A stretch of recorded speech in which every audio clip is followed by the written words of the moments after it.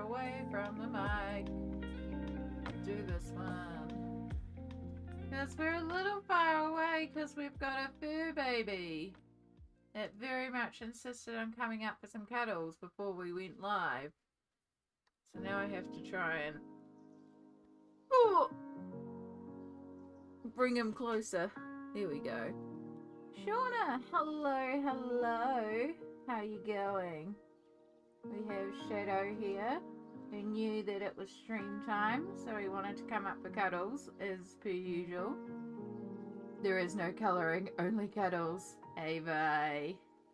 He's a little freaked out because we had some thunder and lightning here today, so he's a little... It's pretty heavy rain and pretty yucky weather, so he's a little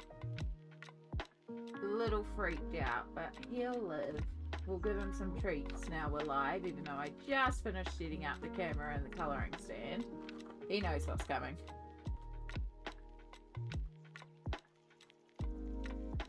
Let's see. If I put you on that one. Ooh, my streambot doesn't want to cooperate today. Why don't you want to cooperate today? What's going on here? Waiting for OBS. You have not connected to OBS. Interesting. Let's try reopening that. Nope. Okay. Stream Deck doesn't want to work today. I will look at that later. That's going to mean manual zoom-ins all day. Shadow's like, I don't care. Where are my treats? Work is almost done over here, but are we lurking? Oh, good. Woo! Well, I did not mean to do that. Oh, good, double A. We need to take some of those back, because that's about 3 times as many as you're meant to have. Gross. Gross. Gross. You're allowed some treats, but you're not allowed like 50 treats at once. You're allowed 10. I kind of cheat and give you like 20 sometimes. It's great to have you here, double A, but I know you got to work. Once work is done, hopefully we'll see you then. But lovely to have you lurking. Alright, cool. You actually closed down properly now. Now let's reopen Stream Deck. It's a bit drizzly today, but the dog water came over for Mika anyway. Fantastic. Yeah, no, it's pretty miserable here. We've had thunder and lightning earlier. We're having some torrential downpours. I wouldn't be surprised if we have some more thunder and lightning. Yay, now we're working. Enjoy Shadow. You happy now? You've had your treats? Yep, we're immediately looking to jump off the desk. Can you jump off the desk? There's a lot of stuff around. I know. I've been sorting stuff out. There you go. There's a big area for you. You can do it. You can do it. There he is. Oh, alright. How's everyone doing today? I hope you're all doing well. Ignore the chaos of my desk. It is still very chaotic around here, but I did do some more organization last night. I did get a couple more of the containers to sort out my cupboards, and like I'm at the point now where the only thing on the floor in front of my art stand is some coloring books that I need to figure out how I'm going to store, because they're not in my coloring book collection. They're coloring book adjacent. They're like coloring posters, a paint your own tarot flower card set, Wreck This journal. So it's coloring book adjacent, but it's not something I consider part of my coloring book collection. That's the only thing left on the floor in front of the shelves. And then I've still got a couple of like shelves that have got what I call dump containers. So I need to go through those containers and sort out the desk. But once that's done, it'll be organized in here. It'll be sorted. I'll be officially unpacked in this room. So not only can I film like a art room tour for YouTube, I can also actually like move on to working on the next room, which is the bedroom, and getting the bedroom unpacked, and then finally finish unpacking downstairs, because I moved in here what, 6 months ago, and I'm still half packed. But we're getting there slowly. It takes time, and of course I just build up clutter in between as well, but we're getting there. But yeah, it is Tuesday. We are back with more romantic country. I'm hoping we will finish this today. We are very, very close to having it finished, which is super exciting. So the things we have left to do today is the bottom of the tablecloths, the bottom tablecloth, the bits on the table, plus the little duck, and this bag down here. And just before stream earlier this morning, I also went over the signs with the gold, because I needed to do that one with it flat just for ease of my hands. So I did outline our signs with the gold like I said I would. We still will add little touches of gold to like the teapots and stuff like that, but that element has now been done. And I am thinking maybe we'll do the little duck's bow tie gold as well, like he's wearing a fancy bow tie today. So that's kind of what I'm thinking.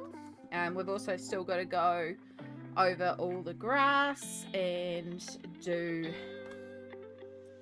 this little edging on like all the stones and all the bits and pieces, but that's going to be like one of our last things to do because we need everything coloured in.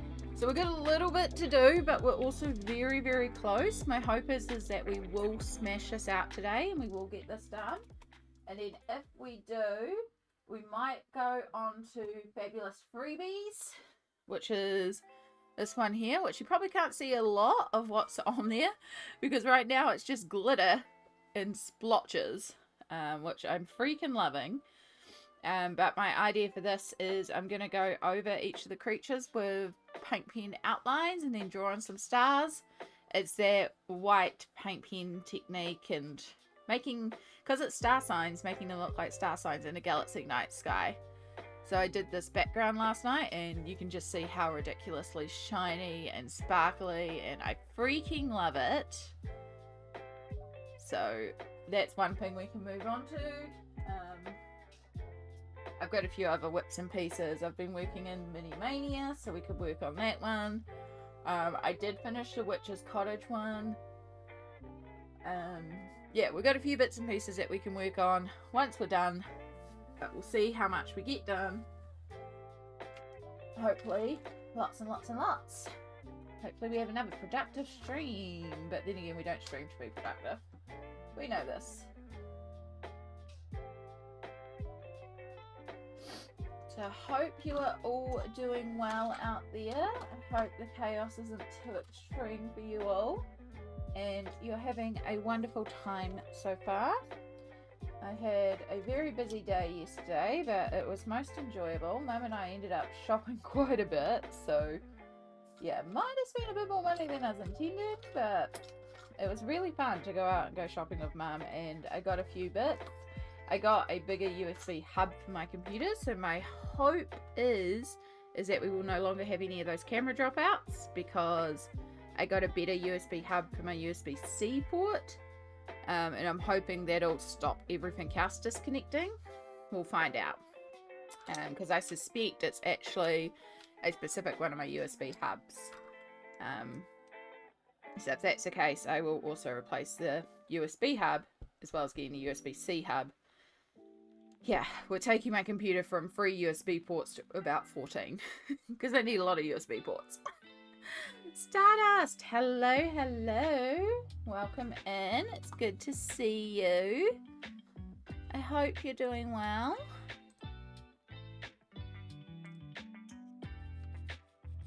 Alright, so I've got the pinks out that we were using. And then I also want to get out the brown. Because we're going to need some browns. Espresso is our deep neutral brown. I want the burnt umber. That one there. What we want. Okay.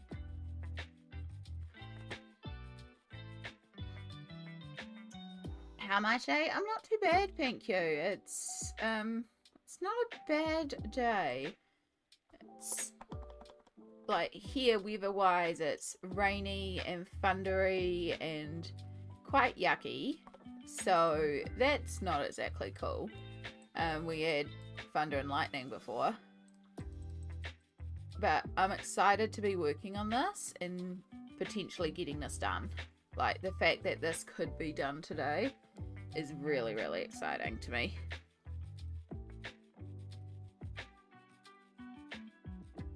So we're going to start with our brown. So there's going to be a distinct cast shadow from these tablecloths, because again our light is coming this way. So like technically this whole bottom section is really in shadow, but there really would be a cast from this tablecloth, and the shadow should really be shaped to the shadows of the page. In fact, I think this might be a bit easier to actually twist on the side.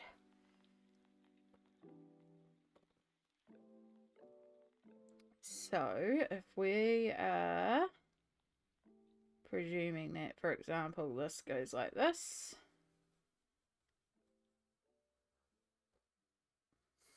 now I think they've drawn it more as a pattern here than shadow, but we're going to treat it like the ripples on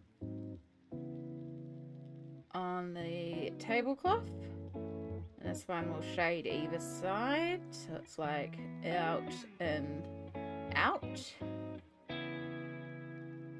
Have you chosen what you're going to do next? I've got a lot of things in progress.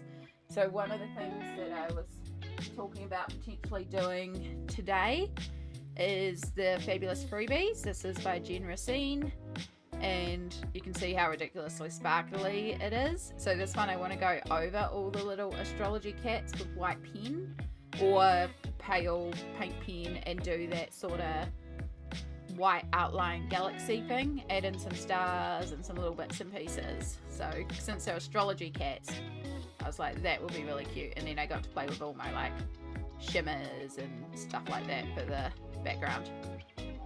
So if we finish this one early enough today, we might carry on with that one. As for Friday's stream, we have a couple of options.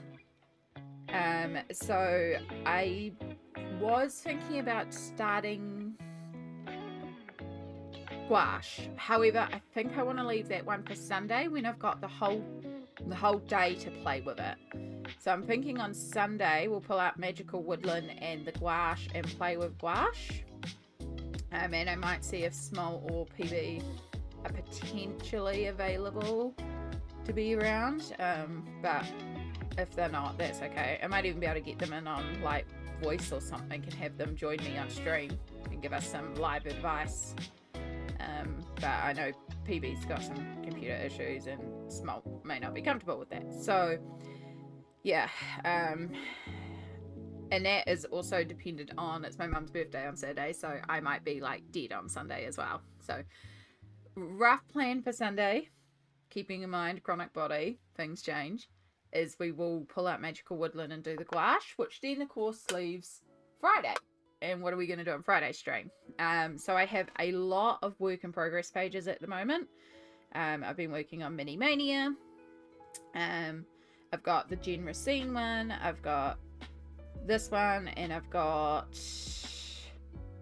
gosh, what else have I got? I've got a couple of other work in progress pages. I've got some whips we can pull out, but then we've also got Shooting Star. And so I was like, well, maybe I'll just pull out Shooting Star on Friday. So it's a bit up in the air. If there's things that y'all are like leaning towards, but it also is very dependent on my mood, and that's a big part of it as well. But yeah, that's kind of rough plans. And then in all of that as well, I also want to start a page in Alien Worlds. We have Romantic Country free, but I think I want to take a little break before we go to Romantic Country free, to work on other things. I have the Nalco Neko Treehouse page that I want to work on. I have like my pile of things that I want to work on this month is just absolutely insane. The pile that I have out on the desk. So yeah, we got options. It's just figuring out what. And then I'm very close to finishing Christine Karen. So like, I'm also like, I could do another Christine Karen or a couple of Christine Karens. Because legit, I think I've got 5 left in that book, and then that whole book is complete. So yeah, just a lot. And then of course, dark fairy tales. So today is meant to be the last day per the company that I should be hearing back about my email. This is 7 business days today.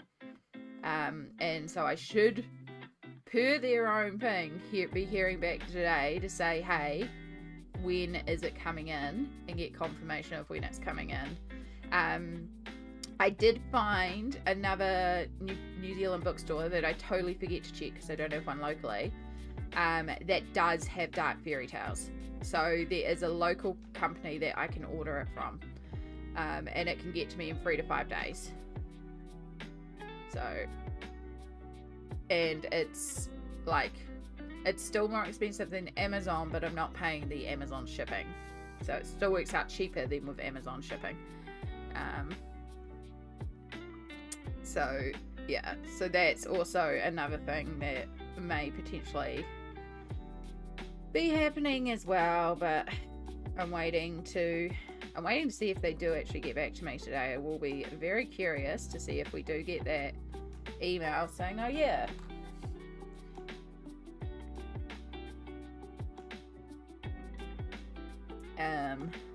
I'm in with Christine Karen. Yeah, well, one of them is one that is the other one that I sent you for a potential buddy. So if you did want a buddy and Troll Girl, we could do that, and that would kind of settle it for me. Because that's one of the ones I've still got left to do. If you're interested in doing that one. I understand if you're not interested in doing that one. But most of the ones that are left are like bigger detailed scene ones, not the simple portraits with a bit of grayscale that I love. But I was looking at the Blue Angel Publishing last night, and they have Wondrous Folk listed. Not that you can buy it yet, it's just sort of like it's coming out on these dates or these months. So it's exciting, and again, their shipping to New Zealand's actually really reasonable.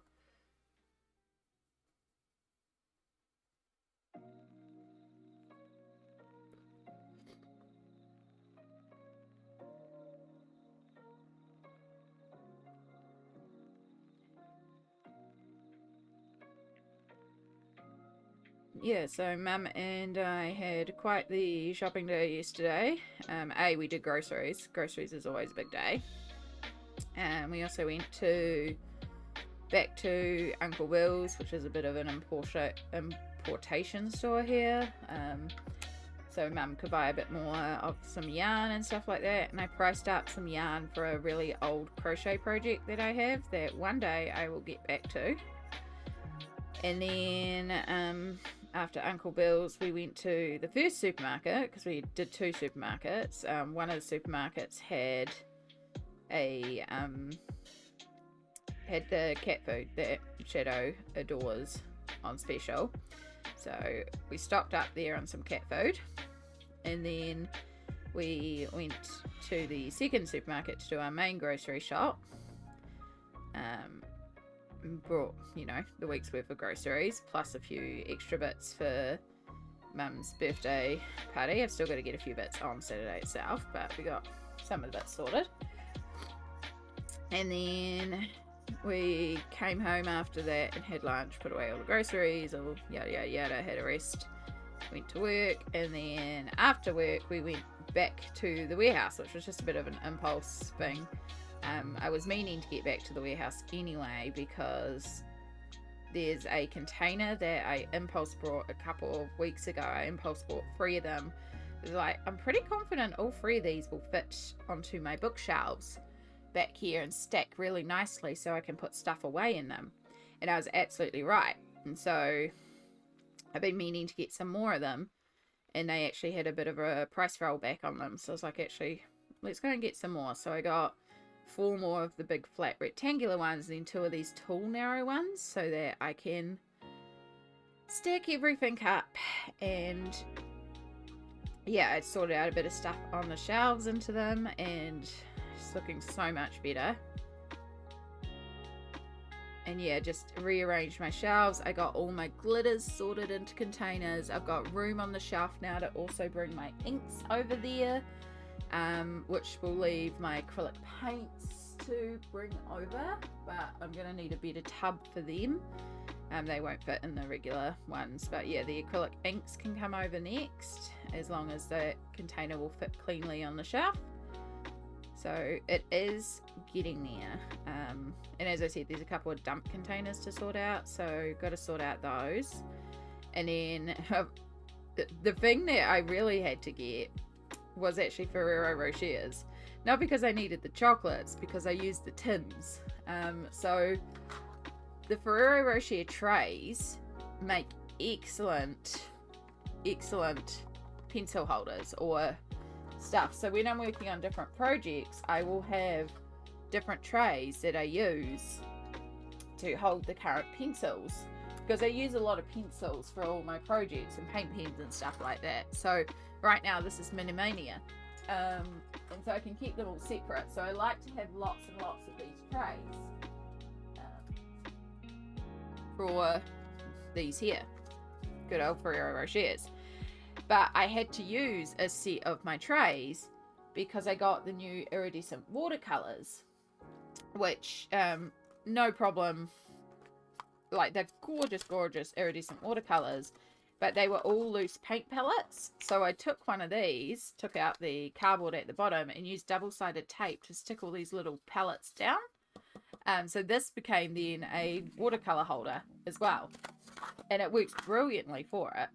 Now I could just buy a normal container, however a normal container like this is $15. These are $17 on special, so I get chocolate and I get a container.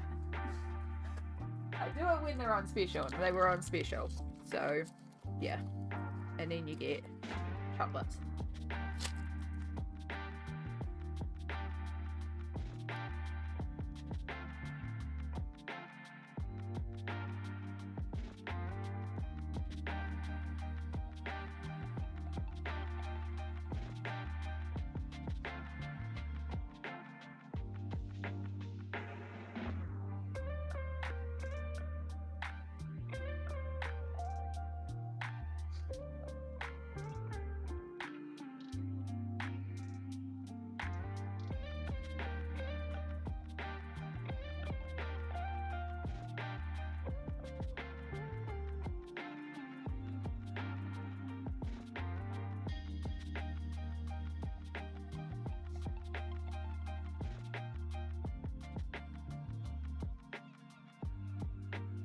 Not the easiest chocolates to eat on stream though. So yeah, got that. 6 containers. Shadow, you've already had your treats and you're not coming back up. That was your hair as well. USB-C hub.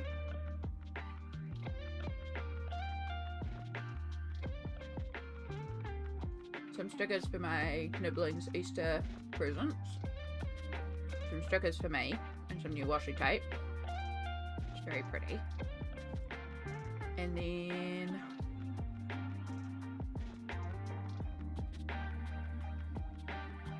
I think just energy drinks was the other thing I should grab. It was just a couple of energy drinks.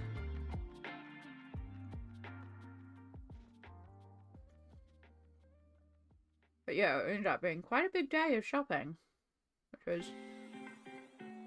not how I planned my Monday going, but it was fun.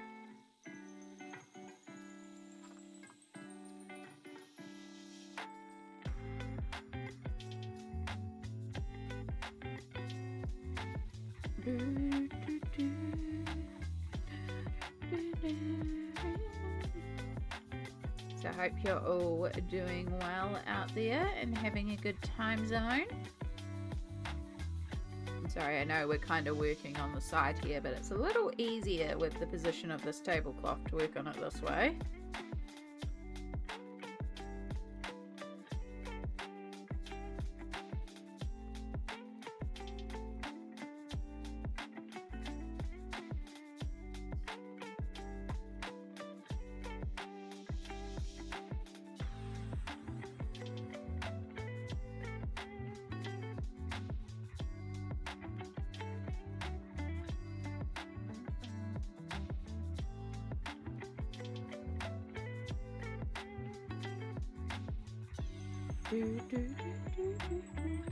If you're colouring along, would love to hear what you're colouring. Now it's Mondays for a lot of folks today. Hope your Monday's not going too terribly. Monday-itis is very real.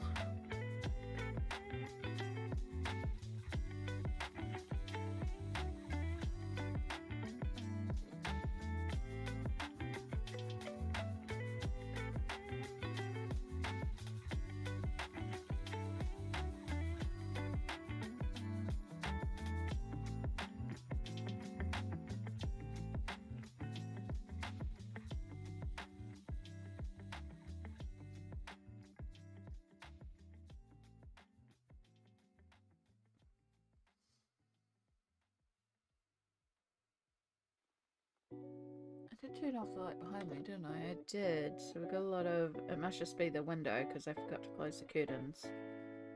I'll always close them again later.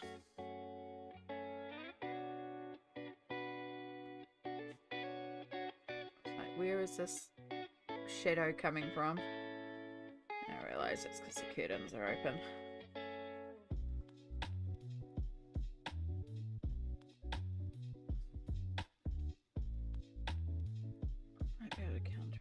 Actually, if I do that, that'll help a little bit.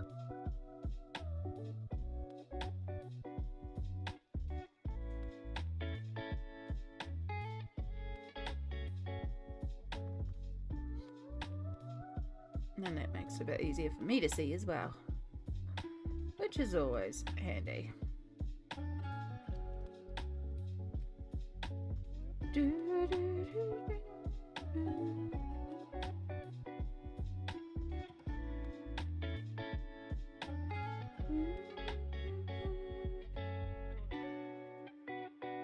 So yeah, it's nice to, even though the containers weren't really something I was planning to get, it's nice to get them to sort out and finish off the room.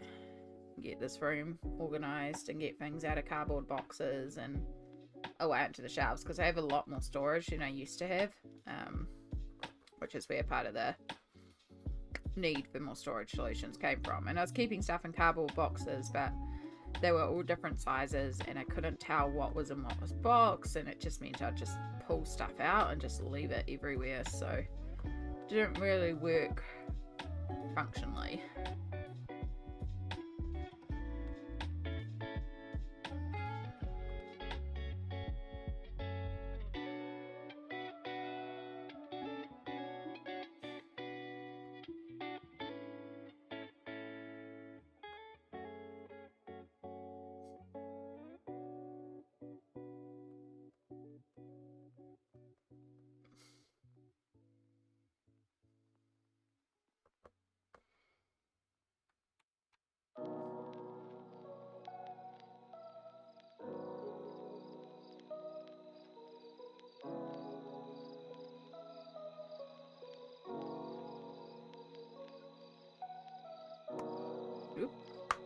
Alright, so I'm just using this to fill in the last little areas, smooth it all out, and then we do one more layer of the pink over everything.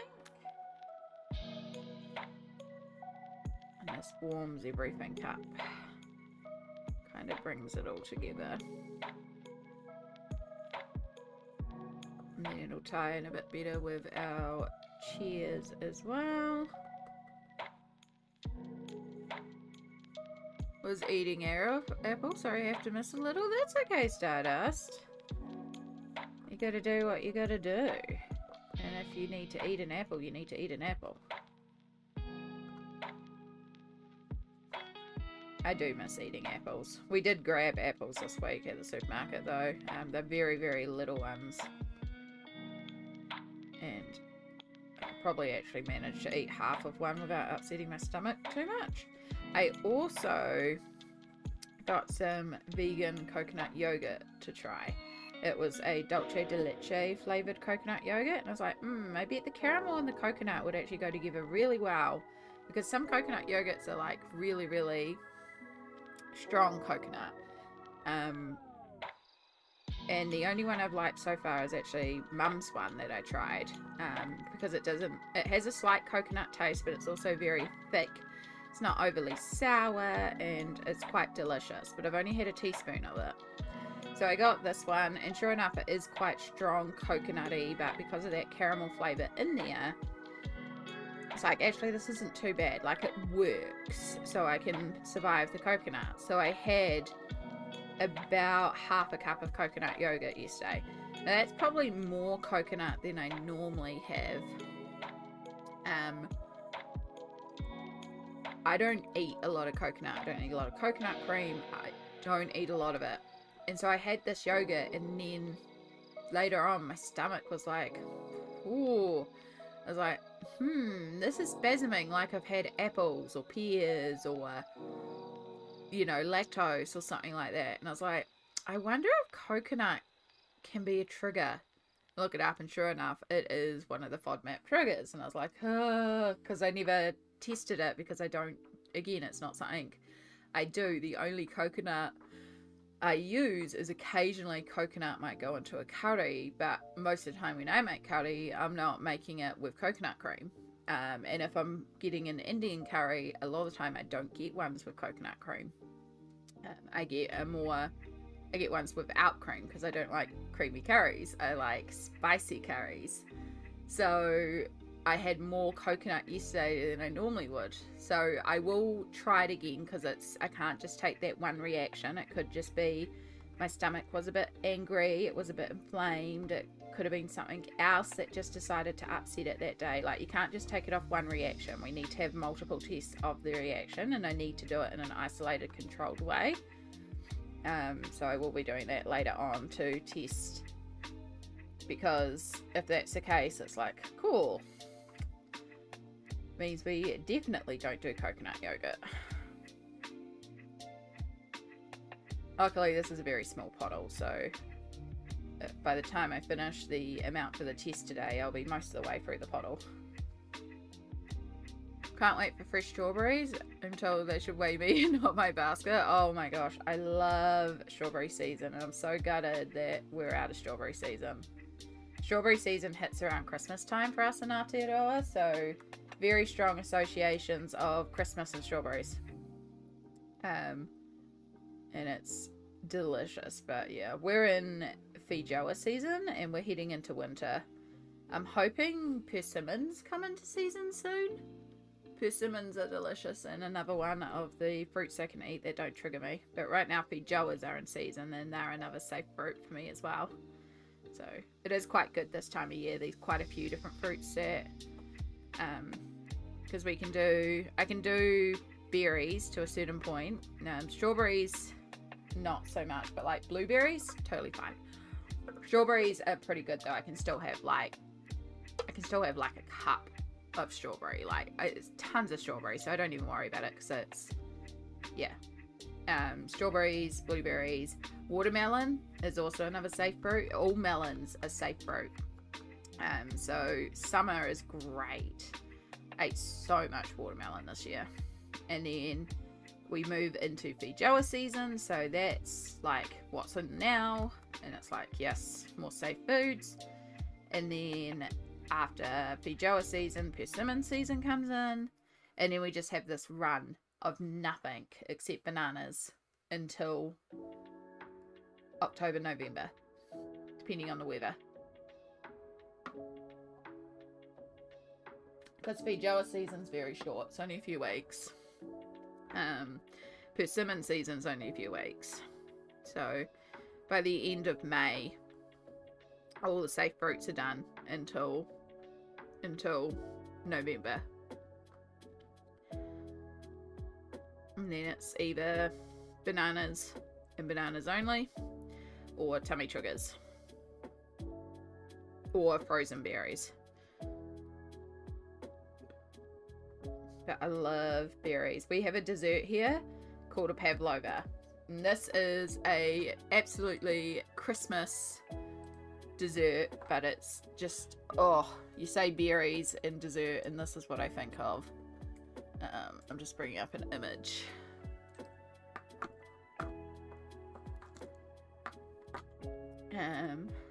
Brittany, hello everyone. Strawberries are not a berry, but bananas are a berry. That is correct. That is absolutely correct. Which is why strawberries trigger me, but bananas do not. How are you going today, hun? Fun facts to come in on.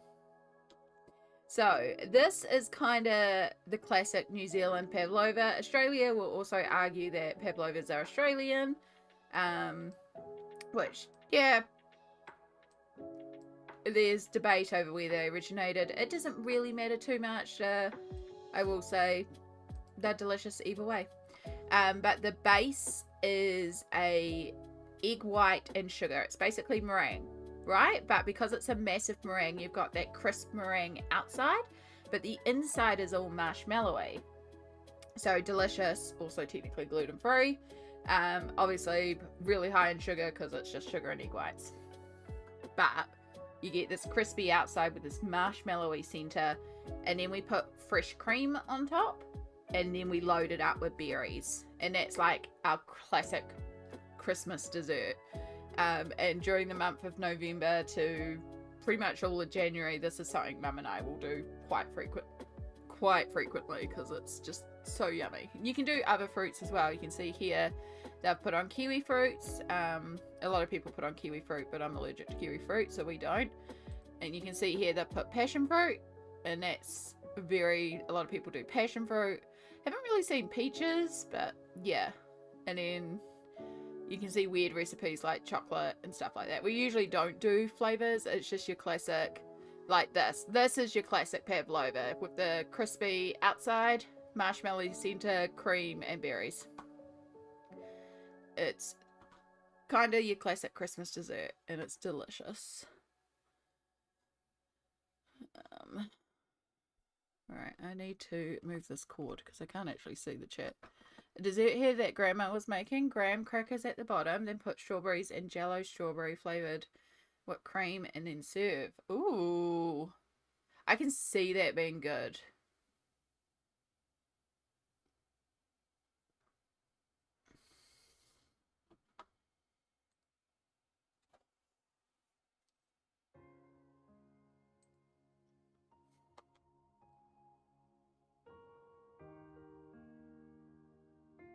I love strawberry flavored desserts. My favorite type of cake. Like, I love a good chocolate cake. I love a good carrot cake. But a classic light vanilla sponge with fresh strawberries and fresh cream. Just can't go wrong with it.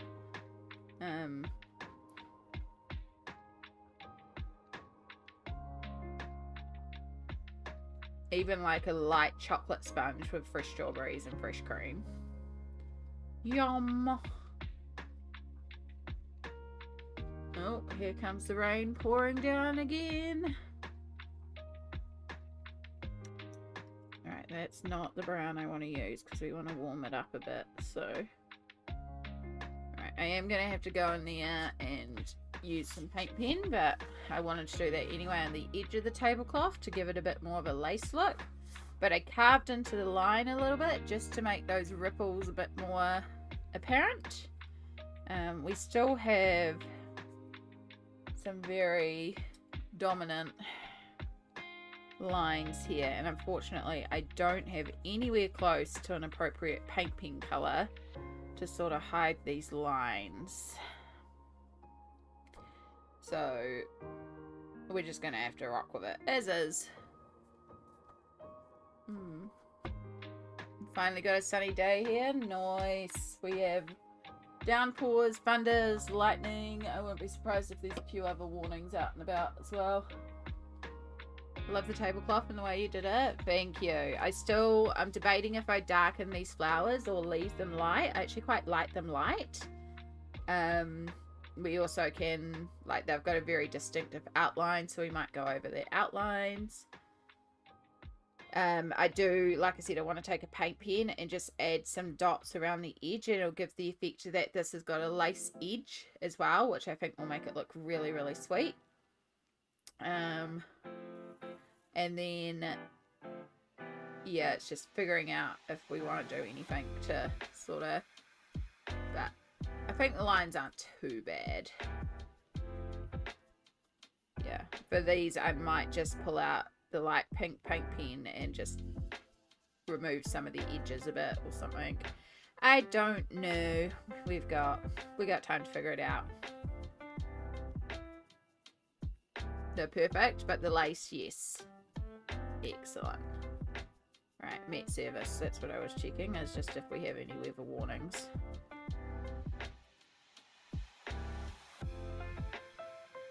We have thunderstorms, heavy showers, heavy wind, but not downpour, not rain warnings. So just 56k gusts, which isn't too bad. It's not into the hundreds, so there's no tornado warning this time. But yeah, it looks like most of the heavy rain is past now. There's a huge downpour at 8. We're good.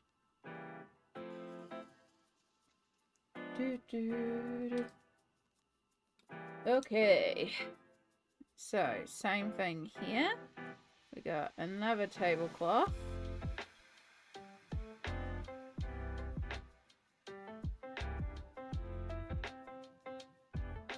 And again, we're gonna try and disrupt this bottom line a little bit to match the shadows we drew in.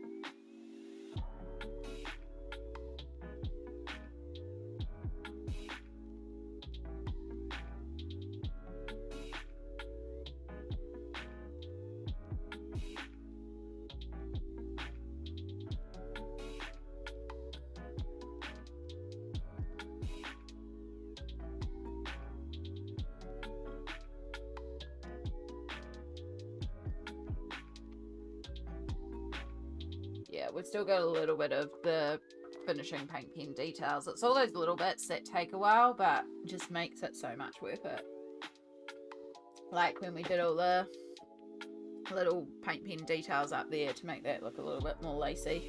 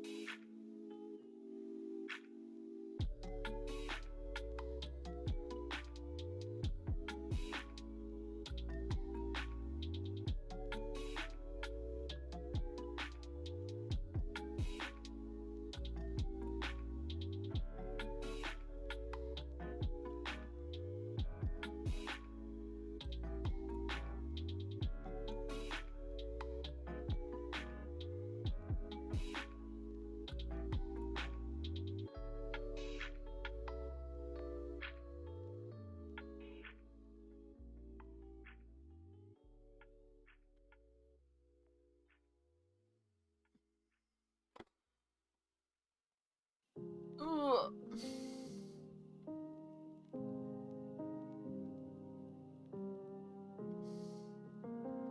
It's really bad pencil work, Amy. Do, do, do.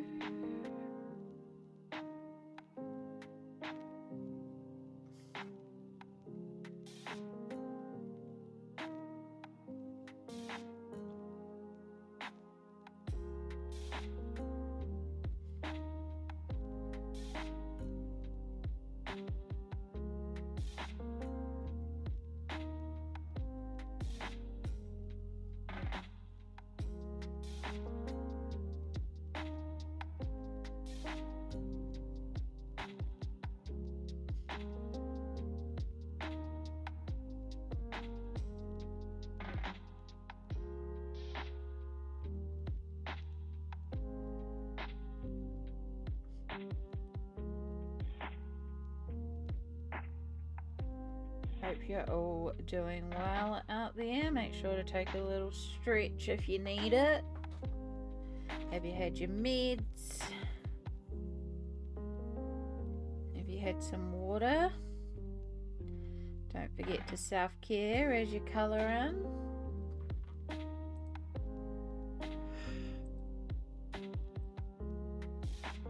Oh, excuse me.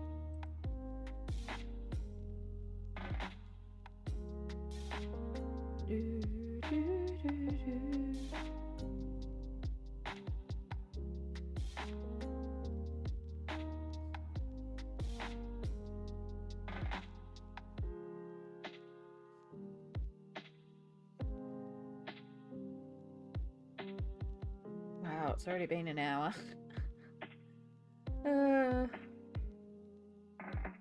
It'll take as long as it takes.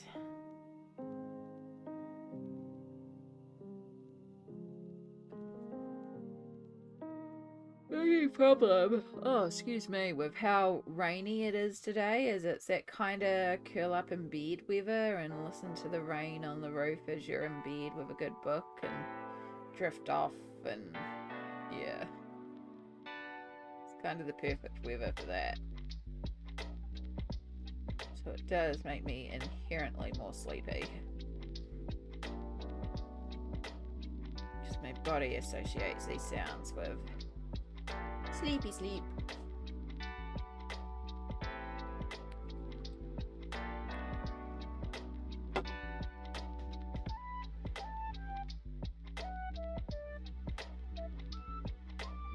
No email yet. Read my book.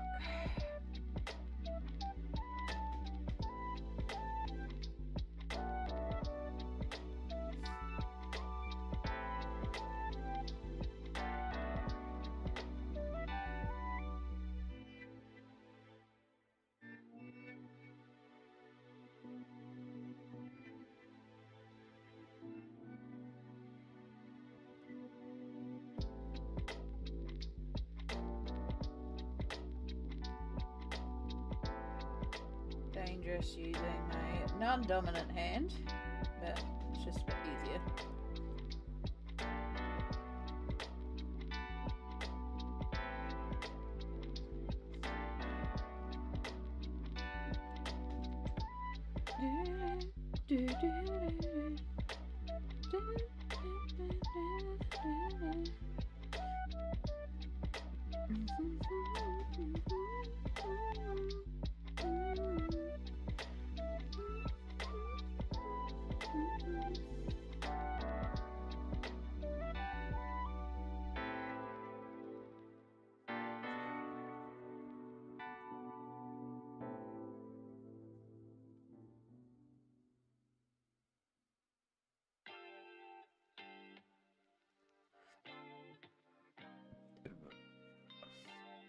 So what are we working on out there? What are our whips that we're doing?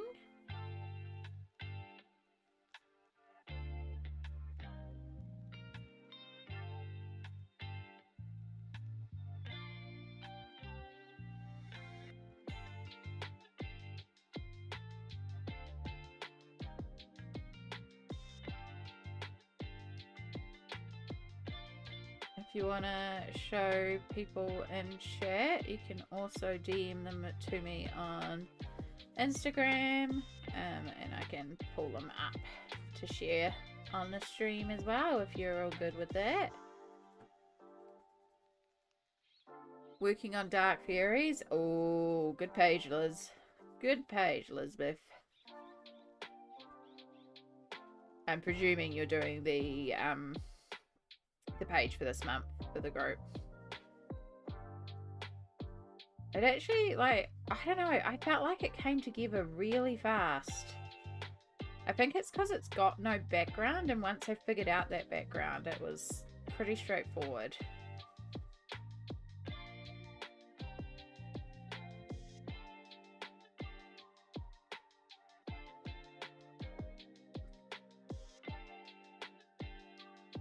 I hope it's going well. I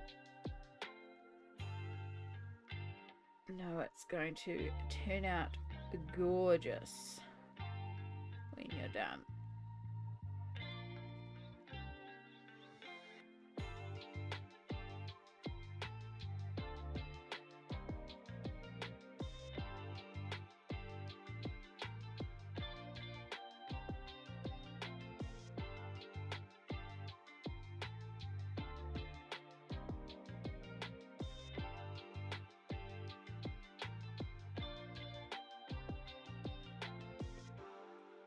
Oh, I see some Instagram messages.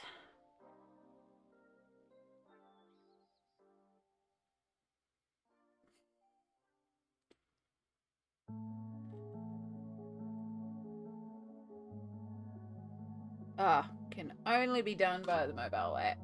That's gonna make it a bit difficult. Send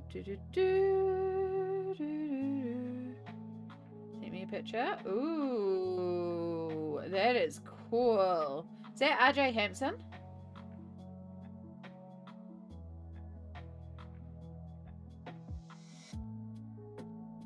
It's so cool. It gives me such strong Dungeons and Dragons vibes. Yes, Mountain King. Yeah, Mountain King is one that I definitely want because it is that sort of Hobbit fantasy inspired one. I'm like, I really need to get Mountain King. I think that one's going to be right up my alley.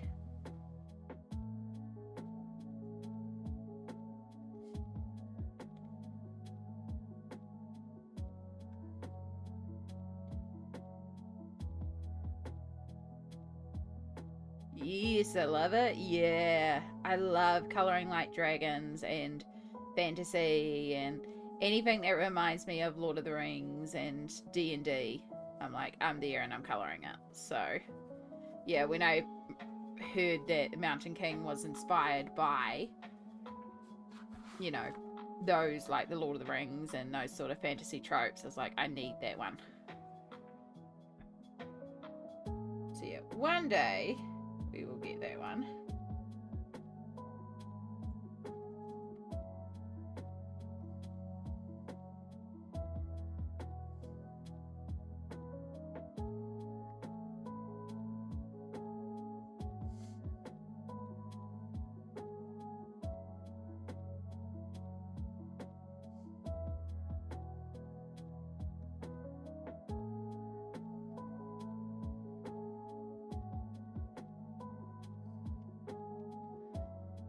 Okay, then we do the light pink and that just fills in the rest of the area, and then we go back over everything with the bright pink as our burnishing, but also just to warm everything up.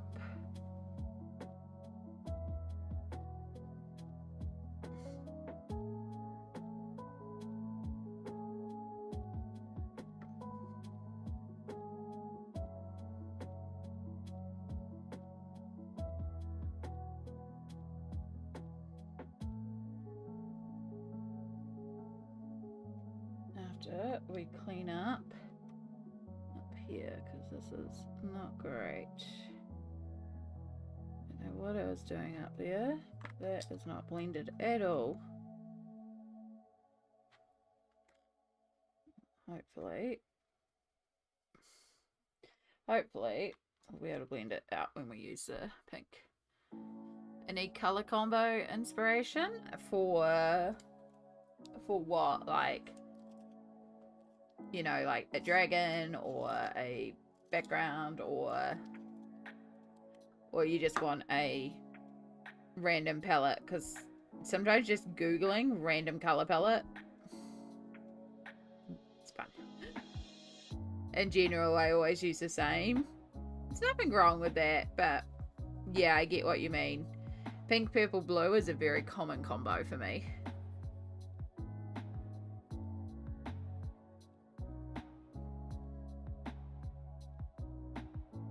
But if you've got like if pink, purple, blue is your common combo and you're like, I need to do something different, look at the opposites. So the opposite of blue is orange. Pink is red, so green. And then purple is yellow, so yellow, green, and orange. That is the exact opposite color palette.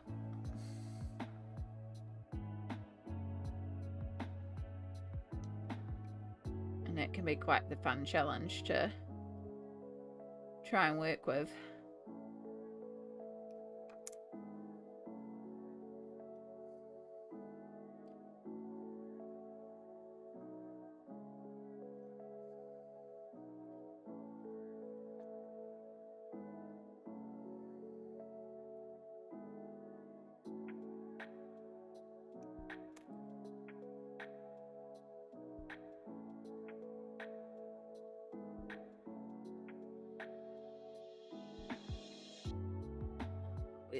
There's my fluffy brush.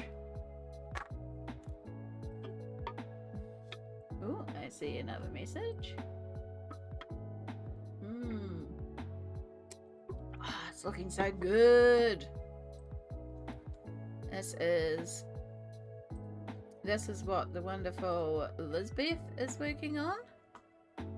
Look at that. Now, I can pull out my page to show you the difference, but I love the color palette that you've gone through. Like that pop of red in the background. I mean, red and green are complementary, so it's gonna like pop, but oh, I just love it so much. I love the way you've done the dress. Makes me kind of want to redo my dress. So good, Lisbeth. So good.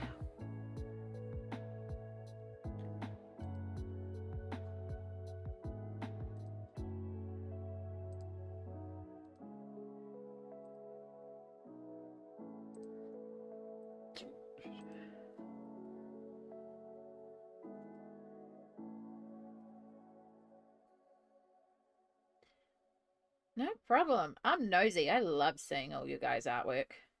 So I'm like, yeah, send it through. I'll share it on stream. Because then I get to check it out. Ha ha ha ha.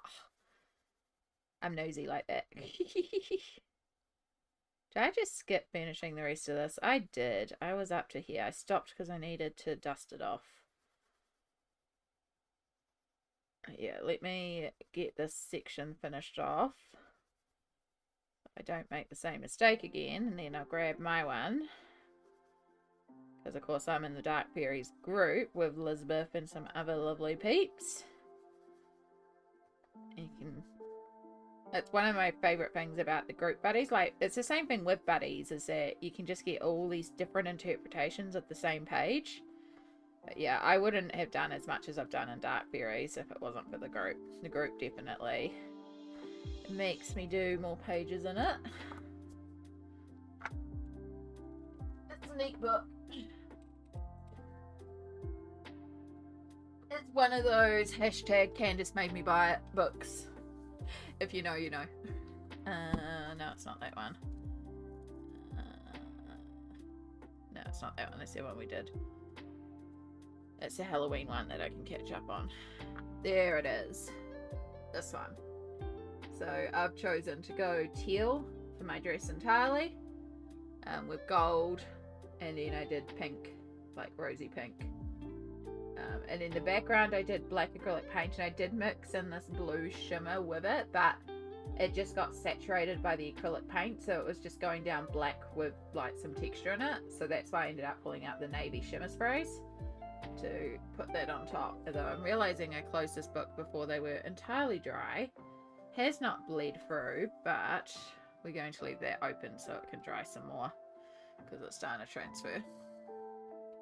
But yeah, I really like her white hair, and her skin is just like the lightest tint. I was thinking like those creepy porcelain dolls. That's the vibes I was getting, so yeah. And I think next month, even if the group doesn't do it, I'm going to do the Sprite of the Swamp, because that one's kind of mermaidish. I think we did the Serpent of the Sea one, so I think we've done all the, like that's the only other water specific one. So I might do the Sprite one, since that's the closest to a mermaid fairy, even if the group doesn't. I might do that one regardless, because next month of course is Mermaid, which is my favourite month prompt. Like, I know, like, we have Space Timber, we have February, like there's a few, I think those are the main ones. Inktober, well that's more illustrative, but I could do that one too. But yeah, Mermaid is my favorite because I love coloring sea creatures. So I do it as not just mermaids, I do it as water friends. So I will do mermaids in that, but I'll also do sea creatures or lake friends or anything related to water. And I just go hard on water creatures. I think last mermaid I did like 50 pages. I did a lot, but I love mermaid.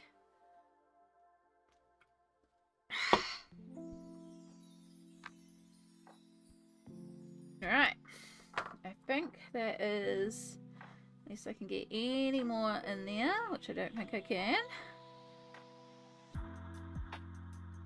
Just check we're all nicely burnished. Got a little bit on the handbag there, but I'll clean it up later.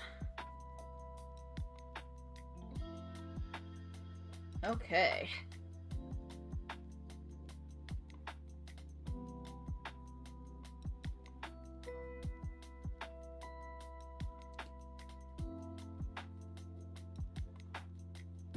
Maybe I don't really want to go around them with paint pens.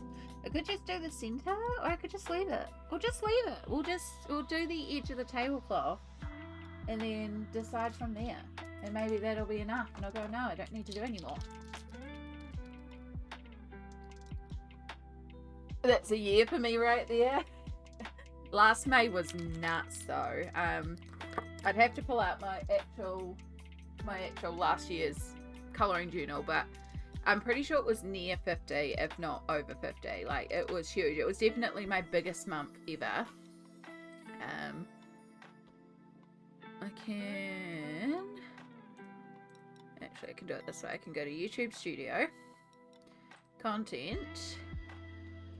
And then we change it to 50 per page, because there's just so many videos on YouTube. And it would be logical to go and find the playlist, but it's actually a bit easier to do it this way.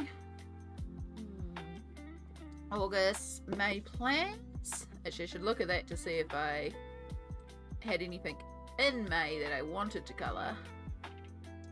No, it was only 37 for May. It must have been the month before that I broke my record.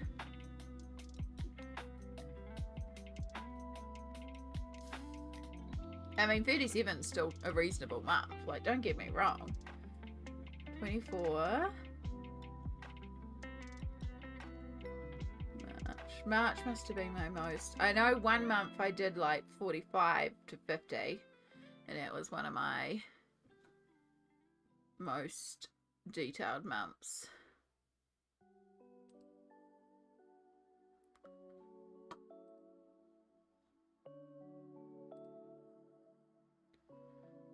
It still took me an hour 45 to do the video.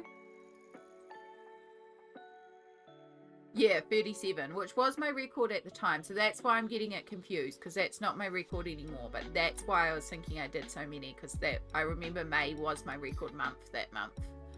But no, that wasn't everything, you know. I've got more now. Those are words. I know words. I'm doing good with brain. Anyway. Yeah, I think the record is like 40, 48 or 50, or maybe not quite 50, but like 48. High 40s is my biggest month ever. But it's not about the numbers that you do. It's about what makes you happy. And I know that month that I did like 45 or something, I was doing a lot of quick and easy type ones, and I was just going a lot that month. Like every moment I could, I was colouring, because that's what I needed to do that month. Okay, I was shaking out paint pens because we're doing some lace.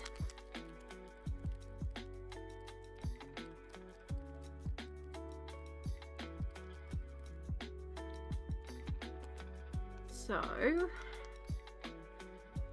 going to need to twist this way, bring you in this way, I'll zoom you out ever so slightly, even though it's going to make it harder for you all to see. We're going to start with the bigger paint, nope, that's the 1mm. We want to start with the 3mm. This is going to be our bigger dots.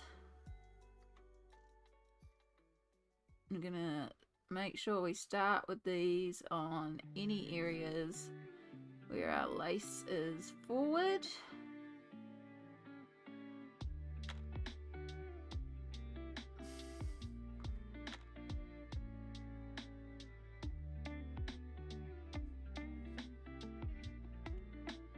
I've already mapped out the pattern. It's okay, we'll fix it up later. And then we'll just fill in a couple of these voids. And we're going to take our 1mm. We're going to do that in between. So right now it's just going to look like we've got a pom-pom edge basically.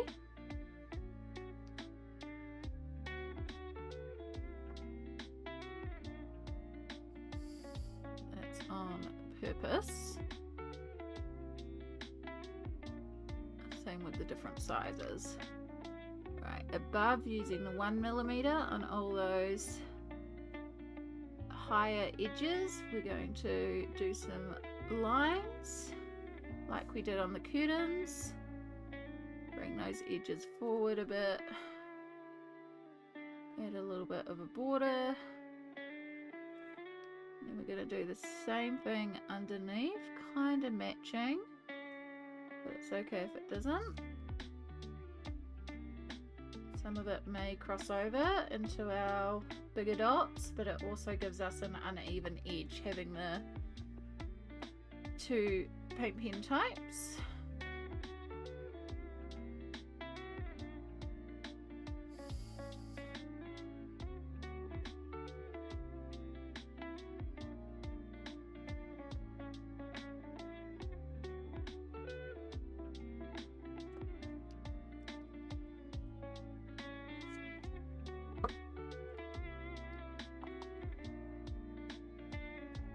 So you can see there, sort of like our lacy edge. I'll see if I can put that on normal. And let's see if I can.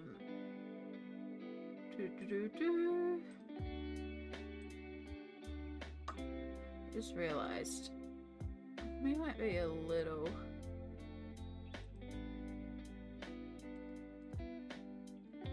out of focus. That might help. Not overly.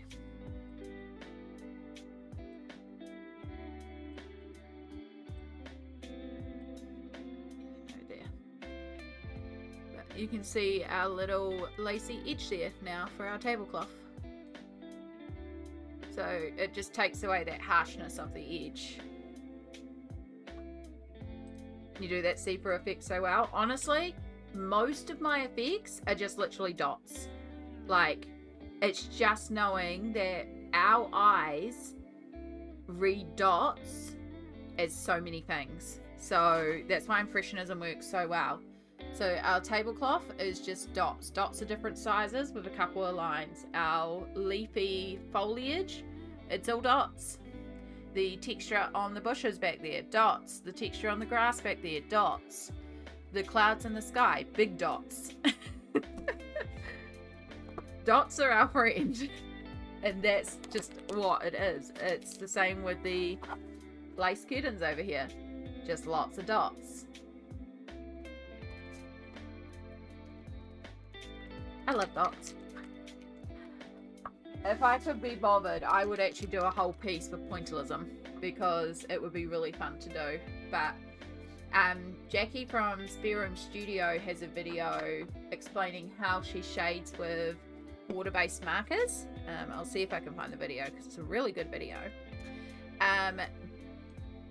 But she also, like, she'll put down a flat color, but she'll also then use like pointillism over the top to help shade it, and she explains it really well as to why like dots are our friend, and it's really effective to see. So Let me see if I can find the specific video.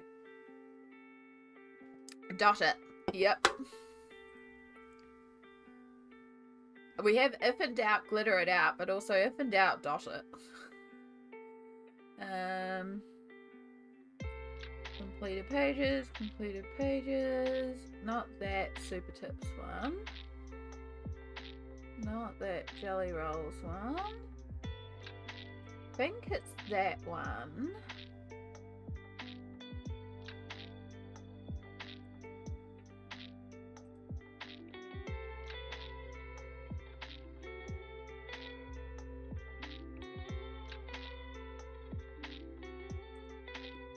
No, that one's all alcohol markers, I believe, so that may not be the one I'm thinking of. Oh no, and then she does bring out the water-based markers on that one.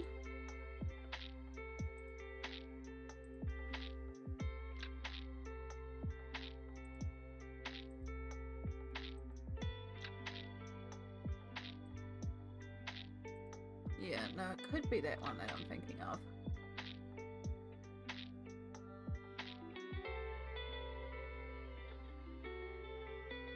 I'll share this one anyway. If anything, you can find others from there. Paste.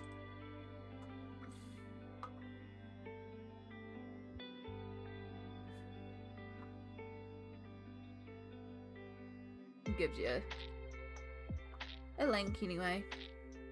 And just in case we have any friends on Twitch that are curious, there you go. Okay.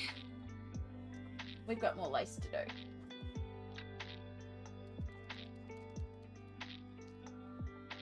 Alright, try and do this one back here. This is gonna be this.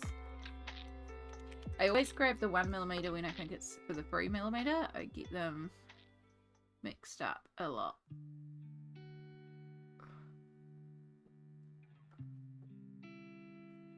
Need to make sure it's this way so we get solid opaque paint, because that's what we want.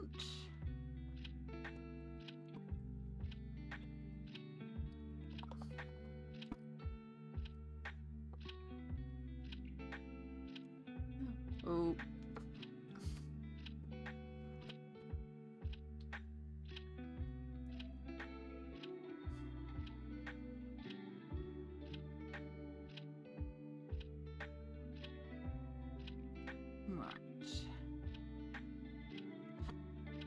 Our, looks like pom-poms.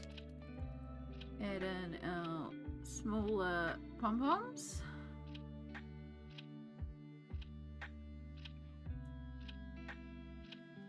And we can follow our big ones and do our line across here. So, because our big Posca dots are where we've put those creases in. And then down the bottom we follow it and connect it up.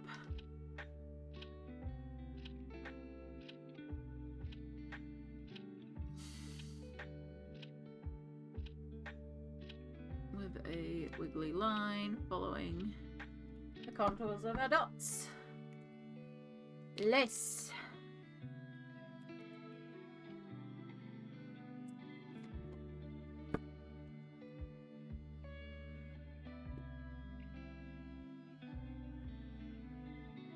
Give it a moment to dry. Zoom you back out.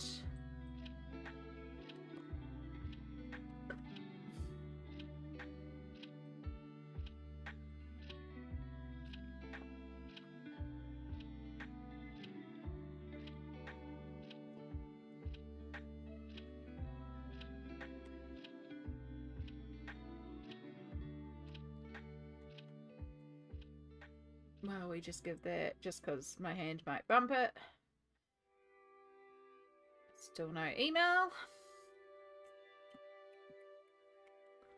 Save the video for later today. Hopefully you find it informative. It's got quite a few good techniques about using markers, and especially water-based markers, and different things that you can play with like Crayola Super Tips, and yeah. Jackie really inspired me to start playing a bit with water-based markers, so fully encourage checking out her lovely channel.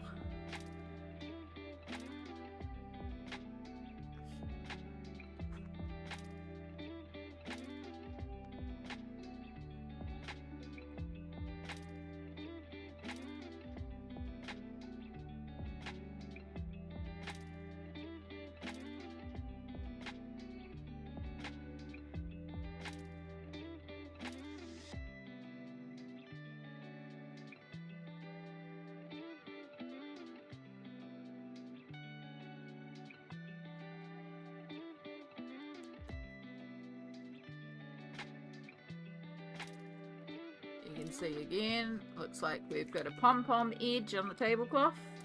And we take our little one and we fill in the rest of them.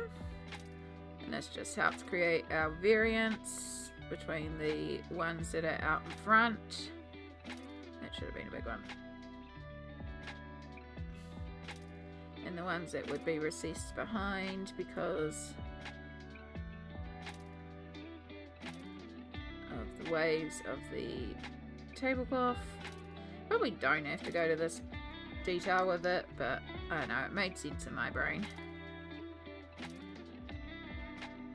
And then we create a little edge using the areas where it's out in front, because we don't want to block out any shadow areas. And then we come underneath and we follow the different shapes created by the different Poscas to give us a lace edge. And so I'm doing lines, but I'm doing sort of dotty lines, if that makes sense. Like, it's not a solid opaque line. If I skip areas, it's fine. That should have a dot in there.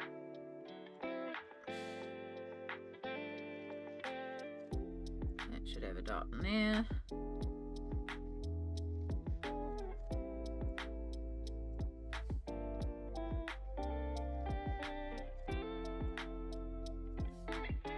And if we need to fix anywhere up, we can, but there's our lace. Wish I could hang out, but my internet is down on my phone right now. River will crest at the level that may flood my basement. I have to try to do what I can to get things up off the floor. Oh no. I got some rail brush pen from Arteza I've never used. It's hard to use, so they're collecting dust. Oh, so maybe it will inspire you, Stardust, watching this video then. Fingers crossed. Doing this 4 weeks post-op. Yeah, it is not the time for you to be having to do this, Yana, and I am so sorry it's happening. Oh, I hope it doesn't come to that, and it's just but the fact that you have to stress about it and even do it, even if it doesn't happen, like you got to move stuff in preparation, not ideal. So thinking of you and hoping that you somehow get some sort of magic energy surge with pain-free movement so you can get done what you need to get done.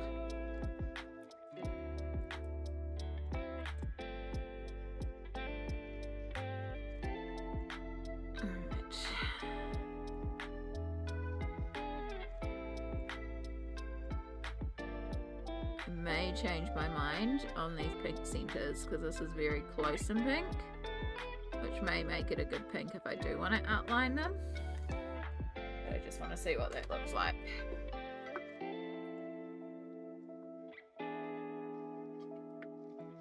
Because I just don't like the outline on the flowers. But I also don't want to go around the edges with the paint pen because it's a brush one, so it's going to be like really wiggly woggly.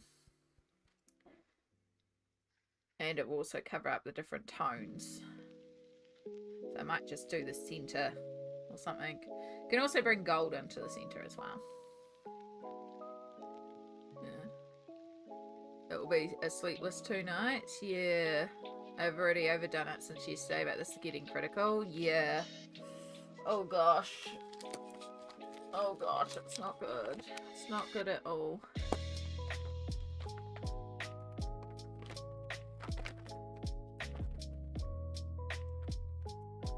Something is going to stand up and get in it was. It was something I needed for this.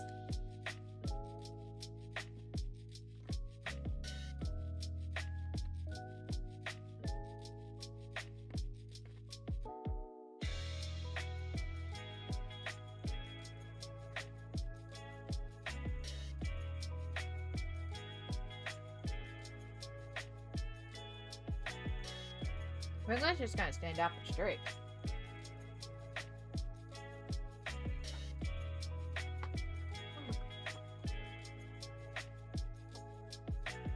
Yeah, definitely need to stand up. Woo!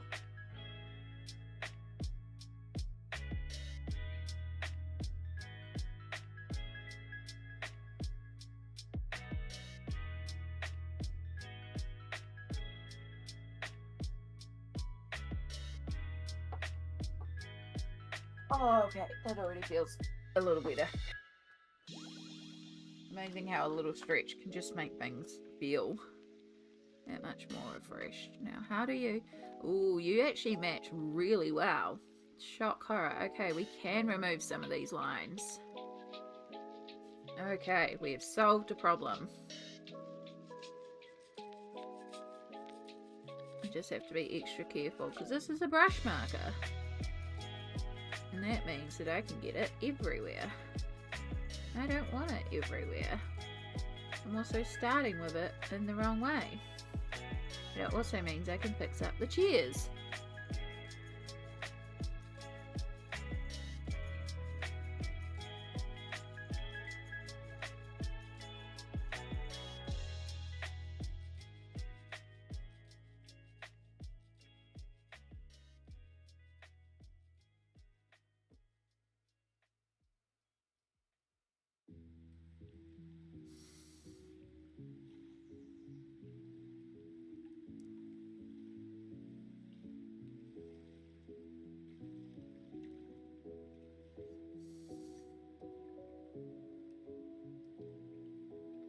Shouldn't be as much.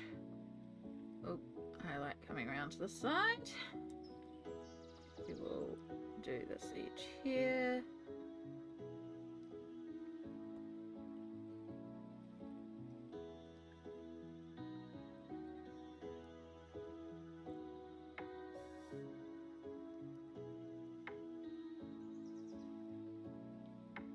This edge is definitely blocked out.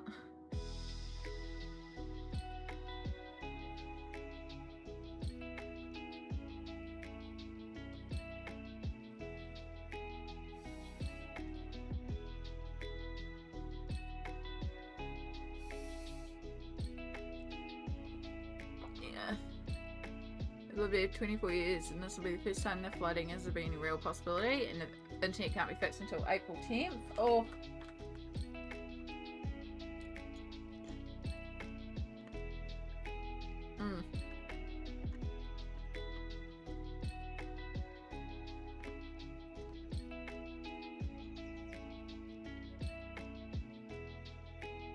Yeah, I know, I'm sorry, it's so rough right now, so, but we'll keep fingers and toes crossed that it does not get to that point.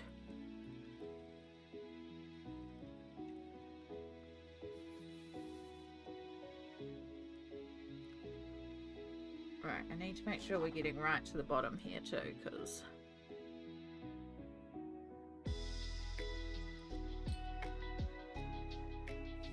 oh, it's so much better removing the tablecloth lines. If I'd realised that, I wouldn't have done these centre blend ones, but that's okay. We're done now. You can't see a thing. I'm so sorry. How are we? I feel like it keeps on going up as well. Ah! Okay, well that doesn't help.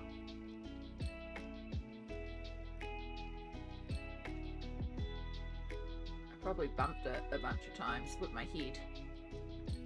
Alright. Stay in place. Alright. Oh, go nuts about internet? Yeah. Don't want to eat up all my data and save it. Yes, absolutely, Yana. Please, please do anything you need to do to make, like, to look after yourself in this situation.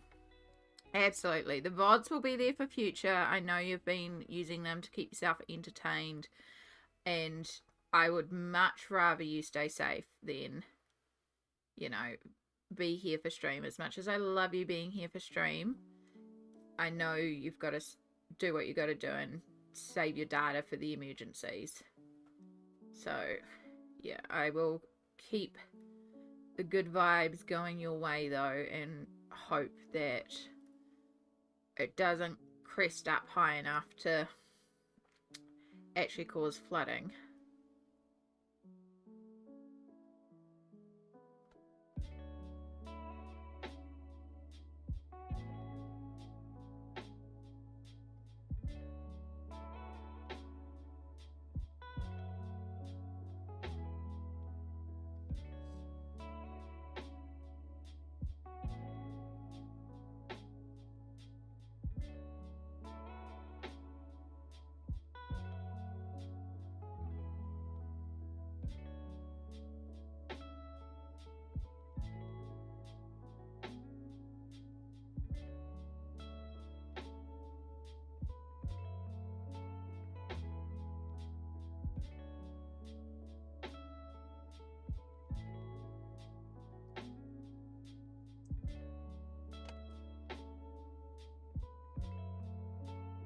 Yay, I'm so much happier with the tables now. I realized that I could do that and it matches and it just helps it look more painterly.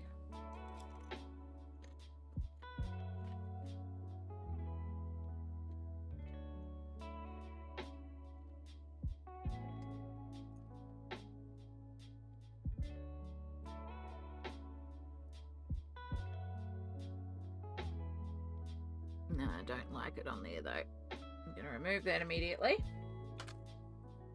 I don't like it in the center though on the flowers, so that's okay. We'll come back to that. We might actually do that in gold.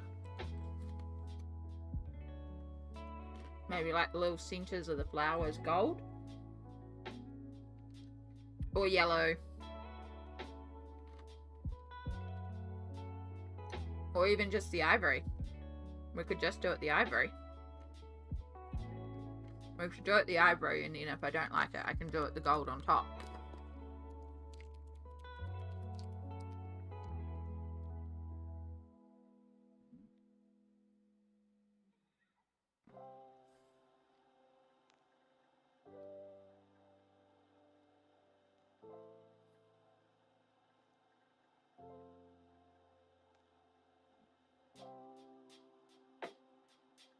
Can live with the outline of the flowers. I might be able to go around the outlines with the gold anyway if I really have to. But I think the center being at least defined will help me a little bit.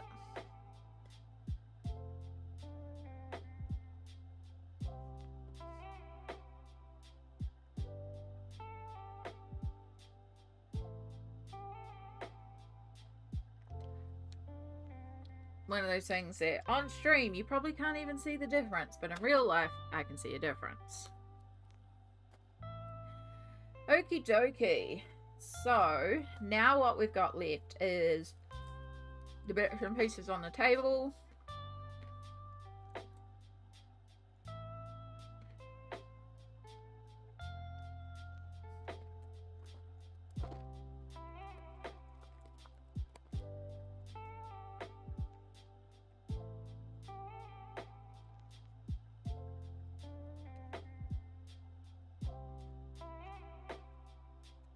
Now, we don't want to introduce too many new colours, but there's one colour we do need to bring in, and that's a little bit of yellow, because we've used a little bit of yellow into here, and of course we've got this little bit of yellow tint with the ivories and the creams and stuff like that.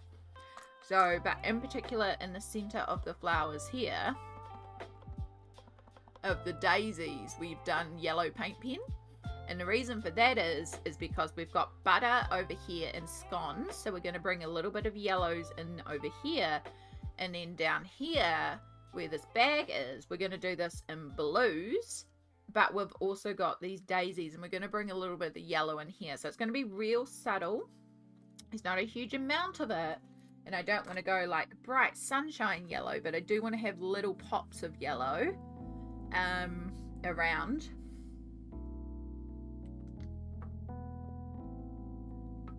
So we've got scones with either cream or butter there. I'll probably do it a bit more buttery. But scones can have a little bit of yellow too. Now the tea set, we're keeping with the whites, pinks and golds. And then, yeah, just the blue. And then we've got our little duck friend here as well. So let's bring up a picture of a scone. Just so we have a scone. A scone, it depends. If you're American, you'd probably think of it more like a biscuit. No, a bit different than a biscuit, but afternoon tea with scones. Very, there's your classic. So you can see that sort of yellowy browns that we're going to be bringing in a bit. We're going to try and keep our browns that we've been using, but bring in a bit of yellow to it as well. That's probably actually quite a good tone. And we've got the little thing at the back. So yeah, they've served it with jam and cream, which is probably your classic, but I like savoury scones with cheese. I love a good savoury scone. But yes, scones are so good. So good, aren't they, Stardust? Have you, you can make them, and you can make them with lemonade, and they're real easy with the lemonade, because the lemonade, baking soda and flour, I think is the 3 ingredients in them. So quick. And by lemonade, I mean like Sprite, because that carbonated fizzy gives it the sweetness, but also the carbonation reacts with the baking soda and makes them really light. They're really easy scones. All right. Where the heck are my color charts? That's probably a thing I need to find.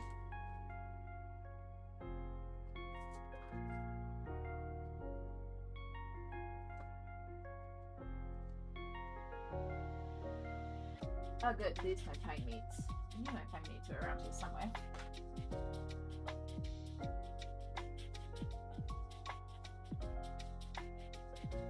So, if we're trying to match that sort of colour, wow, what have we got out at the moment in here?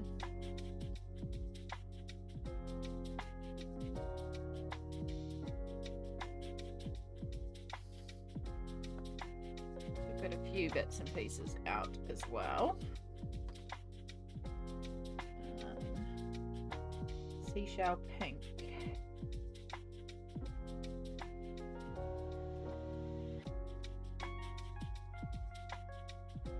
$1093.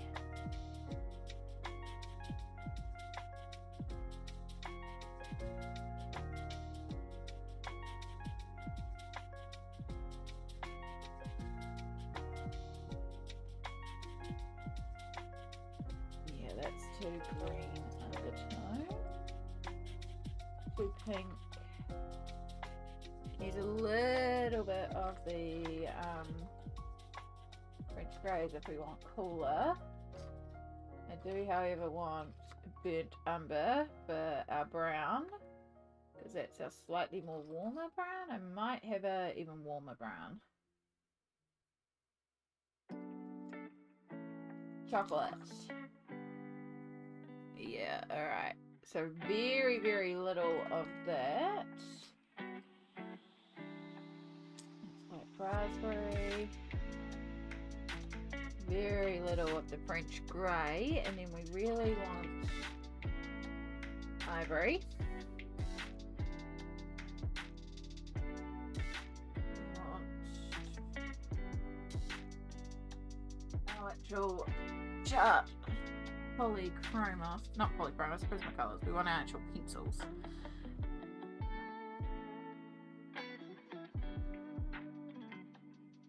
Beige would also be another good blender, but it's quite similar to. We'll pull it out anyway. Beige,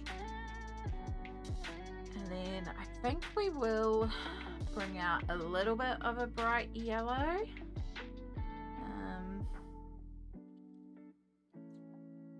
Not like bright, maybe jasmine.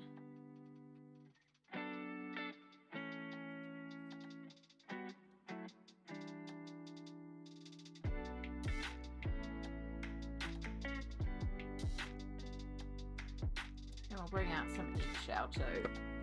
Right. That gives us 3 options. I am also in treat snacky mode.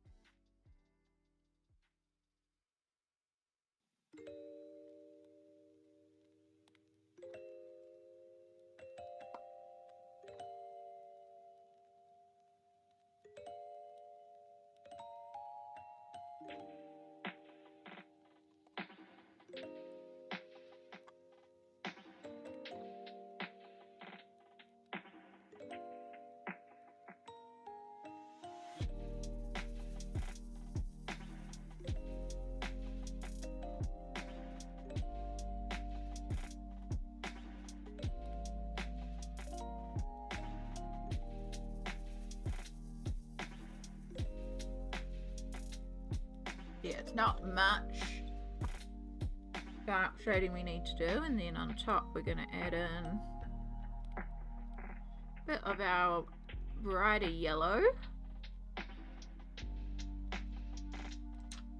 Then we'll take our beige, use that to start filling in a few areas.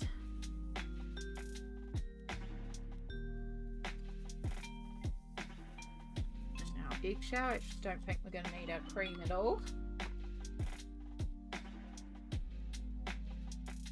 Oh, eggshell is actually better, darker than our beige. Good to know. Bring the yellow back in and just deepen it up there. Then very, very lightly, I mean uber lightly, just going to take our chocolate and just lightly go over the top. It's just going to pick up some of those unblended areas, just to sort of represent that bit more caramelization on top that happens. Right, we will use our cream to just burnish everything together. And then yellow is going to be too yellow. I know what paint pen I need. I hardly ever use this colour paint pen, but it might be quite appropriate to use it this time. Always pick it up instead of the ivory, and that is the beige.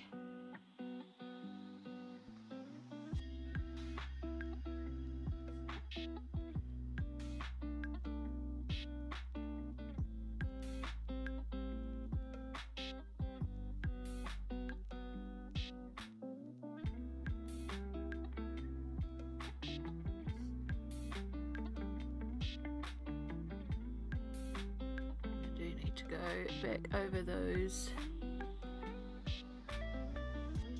Okay, I guess we're outlining the whole thing. That's fine. I just need to rebuild those shadows up a bit.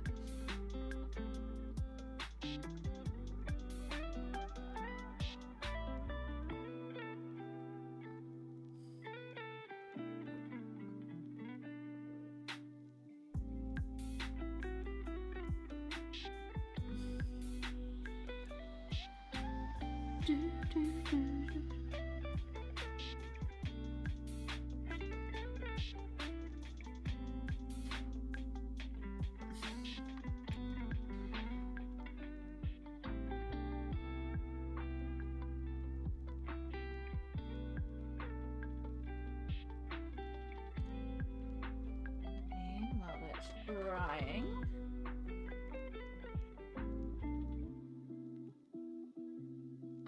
ivory, just finger it to lighten up. Scones!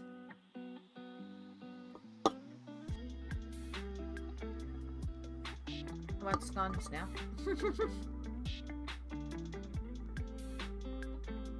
Alright. Butter. Or maybe cream.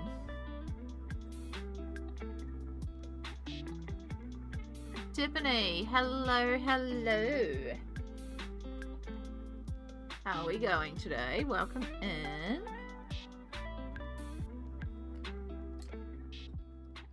We're on all those tiny little details.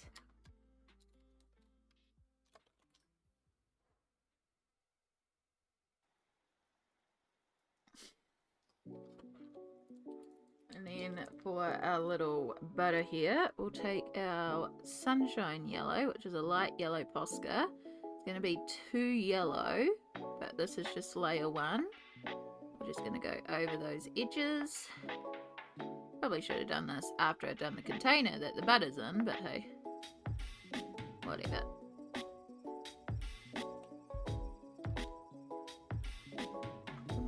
How are you going today, Tiffany? I hope you're doing well.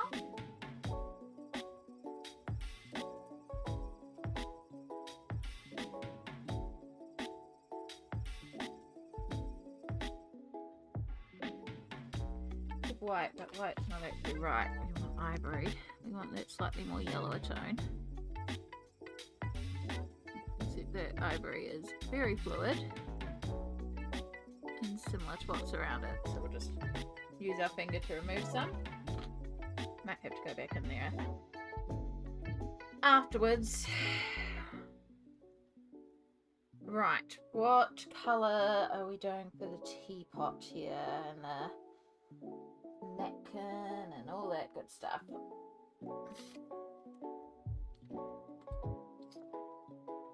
The only napkin, so I think we will do a delicious dark pink.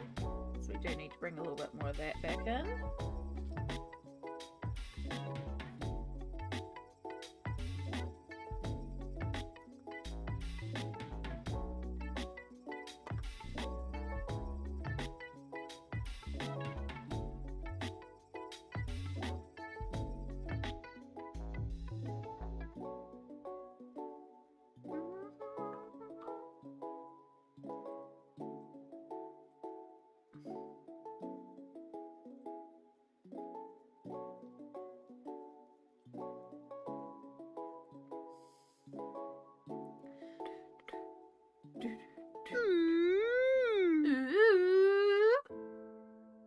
Hello, TK Dodo. Hello, hello, and hello, Raiders. Welcome in. Let me just get this lovely, delicious colour down, and then we'll zoom out and I'll show you what we're working on.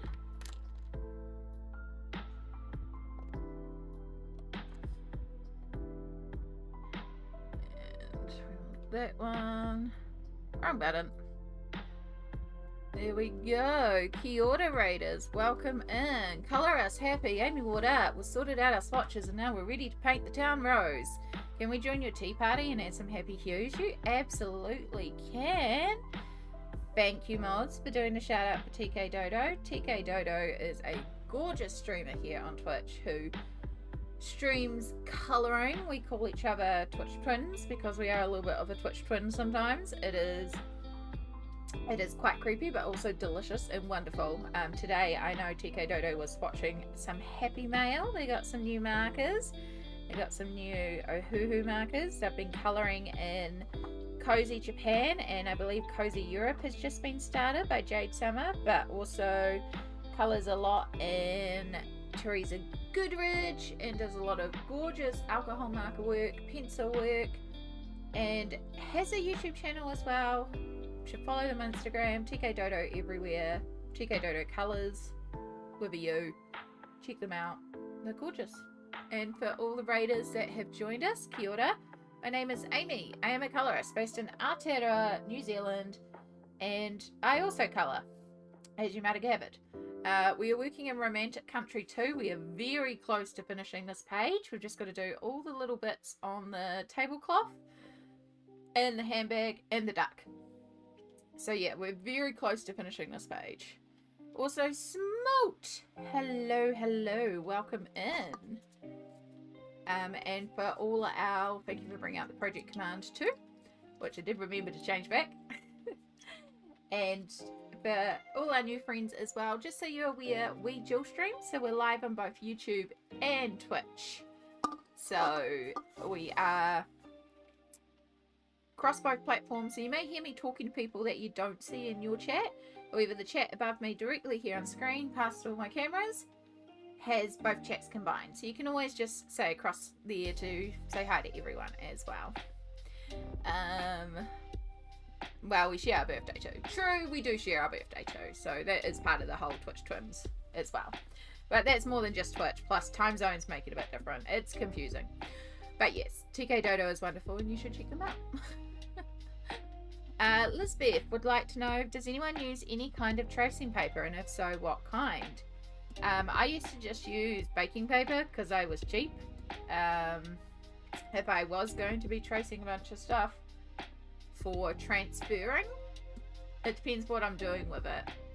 Yeah, but if I was tracing an image to transfer it, I would prefer to use, you can get like carbon tracing paper, so you can like trace the image on like baking paper or something, and then you can put these carbon sheets down and then you redraw on top, and then you don't have to do the whole color in the back thing.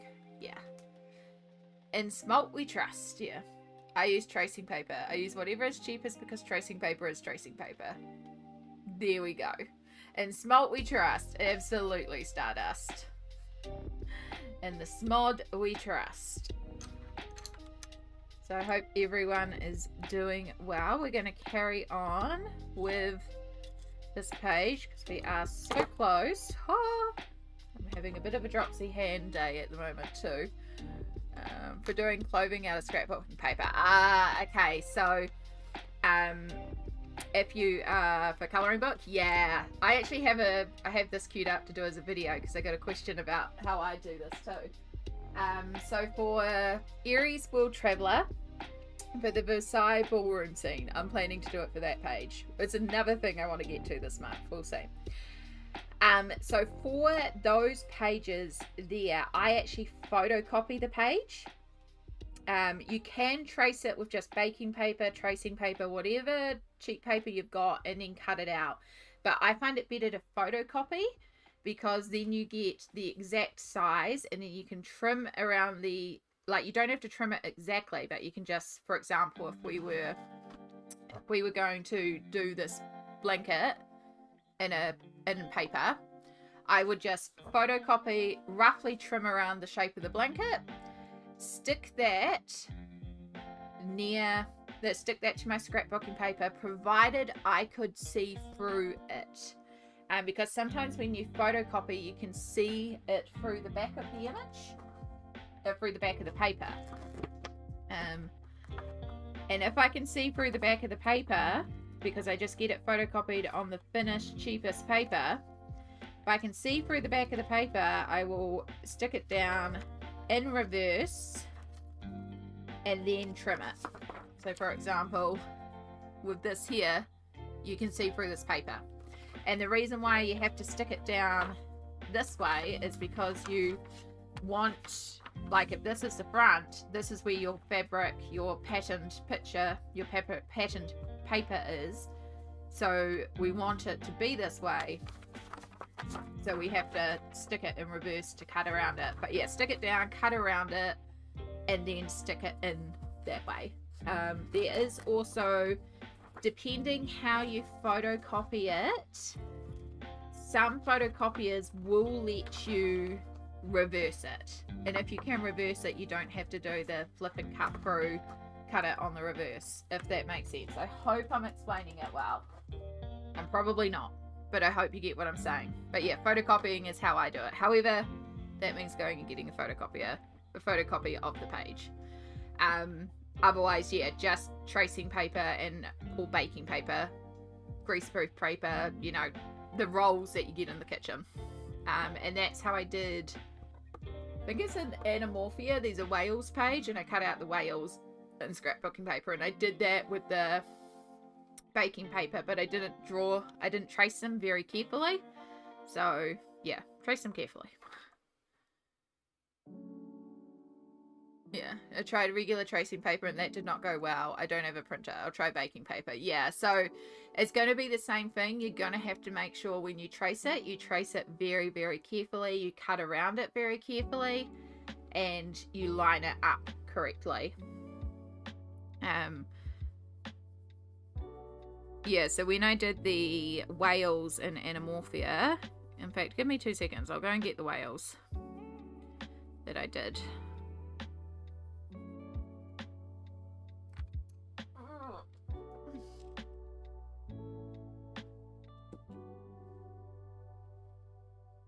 Sure, it's Anamorphia.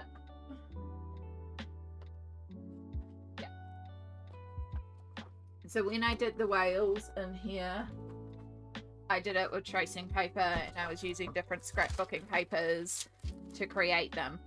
But I did not do a clean job tracing them, and so that is why I use pen to go around the edge of it. But I also didn't do a good job going around the thing. I was just kind of experimenting here though, so I didn't really care too much, you know. I was just trying something out. But because I was like here, there's a big gap across the edge. Yeah, I was sitting there cutting them out with scissors and I wasn't cutting it out very carefully, but I also purposely covered up the background a bit so it didn't matter too much. And I focused on more going over the lines of the creatures so that if I didn't quite, like, I could cover up Kirby's lines so it would be really obvious that I hadn't cut it wrong or traced it wrong, if that makes sense. However, it worked in this case because the background is water. So if you were trying to do it more specifically, I also forgot to gesso the pages, so I've got clean up on the other side. So yeah, it was one of these style pages, so I just had like these outlines to trace, so it was a simpler one to trace. But yeah, if I was to do these guys, because obviously the whales were a much simpler shape than these guys, I would have to get like really careful into these little gaps. So that would be not only tracing it really, really carefully with tracing paper, which I also use to protect in the page. So getting in there, making sure I very carefully trace around the edges. It's then getting in there and cutting it evenly, which probably means fussy cutting with a craft knife as opposed to cutting it with a pair of scissors, which is exactly what Smoke just asked. Are you fussy cutting with scissors or a craft knife? It is for the ballroom in Eriy. Yeah, I've got the same idea. So I have no idea when I will make the video, but it was asked for me to explain how I do it with photocopies. But again, it means photocopying at least. Like, I have the print stores I can go to the library. There's multiple places I can get photocopies really cheap. And if it is somewhere where I can self-service photocopy, for example the library or the self-service machines at the print store, some of them have the feature where you can take the image but you can print it reversed. So not every photocopier does that, but if you can print it in reverse, it makes it so much easier. The other option is, if you don't have access to a photocopier, is you can take a photo and print that, but you have to make sure that you're printing it at the exact size of the book, and that's where it can get a bit difficult. Like, it has to match millimeter for millimeter. Yeah, It's for the ballroom scene in Eriy. Yeah, so that one's a lot of little fussy cutting. That one I'm planning on doing a combination of washi tapes and papers, and it's going to be a lot of fussy cutting and a lot of craft knife cutting. And then because I'll be also using the photocopies, it's also going to be even more bulky as well, which is another thing I have to contemplate. Is scrapbooking paper is already thick enough, and then you add on another layer with the photocopy and you're getting quite bulky as well. But it's the look. But I don't know if I'll get to that because we have another I want to get into Romantic Country 3, and that's another Romantic Country. So I don't know if I'll get to it this month, but we'll see.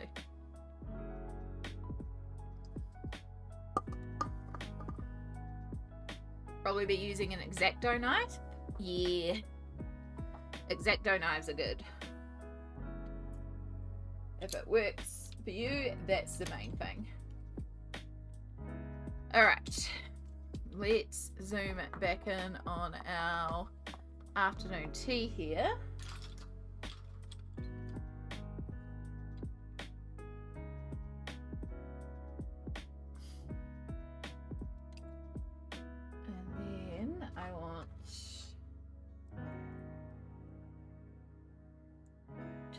Little edge on our tablecloth.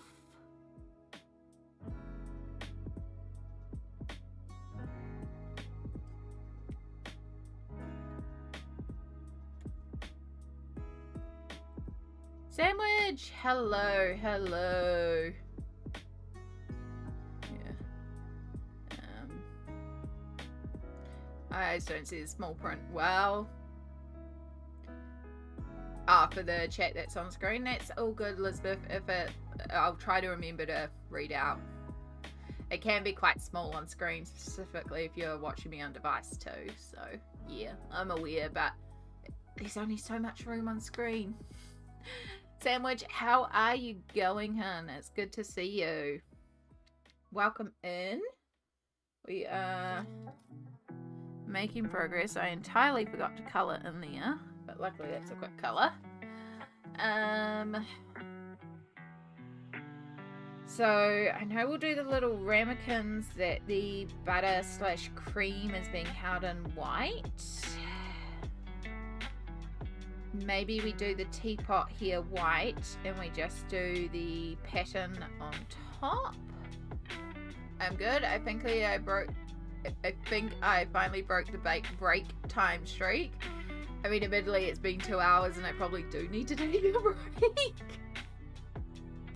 But I'm also, like, in the zone. Yeah.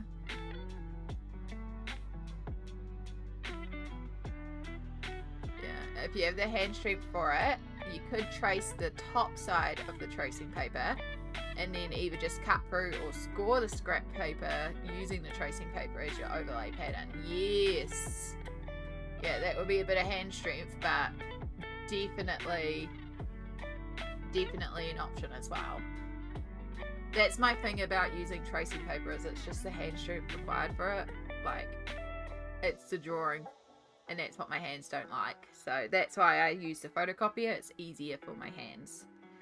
But if it works for your hands, that's the main thing. Okay, you're French grey. Full grey. And white. So I think we're just going to do little white dishes, little white. Oh, that's right, you don't fit in there too well. Hold on. Because you've got tape on the end. You have to go into a big one. And then we can just use paint pen to do that. And then if we do white for the teacup and the teapot,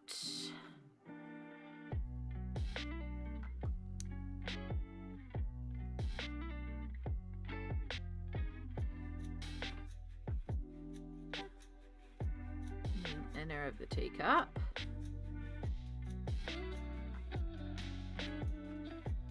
And we do white here. Finish the whole thing with white.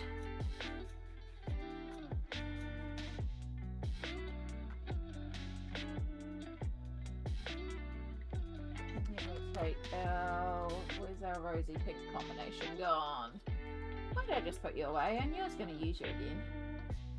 I don't know.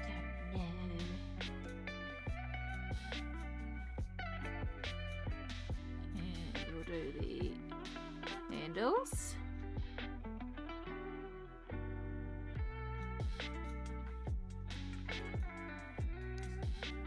Got to do the spout.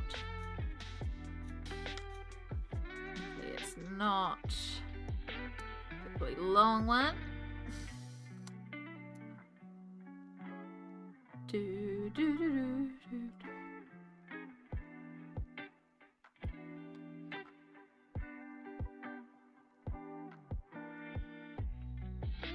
Oh, I've got to do the serving platter too.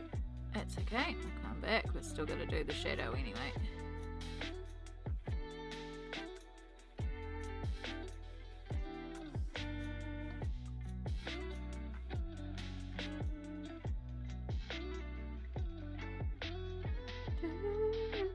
The competition I'm in has finally gone live, so the cast has been announced. Ooh, that's exciting.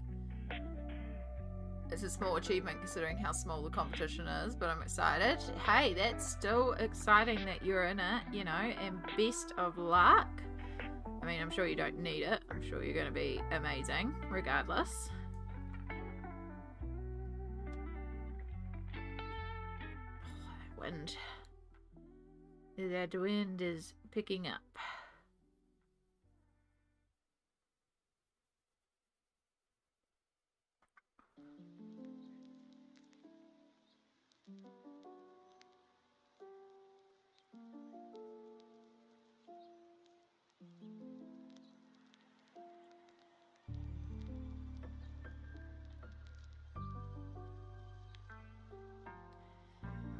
The brown that I forgot to shade with.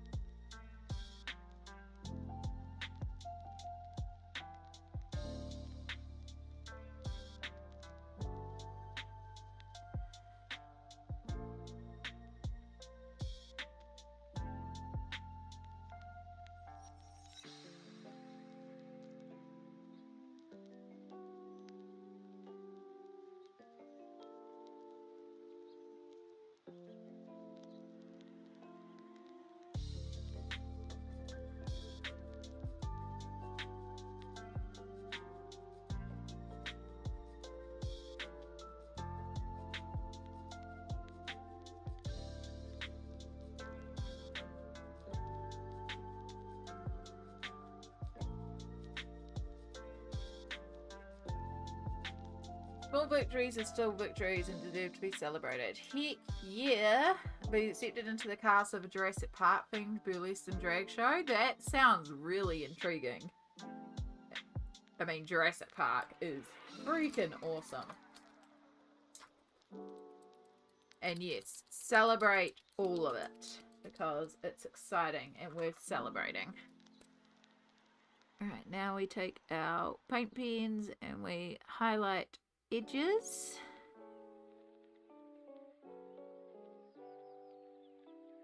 So the pink is like a actual highlight.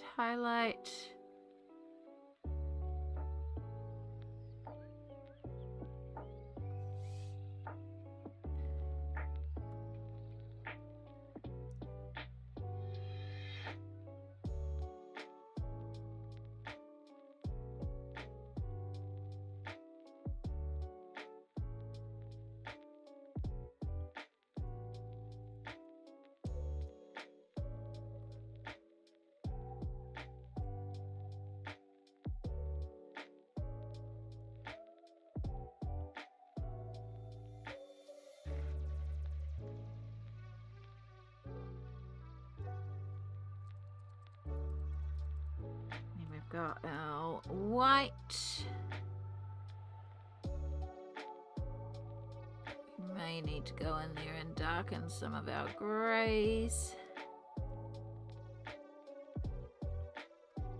My hands don't want to cooperate. Please cooperate.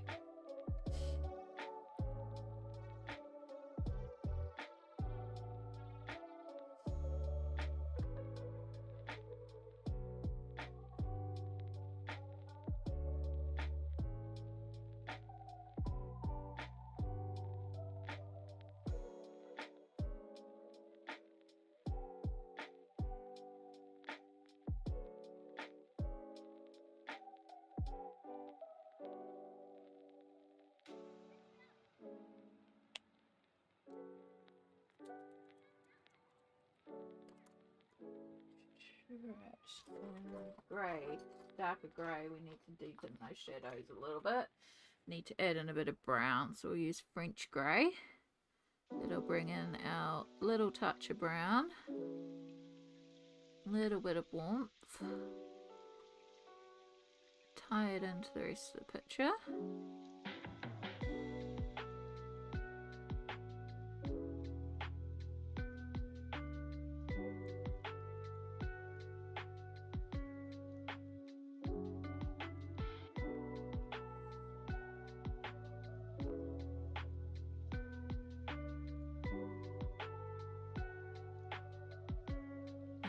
What we use for shadows on the tablecloth, so we can also deepen those up a bit.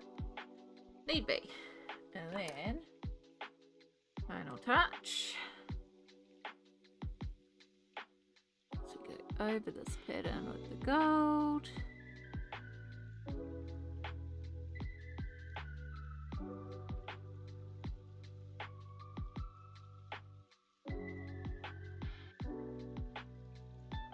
Add in some gold dots, like there's a little bit of an edge pattern on everything. Because if you've had this rosy pink gold serveware, it has like an edge in gold and a scalloped border, and it's pretty, and that's what we're mimicking.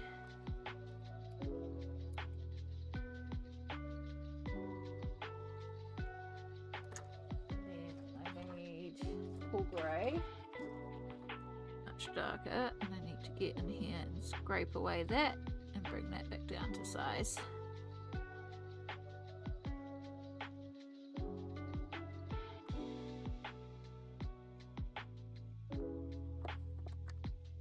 Right, needs a brush, can't brush it because of the gel pen, it needs to dry.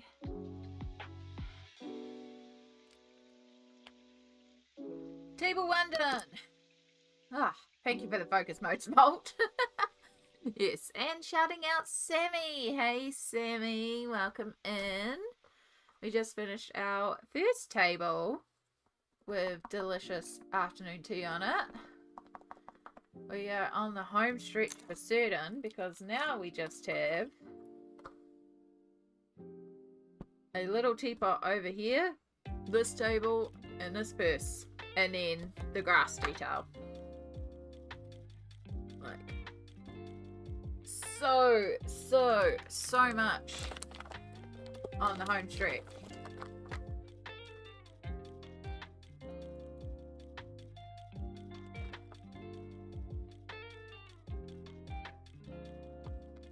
Yeah, I do need to get a little self-care in. I need to have pain meds. It's also why I'm having a snack. Plus also snack. We're gonna have a little stretch. I'm just deciding if I need to go to the bathroom or not.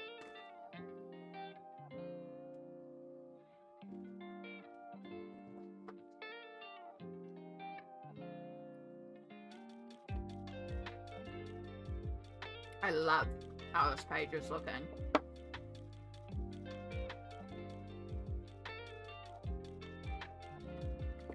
When we do the final little stage down here and grass, do all the little grassy bits, it's just going to bring it together so well. Okay, yeah, I do need to go to the bathroom. So I'm going to put you Sorry, Sammy, you get the tradition today. Someone arrives in and we go to break screen. But yes, I'm going to put you on the break screen for a couple of minutes to go to the bathroom. I need to take my home meds and leave those there so when I come back I know I need to take them. So yeah, we're going to take a couple of minutes break while I go for the bathroom. I encourage you to take this opportunity to hydrate yourself, stretch, grab your meds. Do you need a snack? Do you need to actually have a meal? Do you need to put like washing on or have washing in the machine? Do you need to unload the dishwasher? Do a little check-in with yourself and see how you can self-care to look after yourself this break. And we will see you all shortly.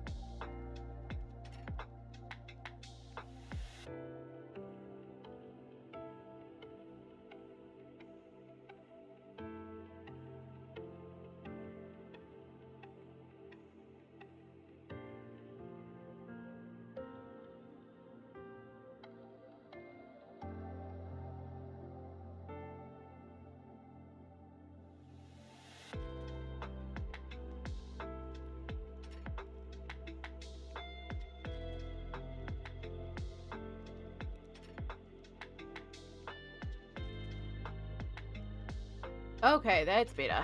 Whew. Yeah, definitely needed a break. So thank you for bearing with me while we took a little self-care break. Much, much better.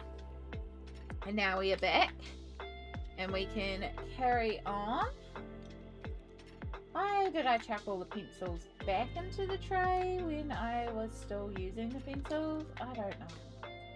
Because I just auto cleaned up, didn't I? It would be very like me. Let's pull some of these out. Alright.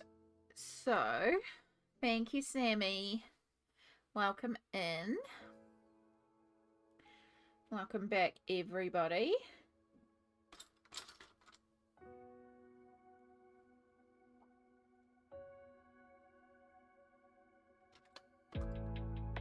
So, we're gonna do this teacup white with a little bit of a design on it because it's got the flower pre-printed. That one's easy. That one's going to be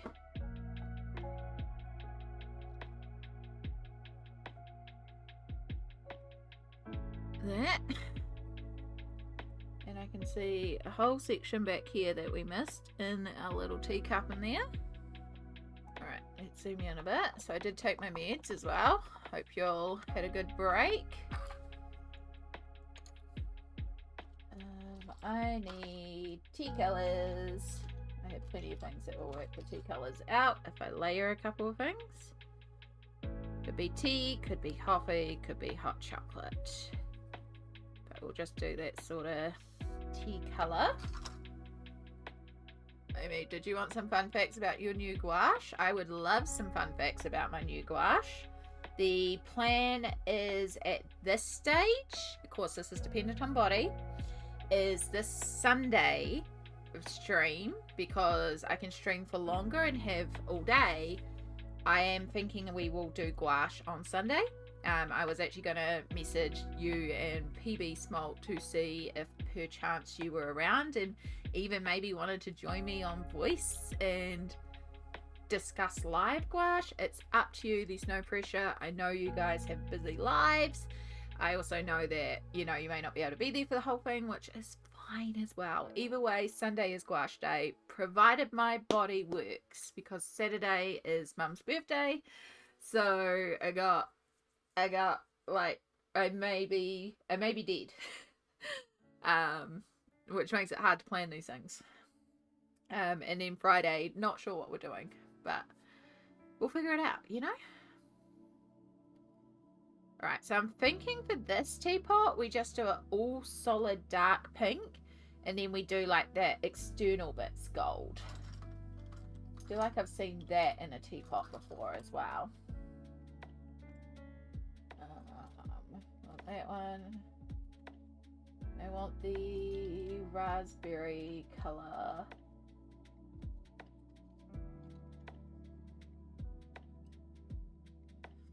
Of all your colours are vegan except your black and white. Your black is carbon black and the white has ox gold, and you also have cobalt blue mix in your turquoise blue, so one of your paints contains heavy metals. Oh, okay. So don't lick my paintbrush. Which I don't do anyway. But really don't lick your paintbrush.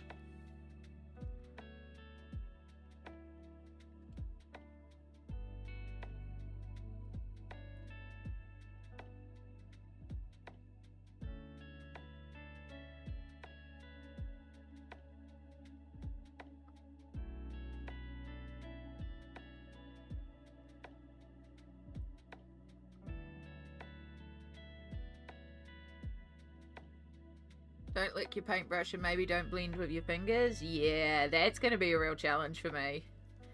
But also, I don't know what I'm doing. I'm going to be playing and figuring it out. So, I have Magical Woodland, which I really want to work in with the gouache. But then I also have, because I've been cleaning up and organising in here, I also have this thing. Oh! Oh!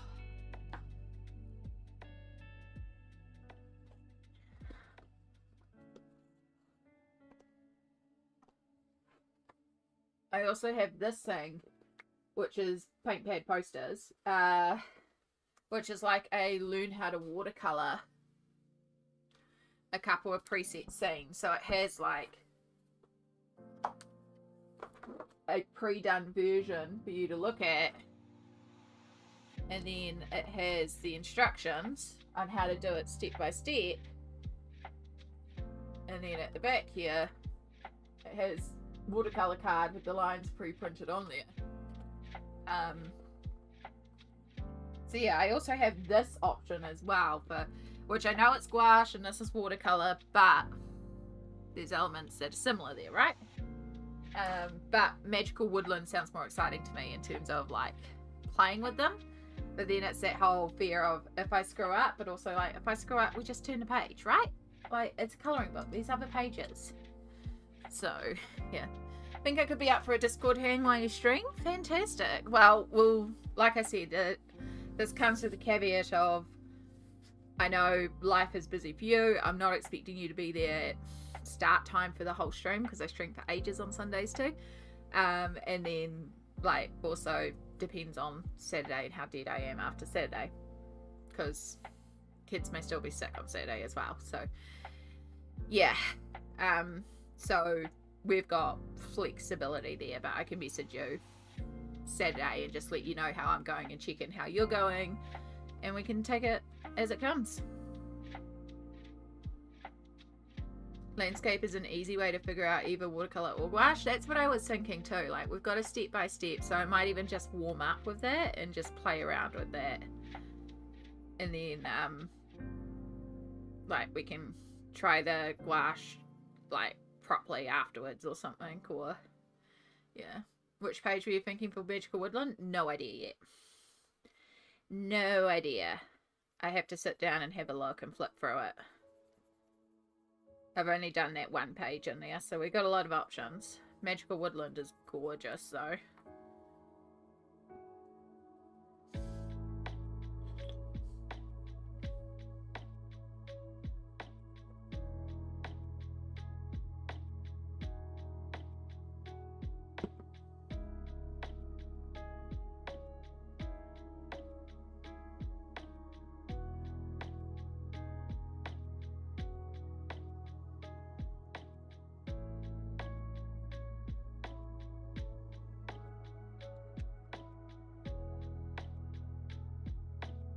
Yeah, I just feel like there's a lot in there that would work for how I'm imagining doing it, you know? Like, it just feels right.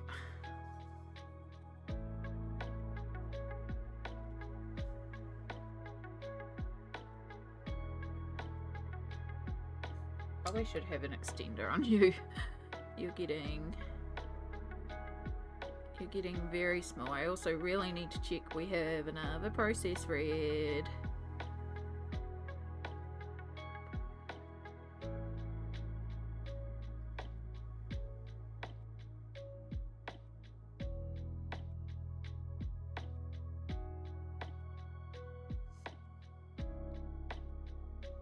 Hope you're all doing well out there with your endeavours. I know a few of you are colouring and working on your pages. I hope they're all going swimmingly.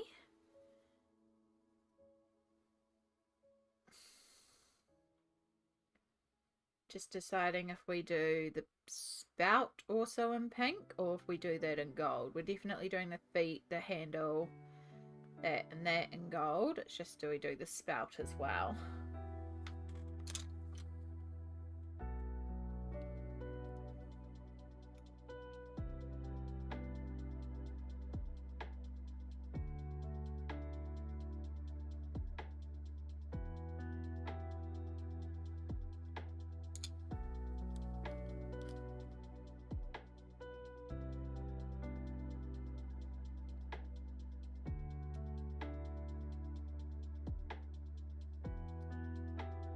I vote gold spout. Good to know. Yeah, that's kind of leaning towards gold, so that's what my gut was saying.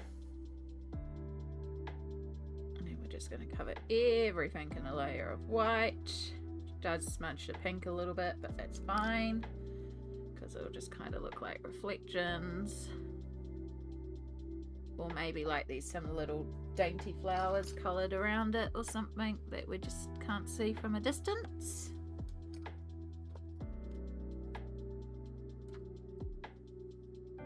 What's your brush collection look like? You want a good snappy firm brush, something that can push the paint around.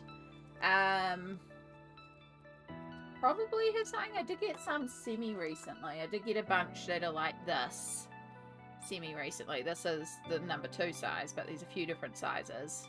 So, and they feel quite good for moving things around. I was playing around with them with inks last night. So have to make sure they all have a damn good clean, obviously, too. That one's got acrylic paint residue on it, I think. Oh, yeah. So yeah, they feel quite good. I need to empty out my temporary storage container I dumped the brushes into to make sure I don't keep them standing up in the water, and move them all back into my container of paintbrushes, which is huge.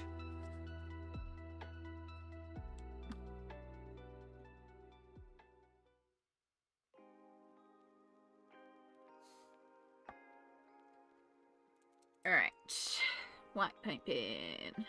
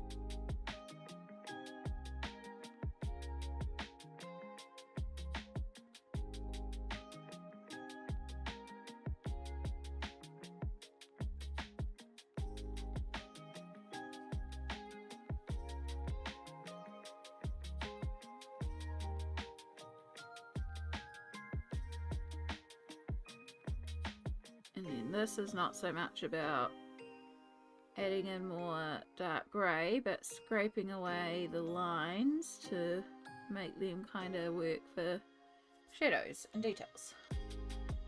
A little teacup. Alright.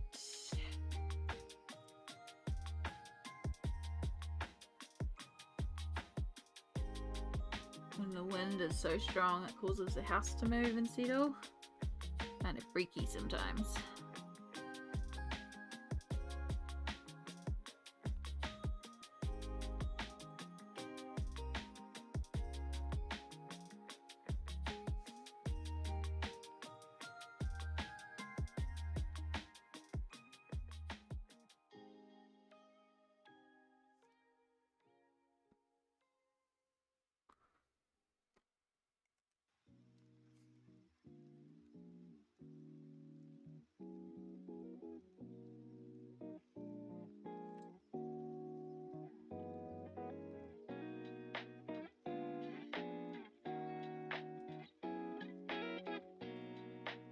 Artsy Endo and Nessa Wolf. Hello, hello. Just passing for a quick hello. Hope you're doing well. I'm doing well, thank you. Page is coming out beautifully. Love the texture that you gave the tablecloths. Yeah, the little lace edges. I just love putting lace onto. It needed to be lace. Like, it couldn't not be lace.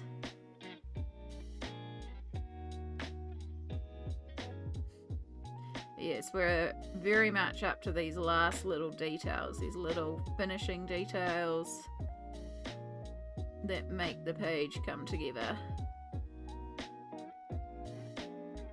So we're going to wait for this gold pen to dry down, and we will be going a little bit over the top of the gold pen to help add in some shadows and define certain areas. There's our teapot. So we have our duck, one more teapot, and the bag down the bottom. And then this whole page is done. Oh, not quite, because then we've also got to do the grass stuff. I keep forgetting about the grass stuff. But, like, getting there. Okay.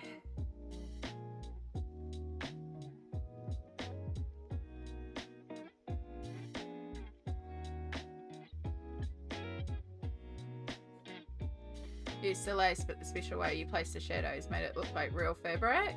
Oh, thanks. Yeah. I'm really pleased with this page. Like, really, really pleased.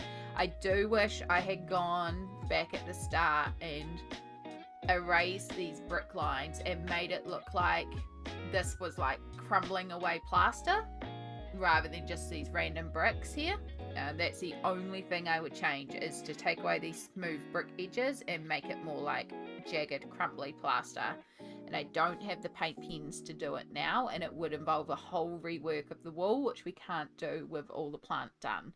So that's the only thing I wish I had done differently, and if I thought about it, I could have done it in advance. But I'm still very, very pleased with it, regardless of that one small thing.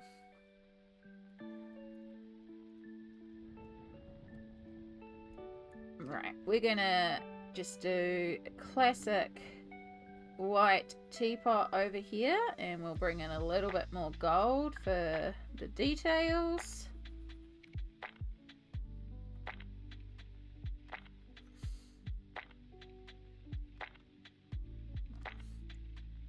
Thank you, Nisa Wolf. I appreciate that. It should be. It's stunning. Yeah. It's definitely one of those pages that I'm looking at and go, I know I've done a good job here. You know, sometimes you walk away and you're just like, yeah, I'm very happy with that page, and I am very happy with this page. And that's why I don't mind spending this extra little time just doing these final little details to bring the page together.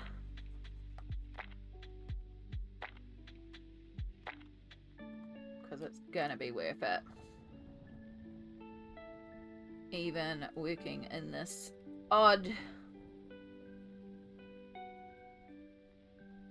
area on the side of the book here.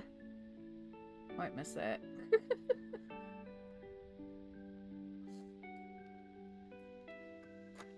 We're keeping this teapot pretty straightforward. We're just going to do it white.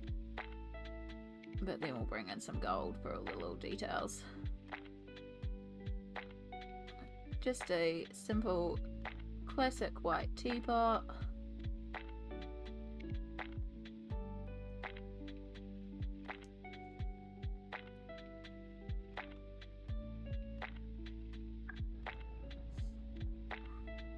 Ooh. Stretch it down. I'll do some cleanup. Get that second to dry. Keep those colours out because I think we're going to do our duck white as well.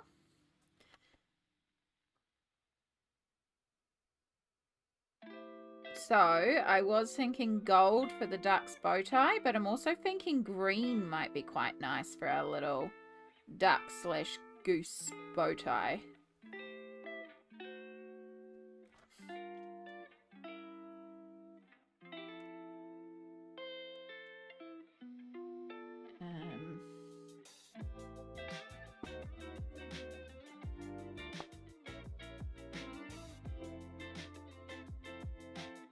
Just want to see if I can find out his name, because he's got a specific name.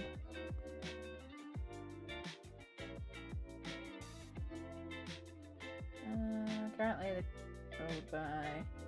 the duck is a symbol of so it's a duck and it's Jose. Yeah, even the animals such as Jose, one particular duck, is loved by everybody. Yeah, so Jose, Josee is how it's translating. Henry is the polar bear.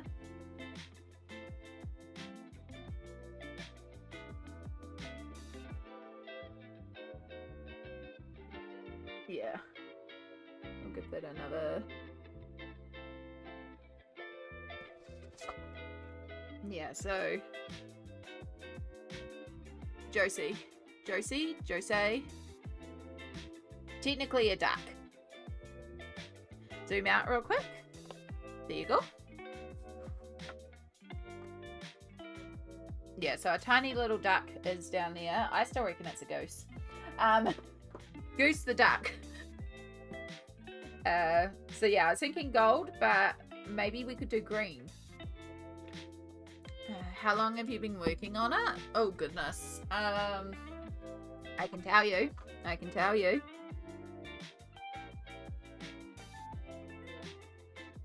Give me a moment. Give me a moment. Excuse me while I do some quick calculations. I have to go. Wish you a good stream. Hopefully catch you next time. No worry, Artsy Endo. Appreciate you popping in, even just for a short time. You're always welcome here. So 7:58 last time, but an hour of that. So it's basically 8 hours, but an hour of that was Hannah Carlson at the end. 2 hours, although most of that was opening up a gift. Only half an hour actually, so for about 40 minutes. So we'll say 1.5 for that day. 5 hours on that Tuesday. That was Pirate Kitties. So that's all we've done live. Plus today is another basically 3 hours. And then allowing another half an hour for just the clouds, and then probably another hour for the stuff that I did previously. So probably about 18 hours work so far. Yeah. 18 hours of work so far, Tiffany.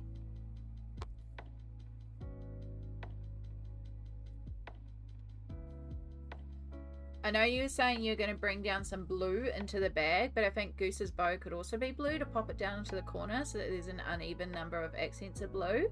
That's also a very good possibility as well. I mean, I can leave Goose till last. Like, there's no worries on that front. So we could do the blue bag and then look at it afterwards as well, which might not be a bad idea. Because he's just white. Like, he's pretty straightforward. He's white. We're going to bring in some of the scone yellows to do his beak to get that yellowy goldy color rather than introduce orange or anything. And then yeah, blue could be quite pretty as well.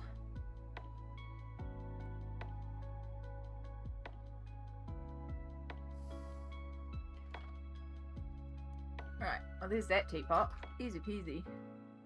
Yeah. Because we chat a lot. Yeah.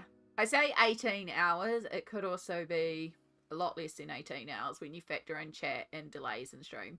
Basically, there's about 16 and a half hours worth of stream time for this so far. And then there is like an extra hour and a half or so that I did off before I started streaming it. So, yeah. Roughly 18 hours, but give or take, you know?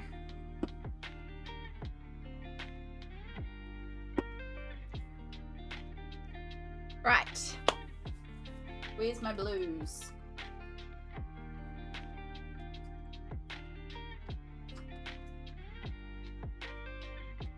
And we want the espresso brown. There it is there. Because again, we're going to bring some of that brown into our blues. I forgot that I also need to do the French grey in here. And that's kind of dangerous because I've also golden, and the gold takes a minute to dry. So do this very carefully.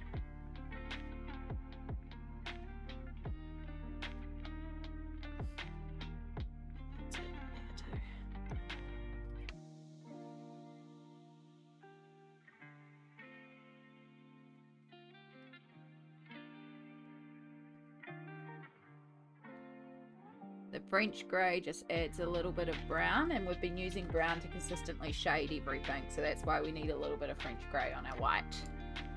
Yeah. 16 hours gross work before the detours tax is calculated. Yeah. Detours tax can be a lot. Right, again, light is coming this way, but this is entirely in shadow because of the tablecloth, so we can go a bit darker, so we don't need to worry too much about the shadow. So I know we're going to do this whole background blue.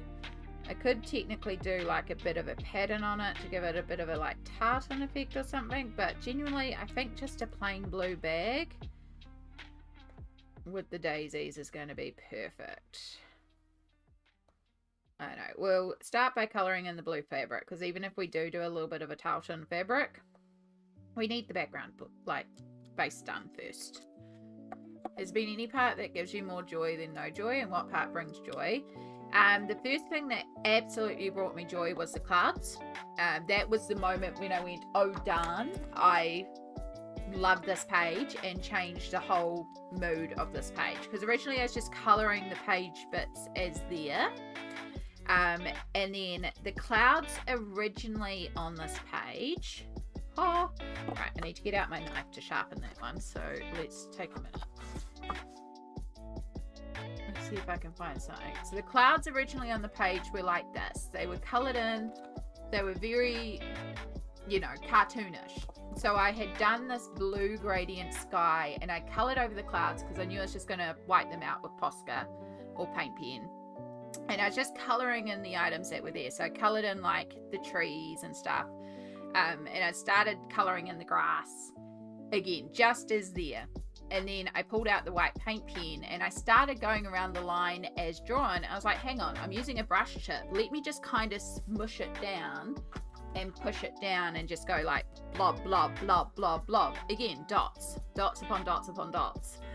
And so I started doing that, and then I started using my finger and lifting it and smudging it and covering up those lines that were there, but creating this fluffy texture. And the more I worked it, the more it was becoming this fluffy white clouds. And I was like, oh, damn, okay. Then I added in some more and blended it out more and kept playing with it. And once I had done that, I was like, we're going painterly. We're going to paint out lines. We're going to fill this out more. And it just like, it became a vision in my head. The moment that I took away those cartoon clouds and made it look like this, was like, boom, done.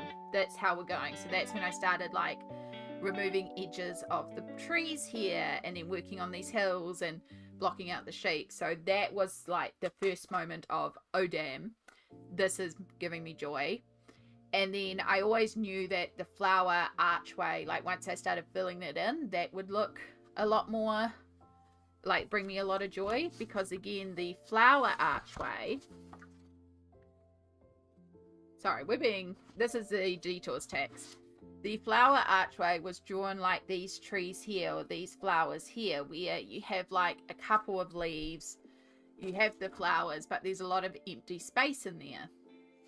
And so by filling it in, it just became a lot more alive and dense and lush. And that was the same thing I did over here with this as well.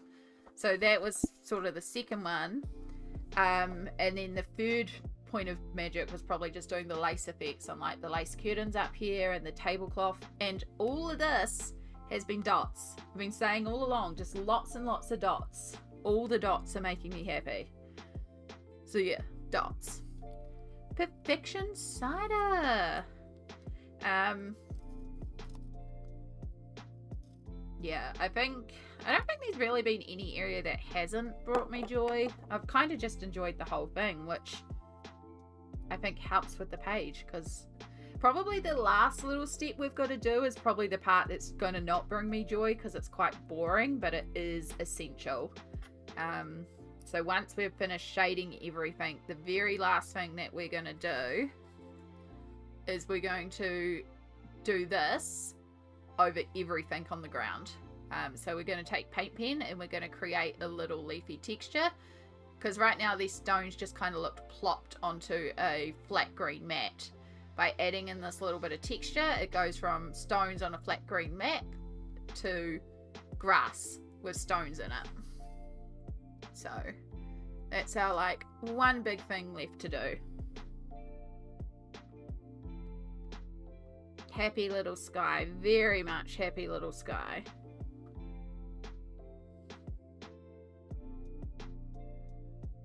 How are you, Perfection? I'm guessing you're having your morning latte and waking up. Yep, just woke up enjoying my morning latte. I should have known. Oh, welcome awake. We are very much on the home stretch. We've got a handbag and a goose duck. A deuce? No, that sounds terrible. No. A duck called Goose. We're just going to stick with that. And then if I say goose or duck, it's correct. So goose called duck. Or a duck called goose. Your choice.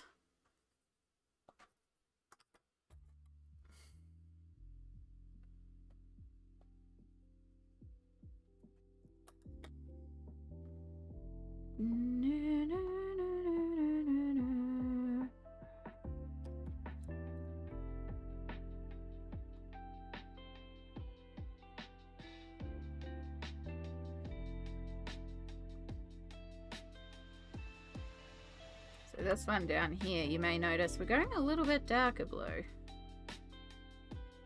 That's okay. I mean, it will lighten as we add in the others, but also may end up being a bit darker, which could actually be quite cool. I'm good, just a little tired. Oh, sorry to hear that. Tired's not fun. I'm pretty good actually. We had a really big day yesterday, so I guess I'm a little tired too, but it was good because we ended up going to a bunch of different shops. Like, we went to 2 supermarkets and 2 shops, which doesn't seem like a lot, but it was a lot. But I got a bunch of new containers for sorting out my wool. So I have almost unpacked. I've unpacked every box, and now the only thing left on the ground is a couple of colouring book adjacent books, like things that aren't in my colouring book collection, but the colouring book adjacent, like their watercolour landscape pad that I was showing before, and a paint your own tarot set, and some posters and stuff like that. So I just need to find a home for those, and then I have a couple of things on the shelf that are kind of like dump containers that have assorted stuff that actually needs sorting properly. But I am getting there with the shelf. It is like I'm getting unpacked. Basically, there's no more boxes left in here except the box of donate stuff. So that's a huge success. So that was because we got the rest of the containers yesterday. And then I also got Ferrero Rochers, because if you weren't aware, I use trays from Ferrero Rochers to hold different project pencils. So like this one right now is holding the Polychromos I'm using for Mini Mania.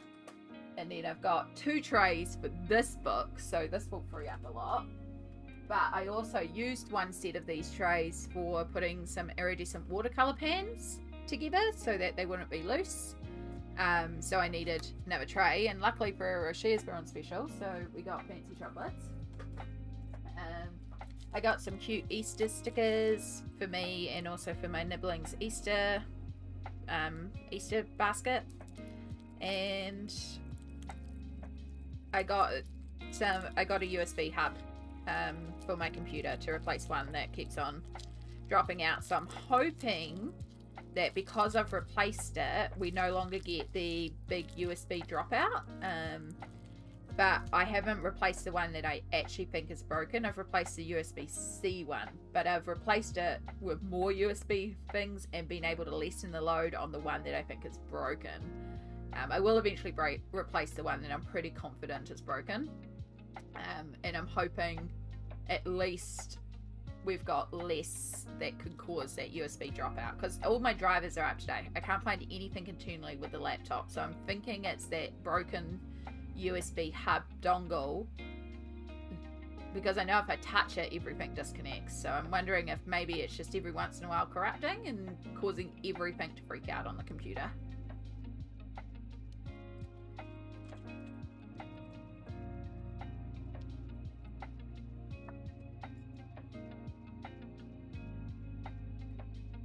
Oh, I have no idea where that went. Oh, there it is. No, come here. Oh, sorry. Just my injection, because it's injection day. Need to move it into the disposal bag and take it up to the pharmacy. Actually, I need to give the pharmacy a call and see if my new one is actually ready to be picked up.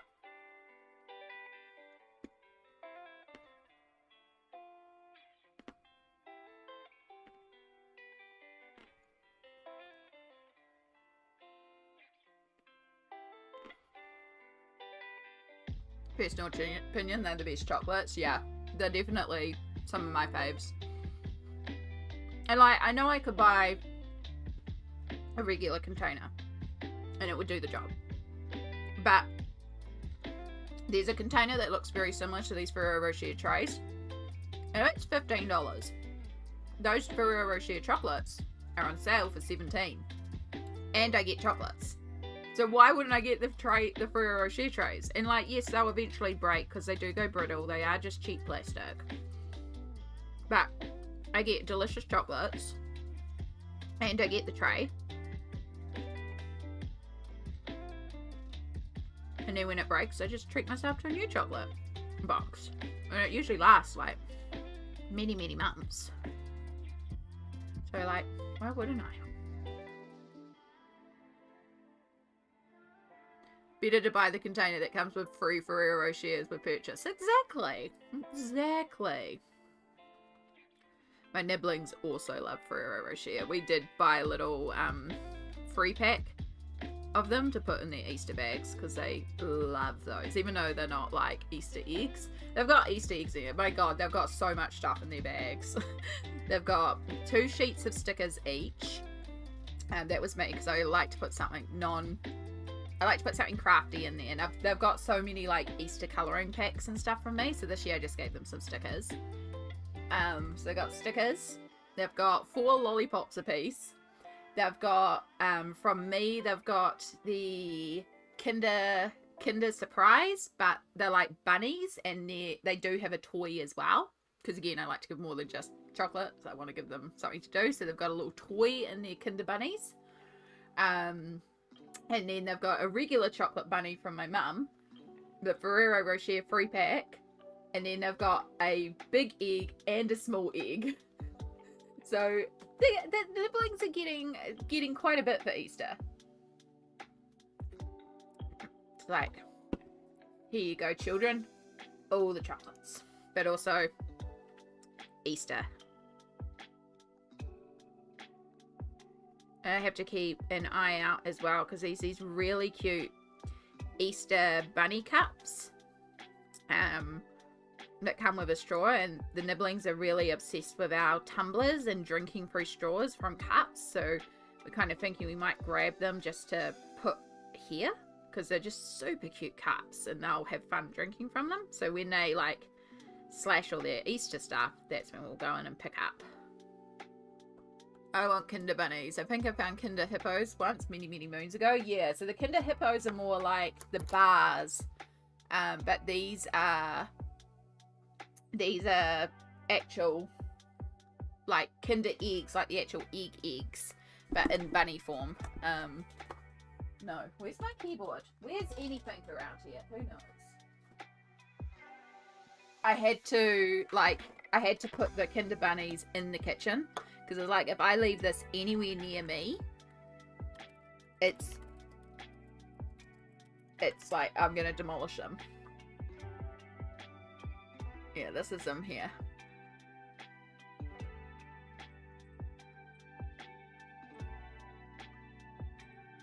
So these are them here. So they're just like bunnies, and then they have the regular toy capsule inside as well. So they're just a bigger Kinder Surprise. You can get them in pink too. Yeah. I think I got them both in blue. I just got them generic rather than gendered. So hopefully they get similar toys. But yeah.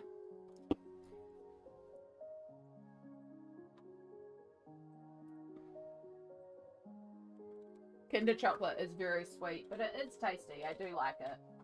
But it's not chocolate, it's candy. But it is delicious.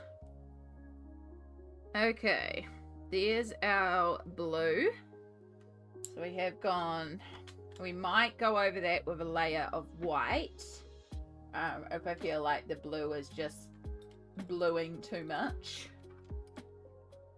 The bunnies will just hop themselves into the nearest digestive system of left out pretty much. Pretty much. How do you decide on a color palette when you color? It is different depending on each page.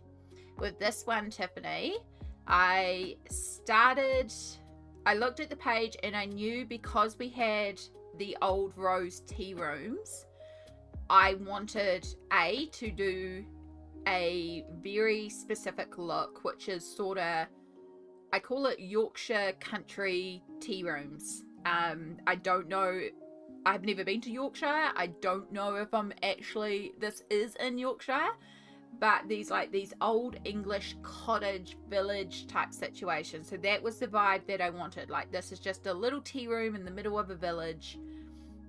And so because of that, I did look up a couple of references for like in the village and stuff like that. But a lot of the time, like when I first started this, it was just, well, the sky's blue, so I started blue. And then yeah, words. Sky is blue, so I started with the blue. The grass is green, so I went with the green. And then I knew I wanted the flowers pink, so I went with the pink. And then I knew I wanted white wood for the fence. And so because I had white wood there, this was like, okay, I'll bring that white wood to the wood here. I'll bring the white wood to the chairs. I'll bring the white wood to the sign. Because we had the blue in the sky, and I didn't want that to be the only blue on the page, I brought the blue to other elements on the page. We had the rosy pink, and I knew I wanted lighter pink on the tablecloths as well. So I used the same pink tones to put the highlights in here. It's echoing colours around the page. And then to keep everything harmonious, we've also been shading and making sure all our shadows use some form of brown as well to keep things tied together. Right now, one of the things we're going to be doing on this bag is we're actually going to be using yellows and creams, because we've got a little bit of yellow for the scones here, a little bit of yellow touches in the sheep, and a little bit on these flowers here. Even in the wool, it's more like creamy yellows, so that's what we're going to be bringing down here. So it's just repeating colors on the page. Right now this color palette is basically blue, green, pink, and creamy white basically, and brown. Yeah, so it looks like a lot, but it's actually kind of limited palette, if that makes sense. I hope I'm not just rambling for the sake of rambling. I'm probably rambling. It's me. I ramble. Well, let's do it that way. That's easier. Okay. But yeah, sometimes when I look at a page, if I don't know what color palette to do, I just start with what I know. I start with a blue sky or green grass, or just choose a color for a flower. Sometimes I will look up a specific palette. I have the Friendly Little Squirrels in the Residents of Antique Town is a book I'm doing with a page with Lisbeth, and I have a very specific antique-y vibe that I want for the page. So that one, I not only looked up a color palette, I looked up references to try and make sure I was sticking within that color palette. Yeah, and then sometimes I don't care at all and I just pull out whatever color I pull out and just go with the flow.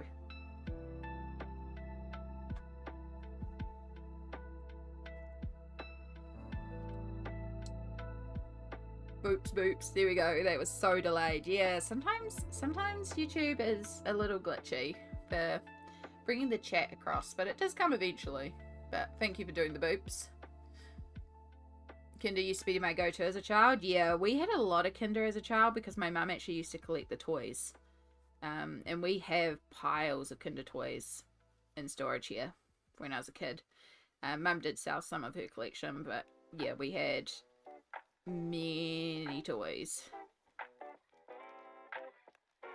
Mum used to also collect McDonald toys as well, so you know, we'd often, like, if there was one time McDonald's brought out like 50, I think it was like a Disney 50th anniversary, and they brought out 50 toys or something like that. I don't know, there was a lot of toys, and so each week McDonald's brought out 20 toys, and you had to make a purchase to get a toy, and the cheapest purchase was a 50-cent ice cream cone.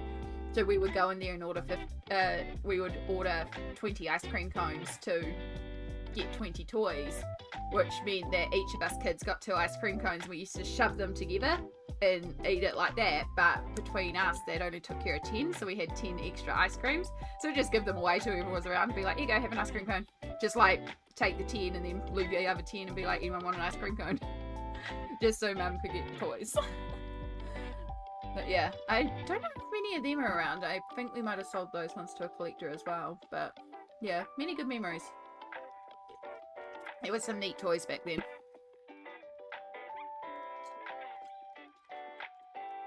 Okay.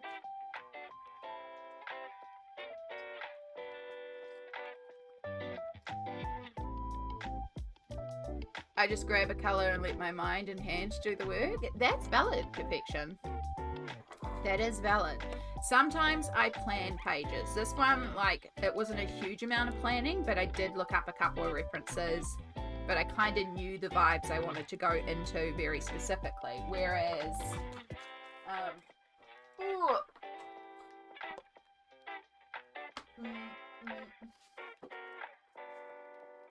so for example, Alien Worlds, this one, I'm up to, I'll be starting Next Planet soon, which is a futuristic cyberpunk style planet, or it's a techno future planet, right? And I know I want to do the cyberpunk vibes, and I want to do it neon. So this one, I went to the effort of finding a bunch of references and actually printing them out so that I can have it nearby. And you can see my color palettes is going to be like blues, purples, pinks, and oranges. Like I have a vibe that I want to try and capture for this planet. So this one I have printed out references, and I just went on Pinterest and just typed in, I think I typed cyberpunk future planet neon, something like that, and then just collected a bunch of images that kind of went with my vibes for what I wanted for the page. I did the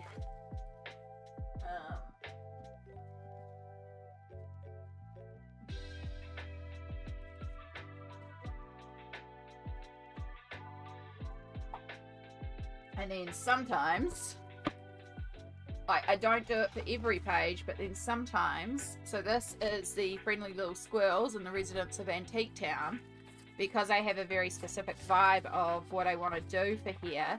I looked up references, but I've actually matched them to specific buildings. So I have like plans for each building. So you can see my color palette down there.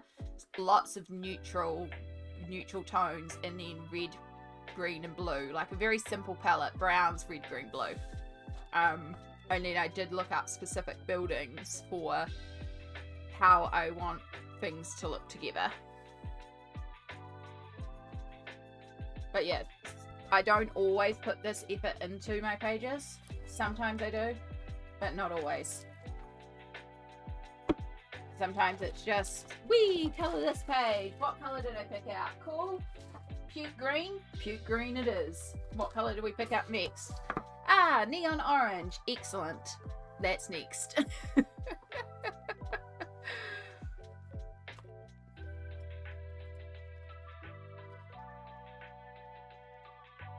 Okay. So, we're going to colour in our little daisies here.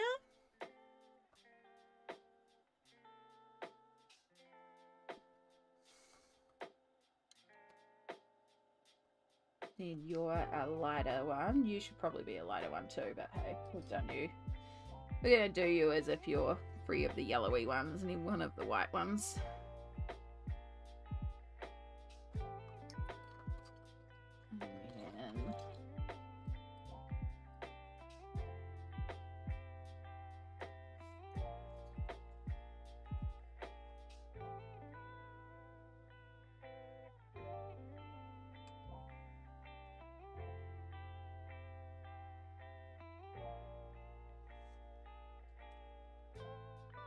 No wrong way to colour. Exactly. Exactly. You cannot colour wrong. Whatever colour you choose is the correct colour because you chose it. There really are too many pages and too little time. Very, very much. Very, very much the case.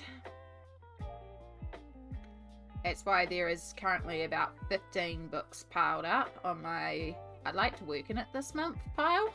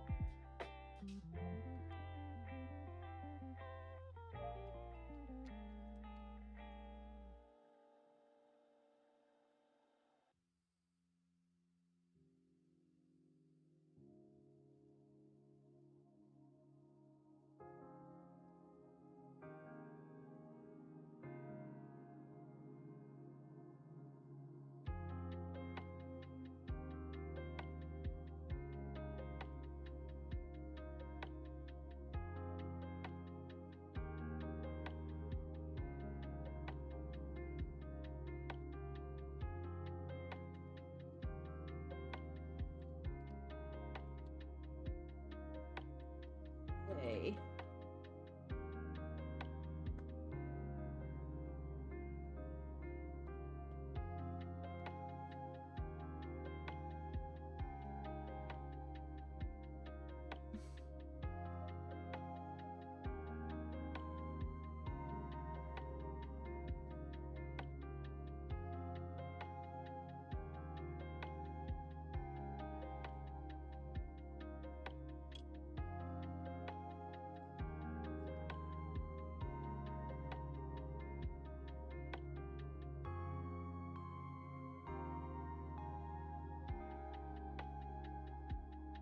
I think I just like it plain blue. Like, I feel like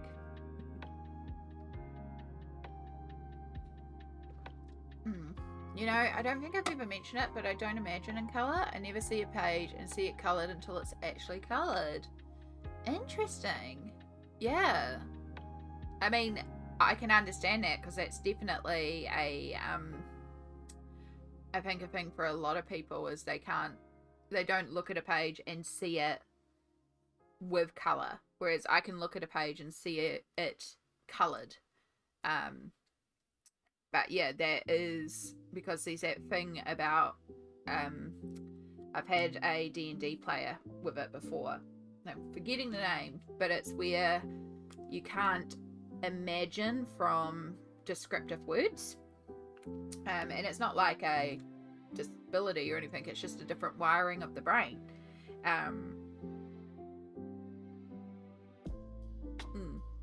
I can imagine what colours work, but I don't picture colours. Yeah, so you're relying more on colour theory and your knowledge of how colours work together, but you don't picture the whole page coloured and go, okay, that there.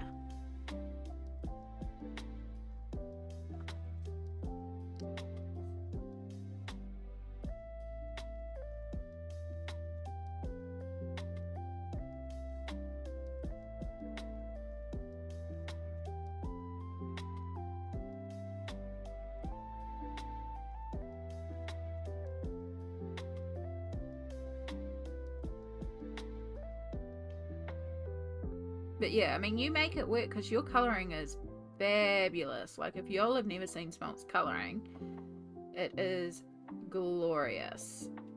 And it shows that you don't have to, like, see the page. You find a way that makes colouring work for you. And that's the main thing. As long as you are comfortable with how you're colouring, that's all that needs to happen. Yes, that's it, Sammy. Thank you. And Fantasia. Yeah. Yeah, because I had a kid when I was running Kid D&D with it, and they were worried. It's like, oh, that's fine, I'll just find pictures of what I'm trying to describe and I'll have pictures nearby. Which is something I do as a DM anyway, is if I'm trying to describe a world, sometimes I will look up pictures so that I can look at the picture and describe it, because sometimes I find it really hard. Like, I can describe a generic how something looks, but I need, if I want to go into more detail, I need like a picture to pull that detail off. So I'll find a picture that I can then use to act as my descriptor.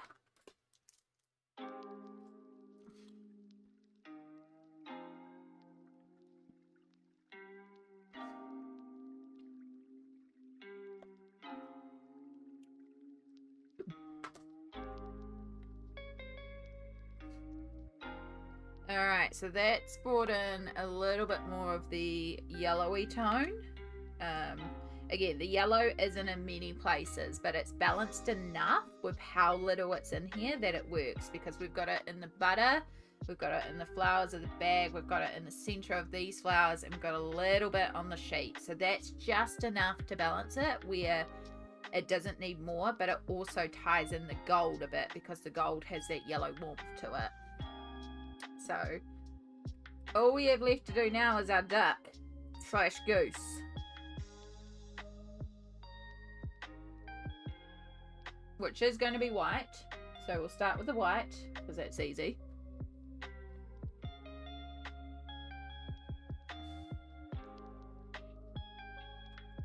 Because I say always, I haven't coloured a lot of goose duck. But yeah, the few I have coloured have been white.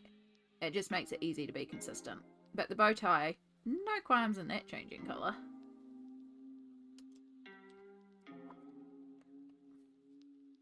When I started watching ColourTube, I used to not understand why people needed to look up something for inspo, but as years went on, I began to understand more. Yeah, I don't always do it, but there is like a really good point to looking up an inspiration, and also references as well. I love working with references, particularly if I'm trying to do photorealism. There's no harm with looking up inspiration. I love that Elm Colours so often looks up inspiration for a page. It just has, like, Elm Colours is our whip queen. It just has pages and pages and all the colouring books, where even if she hasn't started anything, she's got ideas, and she's got these reference sheets printed with like different reference images, and the ideas are there. I think that's brilliant. I don't have a printer, so I don't often print out reference sheets. I have to go and specifically take a trip to do it. But as you can see, I have done it for 2 pages that I'm working on currently, because I needed specific references for them.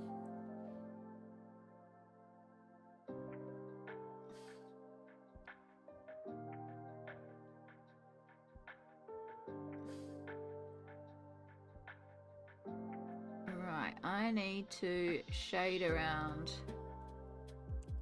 our duck goose a little bit, because we need some contrast to the chair behind.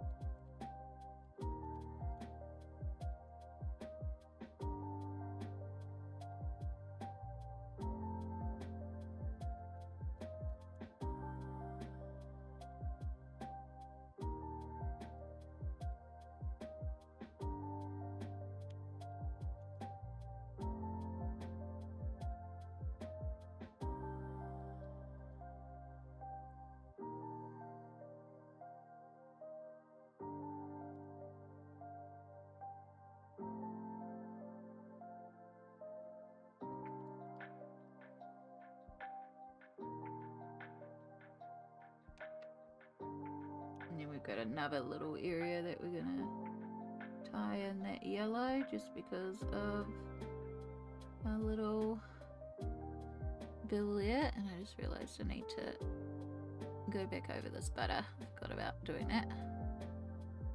Let's get the yellow out. Easy job.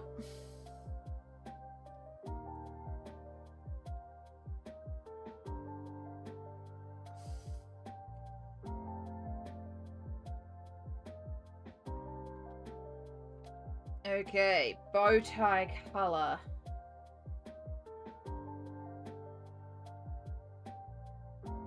I need a new printer. Mine cried itself a couple of days ago when I was trying to print your freebie hashtag page. No! Well, hopefully you can get it sorted soon and get a copy of the freebie page because it's so cute this month. Do you ever try grayscale coloring pages? I do. I have quite a few different ones. They are really good for just doing some alcohol marker coloring and just adding in a little bit of shading on top. Really, really good for that quick and easy coloring. I actually have a grayscale mermaids coloring book by Selena Fennick. I did the Theories equivalent a couple of months ago, and I did like 12 or 14 pages in there in a month. The mermaid one is one of the books that I'm going to be pulling out for next month because it's a good, easy, brainless sort of colouring. Alright. I think we do blue, but I actually think we do like a really light blue. Almost more like the sky blue. Like we really lighten it down.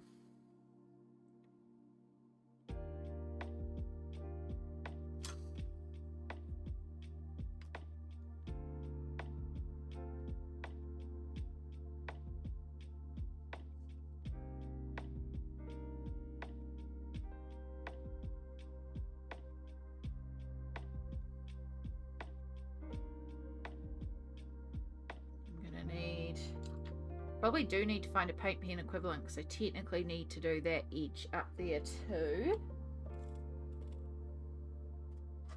I need a blue that works with this.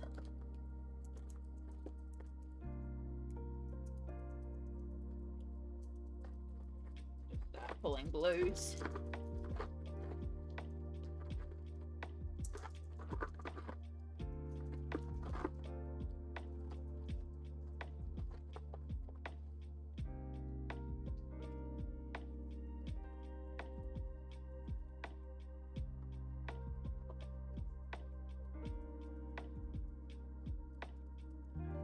It has full equip, but when it's printing it makes a sound and moves as if it's printing nothing on paper. Ew. It's not like a paper jam, is it? I have no idea. I don't own a printer. I go to a print shop because the cost of ink is too much.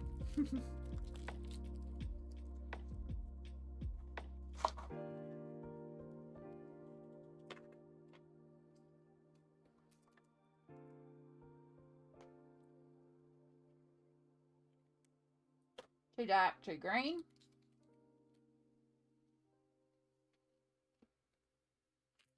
Too green.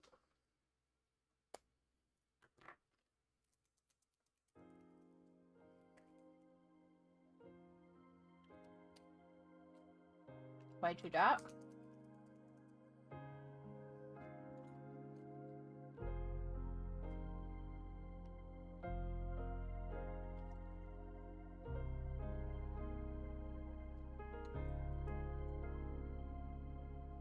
Too green.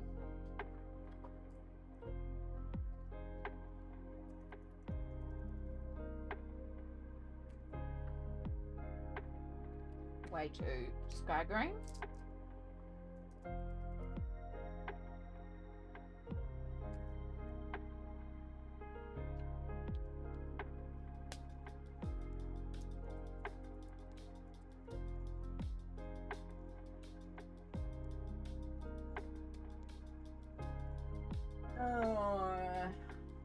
Make it work, but it's not right. But if we have to,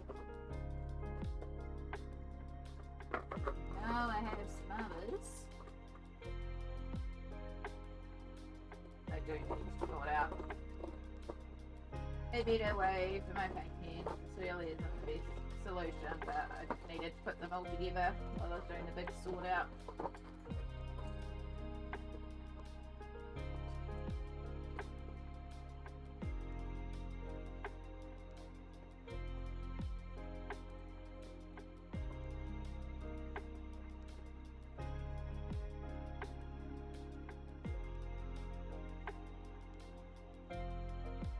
The other ones.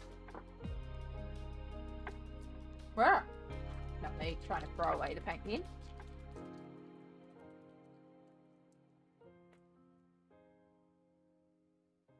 Well, at least not green base, but still not quite right. Too dark, but you are royal. Too dark, could work.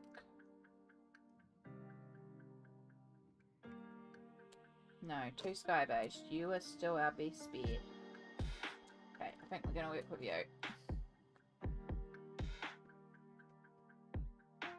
It's not quite 100% right, but it's the closest. And I can work a layer of the pencil over it.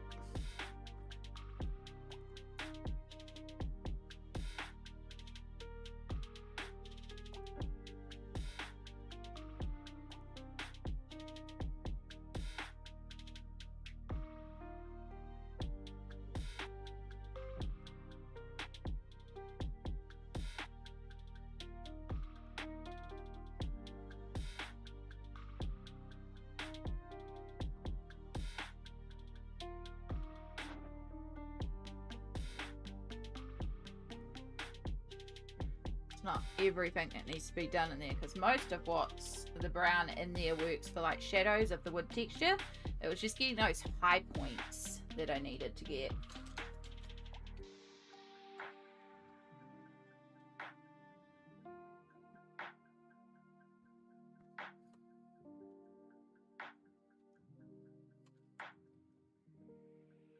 All right, I think, no, we're not done, Amy. We've got one more set.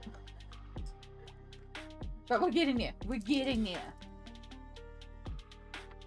So I need one more color match, which is to get the shadow area of this grass. So let me just look at my greens. I know you're all wrong. You're the perfect green for the bright areas. You may work for the darker areas, because it also has to be a super duper thin one.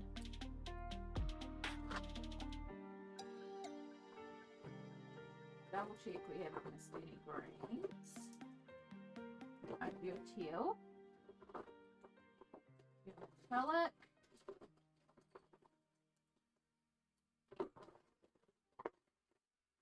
Metallic. Glitter, glitter. Glitter, metallic. Mint, not green. Mint.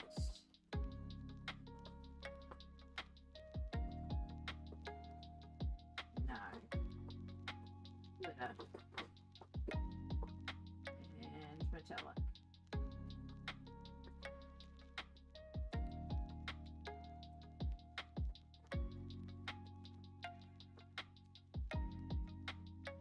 Here's the yellow. We need that one.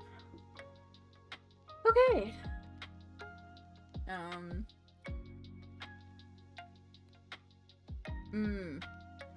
I hope you can fix it, because it sounds awful. Alright, so this one may be a little awkward here, because this angle is going to be an issue for me. So I'm going to need to work at this angle here. Which, oh yeah, it's not too bad for you guys. Just because I need it more flat, just to make sure I'm working vertically and doing the really fine bits. So we'll start with over here where we know bright green.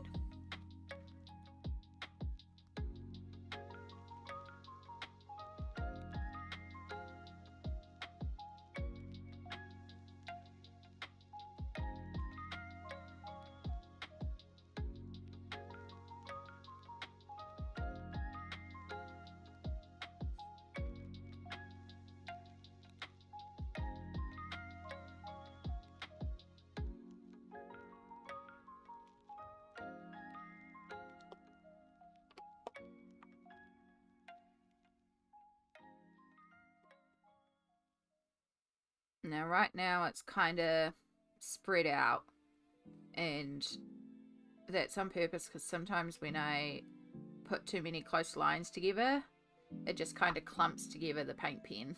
So we're going to start by doing the lines further apart. And we can come in and deepen them. We can also add in other tones as well. Because like under here, this is ridiculously bright. Does not work.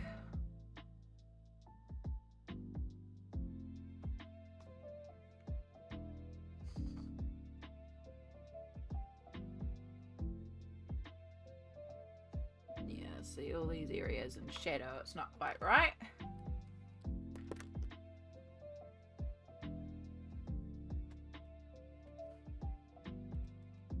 Give that a moment to dry.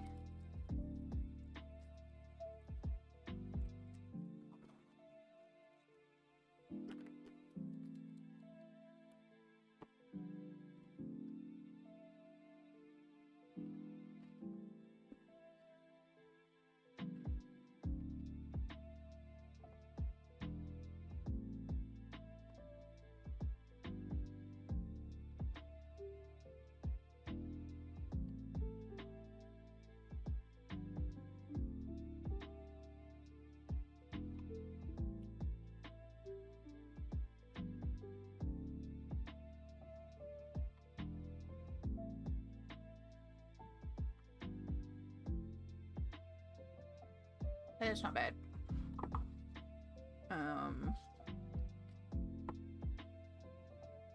Can use it just to lighten that line a little bit in there too. Bit of a cheat there. But that line is distracting.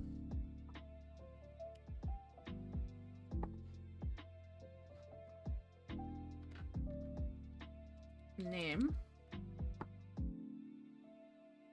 if I need to in lighter areas, I can also add in a couple. You can't see again. Yeah, no, the yellow's too bright. We'll just do more of the lighter green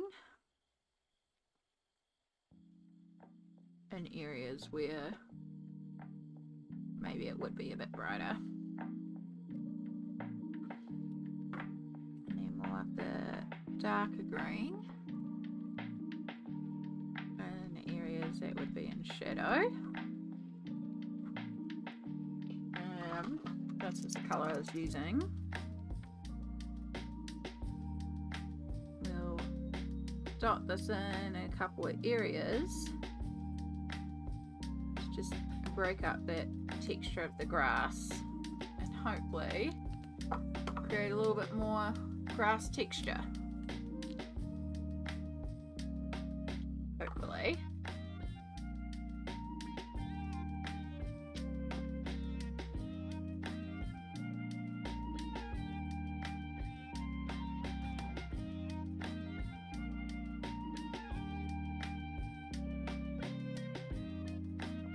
Right, I should really be working this way across because hands.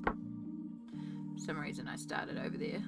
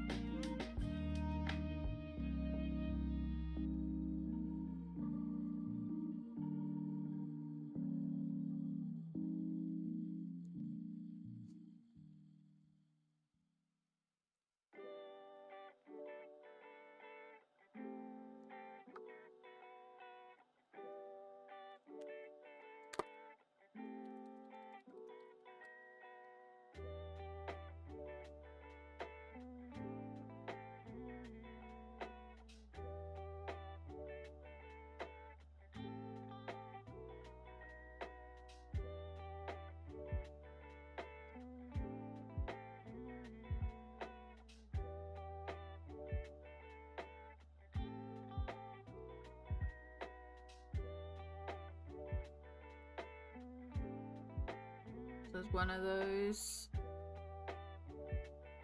it takes a minute, but it adds to the page jobs.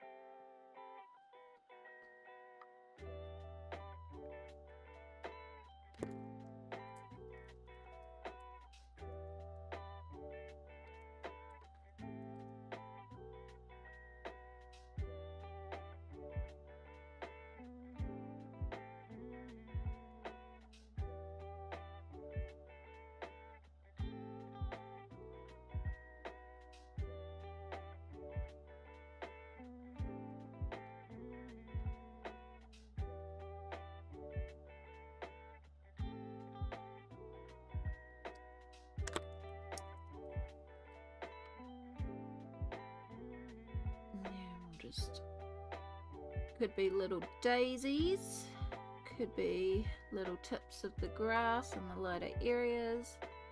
Again, we'll just do little dot clusters and it'll just sort of break up the monotony of the grass. Add in that highlight texture.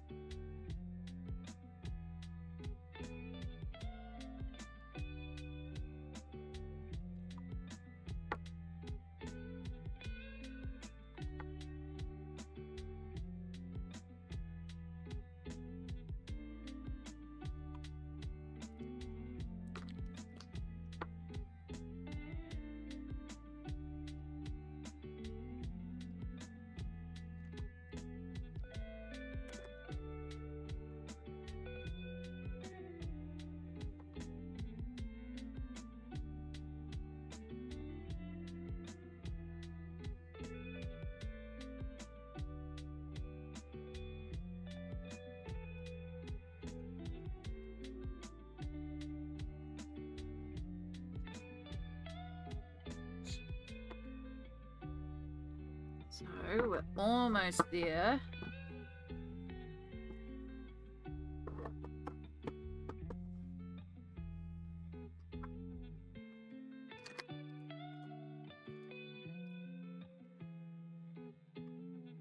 So I hope you can see, like, it's now just reading that much together. But some of these darker areas, the dark isn't dark enough, so I'm just now taking not quite black but cool grey 5 or cool grey 90%. As you know, I'm taking indigo blue. It works. Basically we're just going to deepen and add in a couple extra in those areas that should be more shadow, because I don't have a darker paint pen.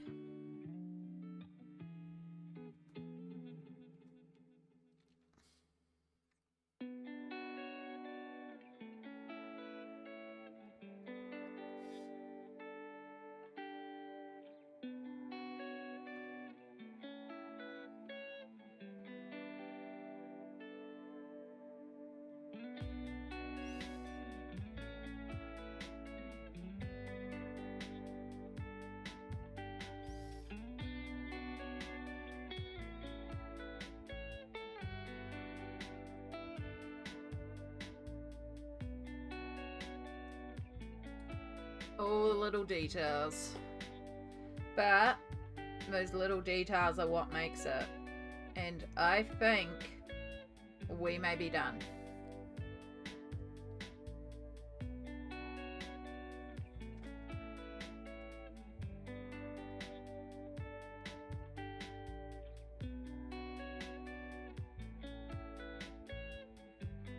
So these like little things that I might look at and go, oh, I want to clean up the gel pen on that owl.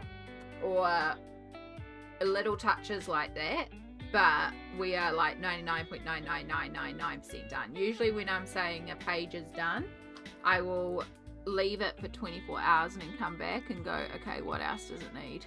Like a touch of gold in the center of that cup. Part of me is tempted to put gold screws on the chairs, but no, I think it's actually better silver. But yeah, I think we're done. I freaking love this page.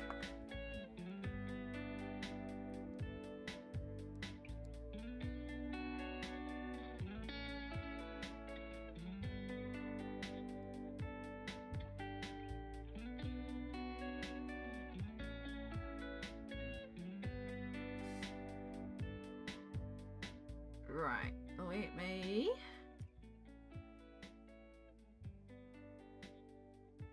see if I can take a photo and I'll get it. I'll put it up on my stories at least so y'all can see.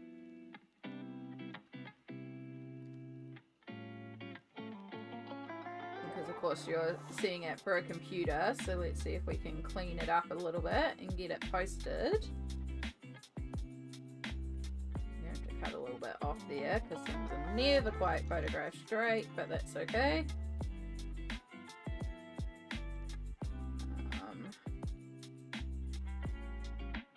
I don't think it needs much color adjustment either, so it's pretty good. It picked up the color pretty authentically, which is very handy.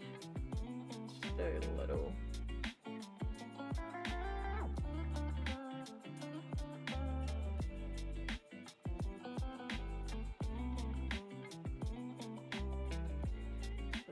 Slightly that way, we'll probably get away with less cut off then.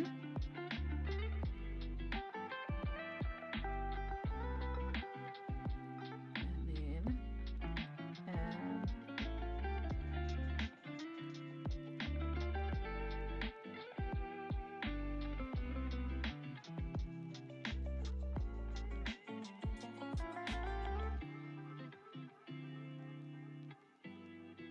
yeah, it's not bad. Okay. Dun dun dun, you've earned a self-care break. Yeah. Yes, I will take a little wiggle and I'll go and post it to Instagram while I remember, because I'm really bad at remembering to post things to Instagram.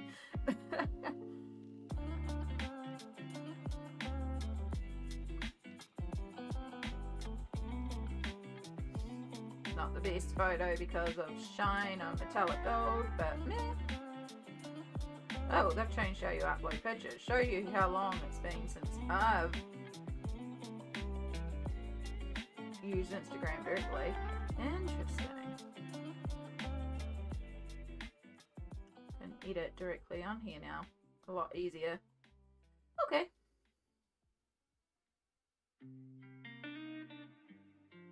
Doesn't matter because I don't do it on there anyway.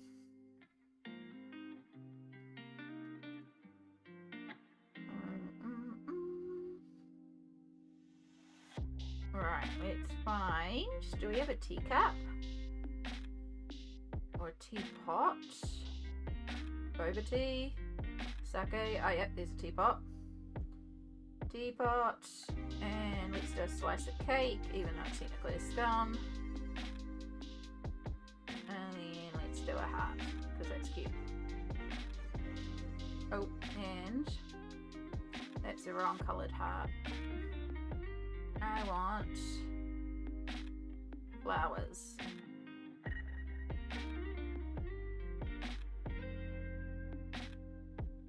You're the right colour.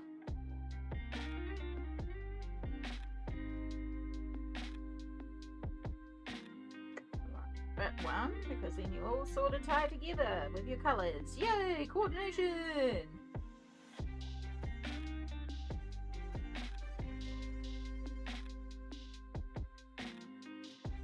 Anyone else hate trying to think of what to put in the description when you post on Instagram? It's part of the reason why I hate social media so much. It's like, I don't know what to do for words. Words are hard.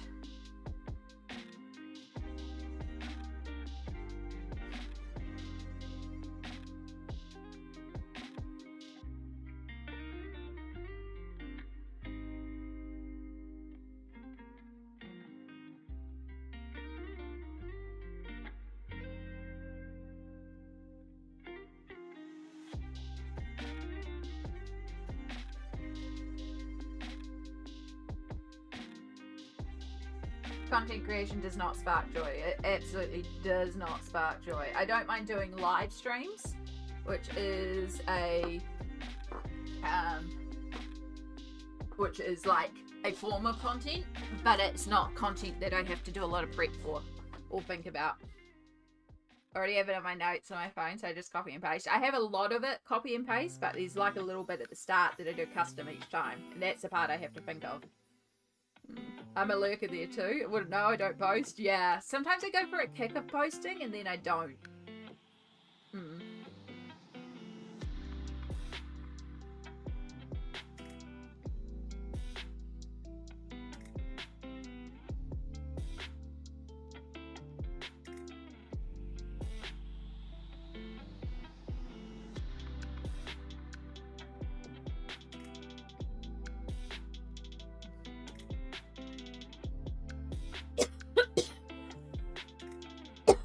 Excuse me.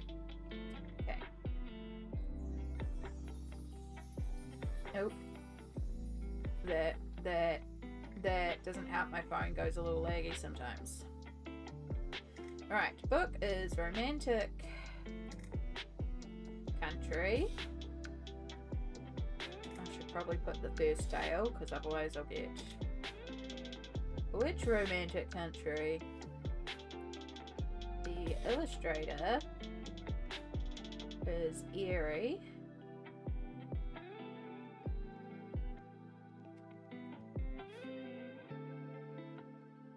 I actually know if Eriy's on Instagram. I should check that out.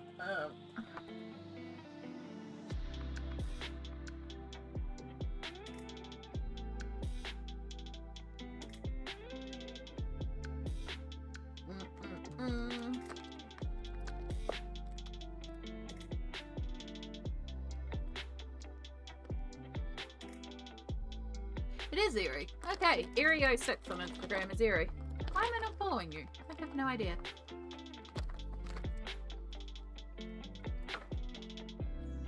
I am now.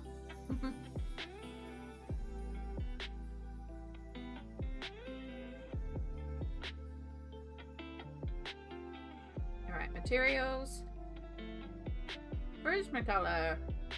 Printers. Assorted acrylic paint, markers, gold gel pen. Then we copy and paste section 2.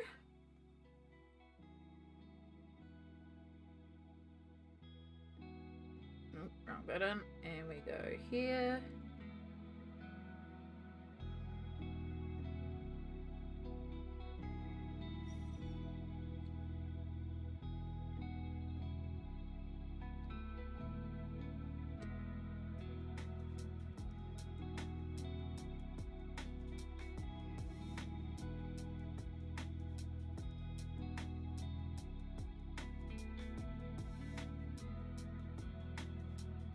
It'll do. Right. No AA label. Share to those. Share to those. Tag people. Tag Eriy because Eriy is the illustrator. Share.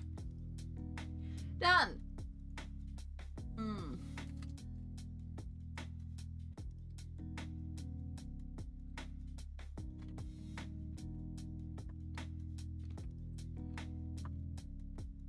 Like, a stream doesn't usually feel as curated. Yeah. I post every single page I complete, but mostly for myself or I fill up my phone storage. I forget to take photos of most of mine, so I don't have to worry about filling up my phone storage.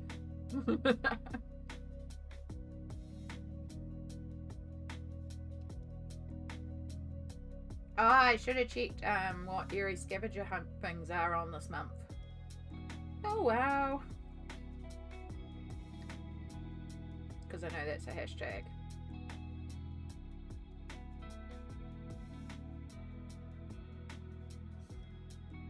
Oh well.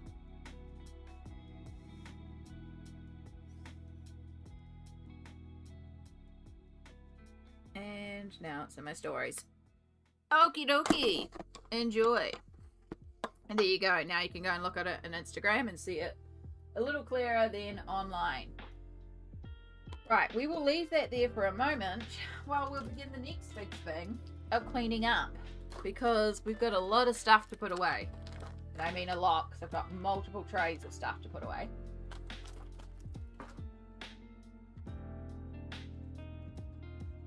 Luckily, one of these trays is just entirely paper pens, so that one's pretty easy.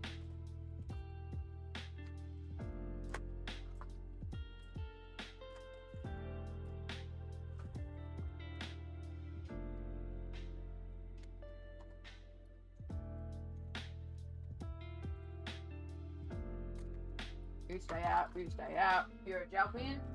You can go in there. Hat pens can go down there. And then I need you.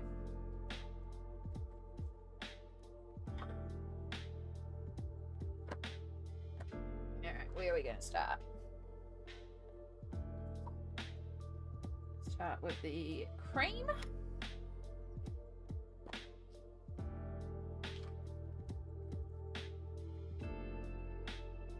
Me, I find it cleaned up after completing a page is so satisfying. It is in a way, like to get everything away.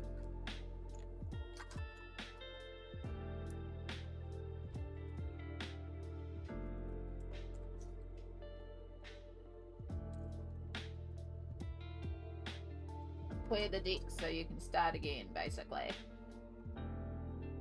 Right, that's all the yellows. Browns and oranges. I know I got a few terracottas and stuff out.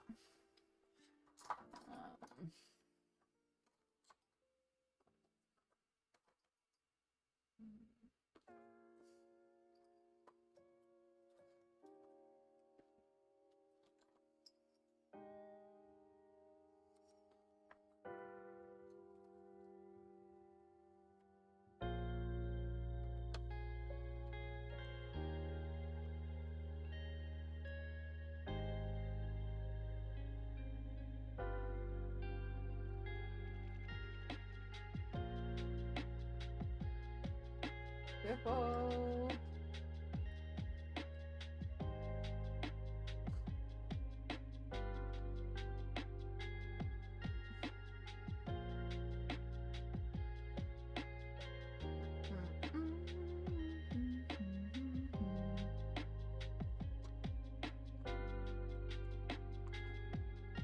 You're in the red browns, blues. Blues are so tiny, but you're still usable, so you don't quite get retired yet.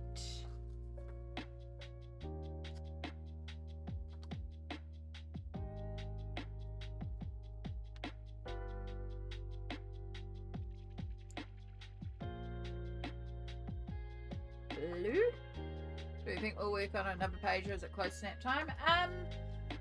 We may work on another page. I've got a couple of things I can work on. I could do like a little bit of a wind down with Mini Mania, which is kind of what I'm leaning towards. Like just pretty chill, casual. But I just need to clear the deck before I can do that, so I can have space to do stuff.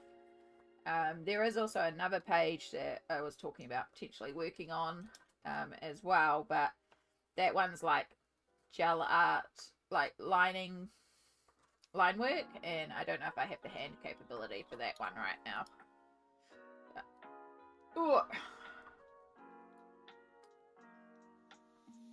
Alright, French greys. French grey 30, so we should have, that's 20, that's 30, that should be 50, and there should be a 10% French grey. There is, which means we should have another brown to put away. We do. That's about extenders, and then warm greys, 10% cool grey. That's 20, 30, should have 50. And that's 70 and 90. And that's all the Prismacolors away.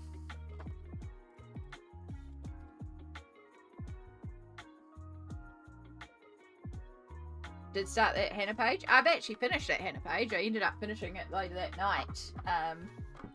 I'll pull that one out and show you that one too in a moment. But yeah, I ended up finishing it that night after my break. But yes, otherwise I would keep working on that one too. But yeah, I already smashed through that one. So put you very carefully to the side. Oh, so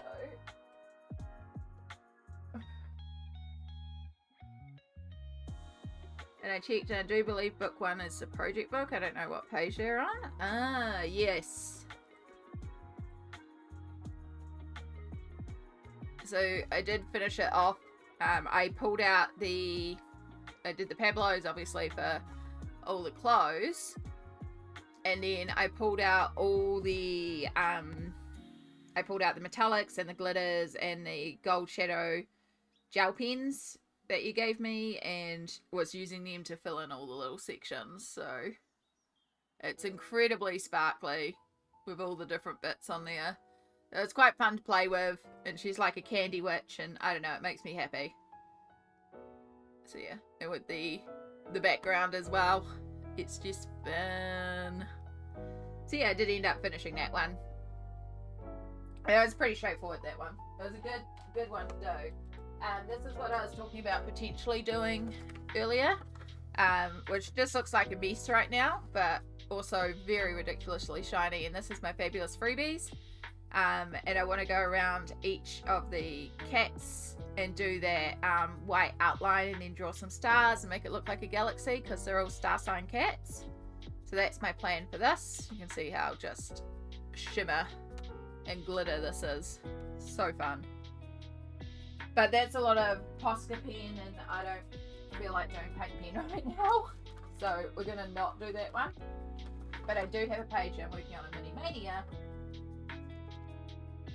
that we can work on.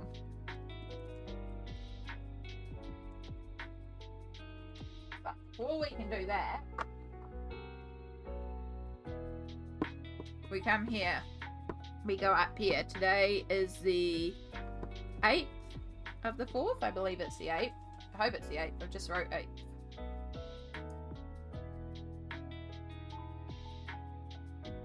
Yes, it is the 8th of the 4th.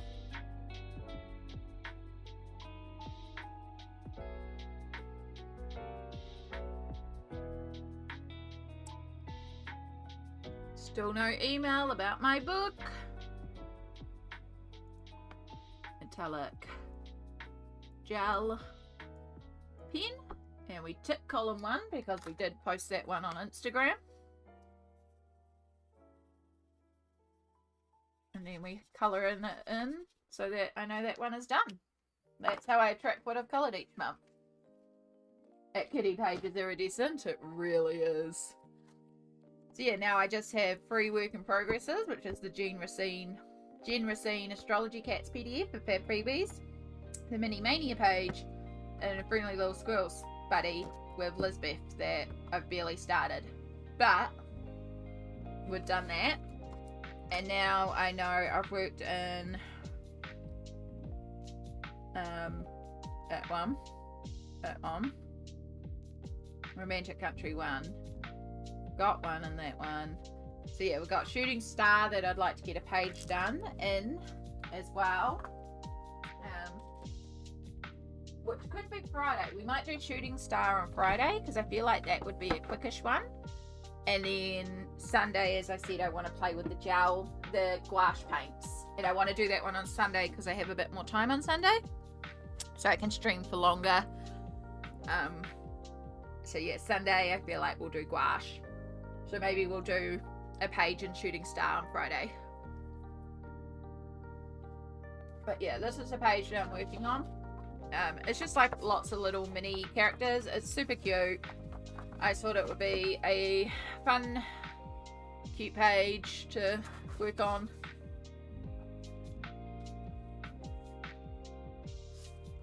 So yeah.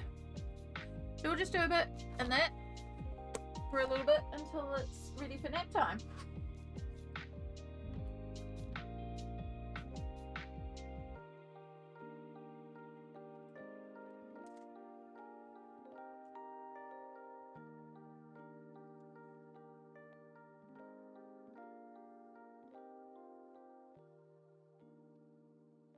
If we need a nap time today too, that's the other thing.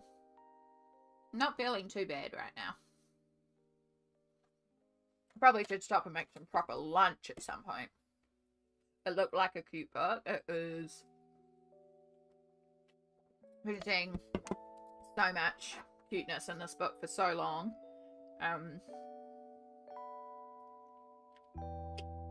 What I should do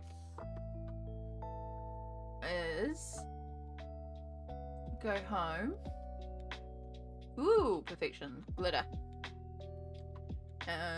What I want is to search.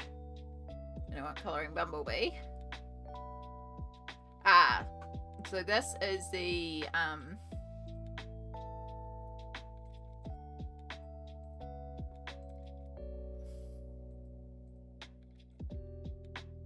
this is the Mini Mania page this month, the owl statue one. I had a feeling, I was like, I'm sure it's like owls or something. I looked at it, but this one here.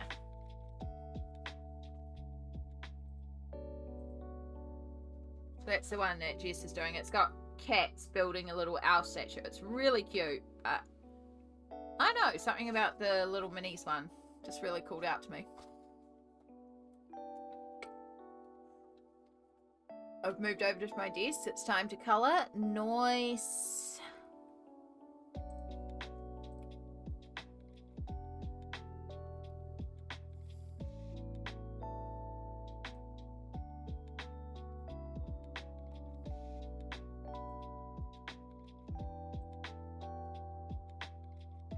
Right, put that back on there.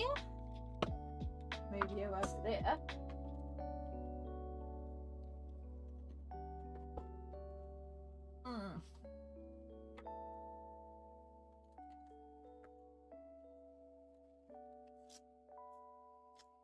So I'm just working with polychromos on this one.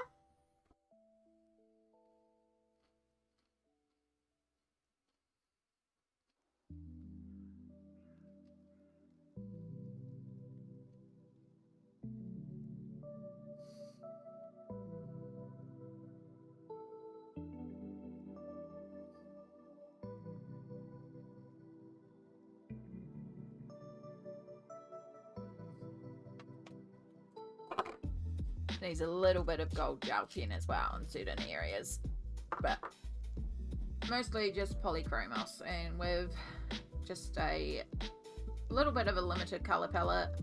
I didn't plan the palette, I just started off with a certain amount, like started coloring in, and then when I got to a certain amount I was like, okay, that's enough colors. Pretty sure I can do everything with the rest of the colors that I've got.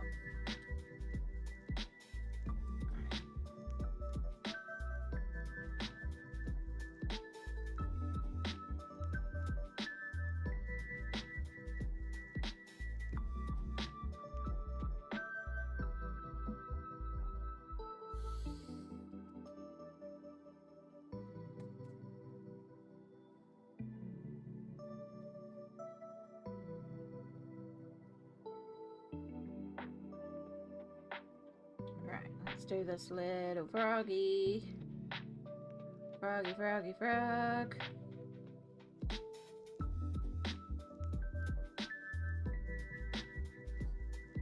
Yeah, this is quite a good one for just like, been doing a little bit of it at night when I just need to wind down, and just because I got the colours picked out on the tray, I just come in and like a little bit here, a little bit here, do maybe one item or one element, and then it's like, cool, time for bed or time for whatever. It's just a good little wind down one. So it's a good way to just sort of wind down at the end of stream.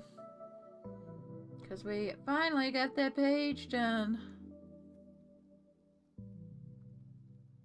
So happy. So happy.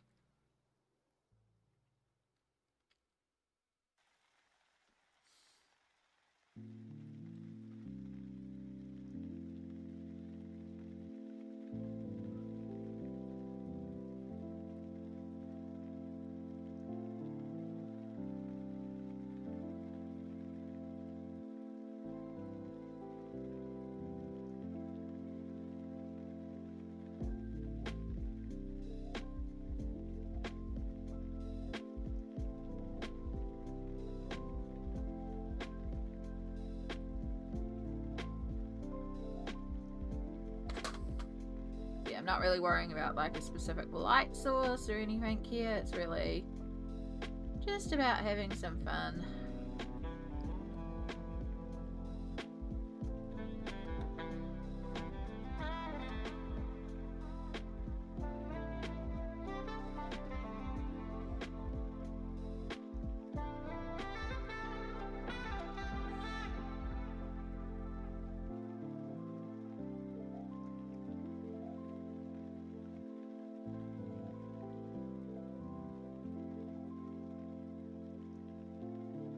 The neat thing about this book is it's one of those, it's got 2 sets of images books. So whatever I choose to colour, I can colour again. And the ones at the back actually have really faint lines. So these ones will like almost look lineless, which I think will be really neat.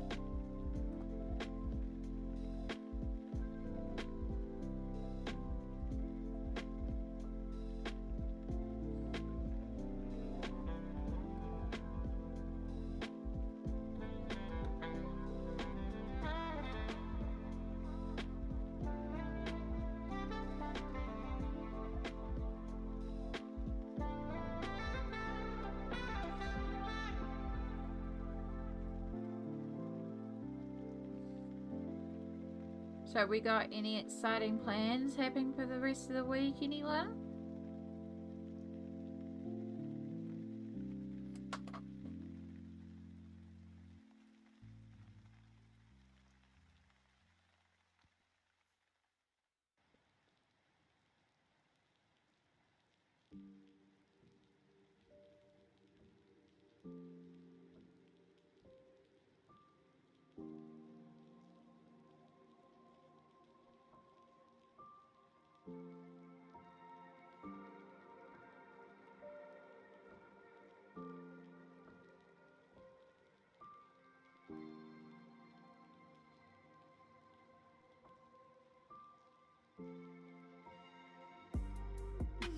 No plans. Hope it stays uneventful. That's valid. No plans is good plans. And sometimes you do need just no plans.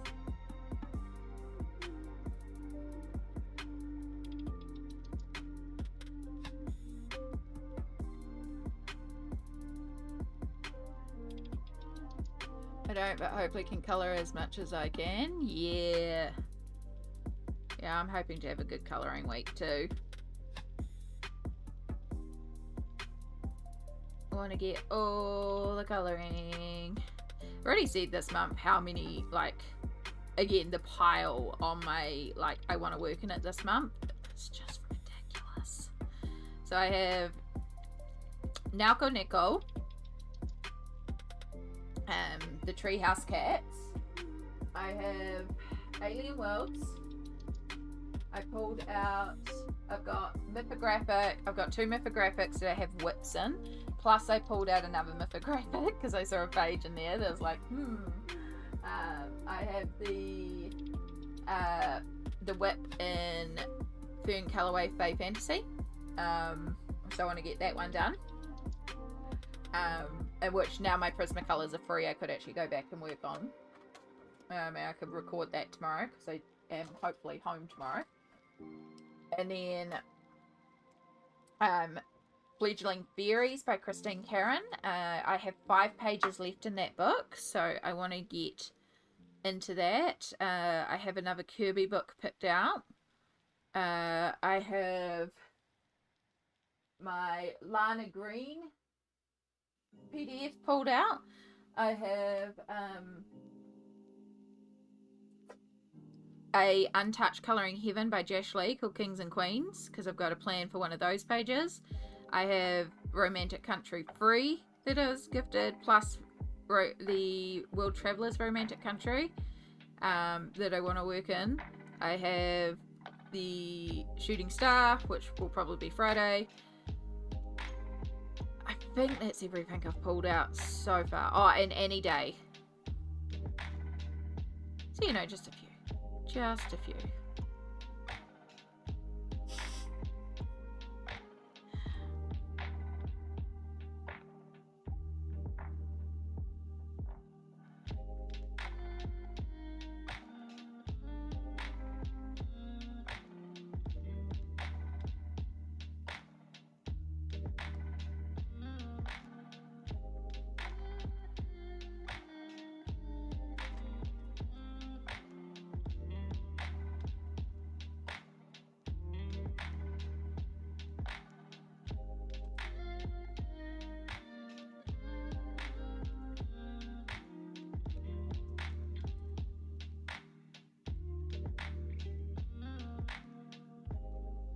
After the page I'm working on, I want some of my buddies done. Yeah. Oh, and I also have Rabbit's Fantasy pulled out because I've got a buddy in that one. Forgot about that one. Should make a start on that one too. We'll figure out how I'm starting that one. Yeah. And Friendly Little Squirrels. Get more on Friendly Little Squirrels done. Yeah. Too many books, not enough time. And I'm also starting to pull books for May, or starting to look at things for May as well. Because of course May is Mermay, and it's me colouring sea friends all month. Because I love colouring water friends. I go a bit hard colouring water friends.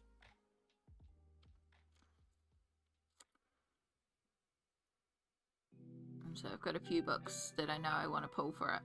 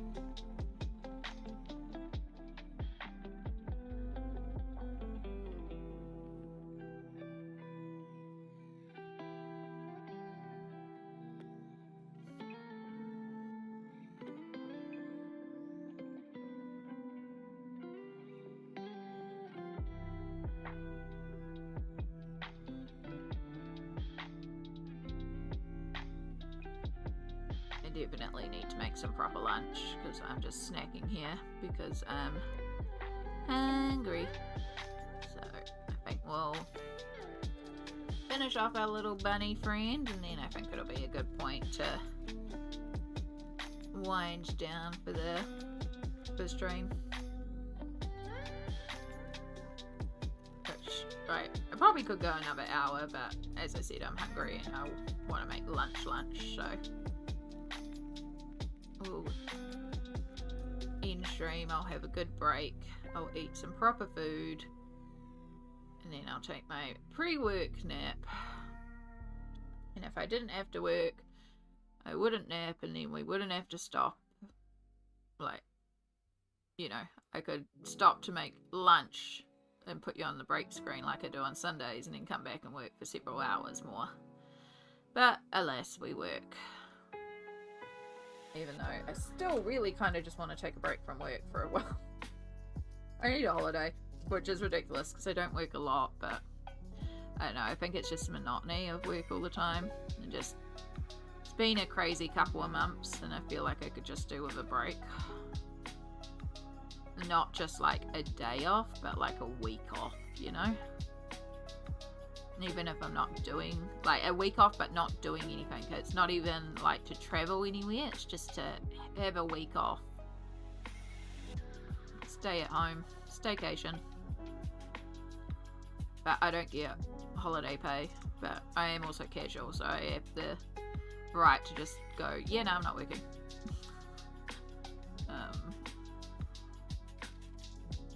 So yeah, I might look into it, but then also hopefully I'll be travelling soon, so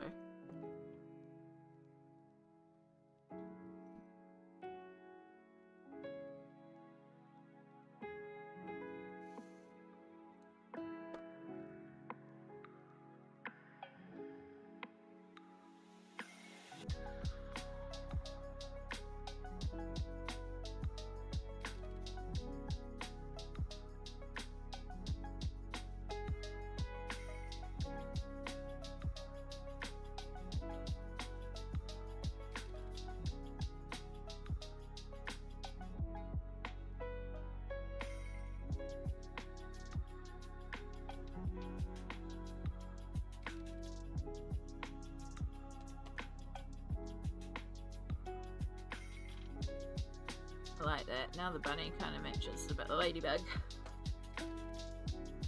which is cute. Alright, like I said, it's just a good little wind down, just to sort of unwind from the thrilling adventure of completing the other page. But I think that's a good place to end today, because I'm getting hungry. I don't want to just eat snacks, I want to eat a proper meal, and if I eat more snacks I won't eat a proper meal. So it gives me time to have a chill, relaxing lunch, have my work nap, and then, yeah, so let's actually see if there's anyone we can raid. I always forget to do this with Twitch, even though I won't be hanging out. It's, can I drop you somewhere safe? That's the big thing for me. I'll drop you at Beans, but she's playing Fortnite, not colouring today. Nah, we'll just leave it today. Alright, so yeah, thank you so much for being here, for hanging and helping me get through the final of that page. Yay. So we will be back on Friday. We will carry on with the we will start Shooting Star, unless I get swayed by something else. You know, this is entirely possible, you know me. But if I get swayed by something else, we'll figure it out. But if not, the plan is Shooting Star, just work on a page, hopefully finish a page. We'll be aiming to do a page in a day, because Sunday the goal is to do gouache and to work on gouache, and maybe have some friends on stream as well, so maybe have the wonderful Smolt, and I will message PB, again it depends on PB's computer situation, maybe have some PB as well in the voice channel, and have some live advice from a couple of experts. Yeah, this is all maybe, but hopefully. But yeah, thank you so much for being here. Look after yourself, take care, you know, remember to hydrate, remember to stretch, remember to self-care, and remember to enjoy your page, because it's worth enjoying. All the aroha. Take care, and I'll see you in the next stream. Bye.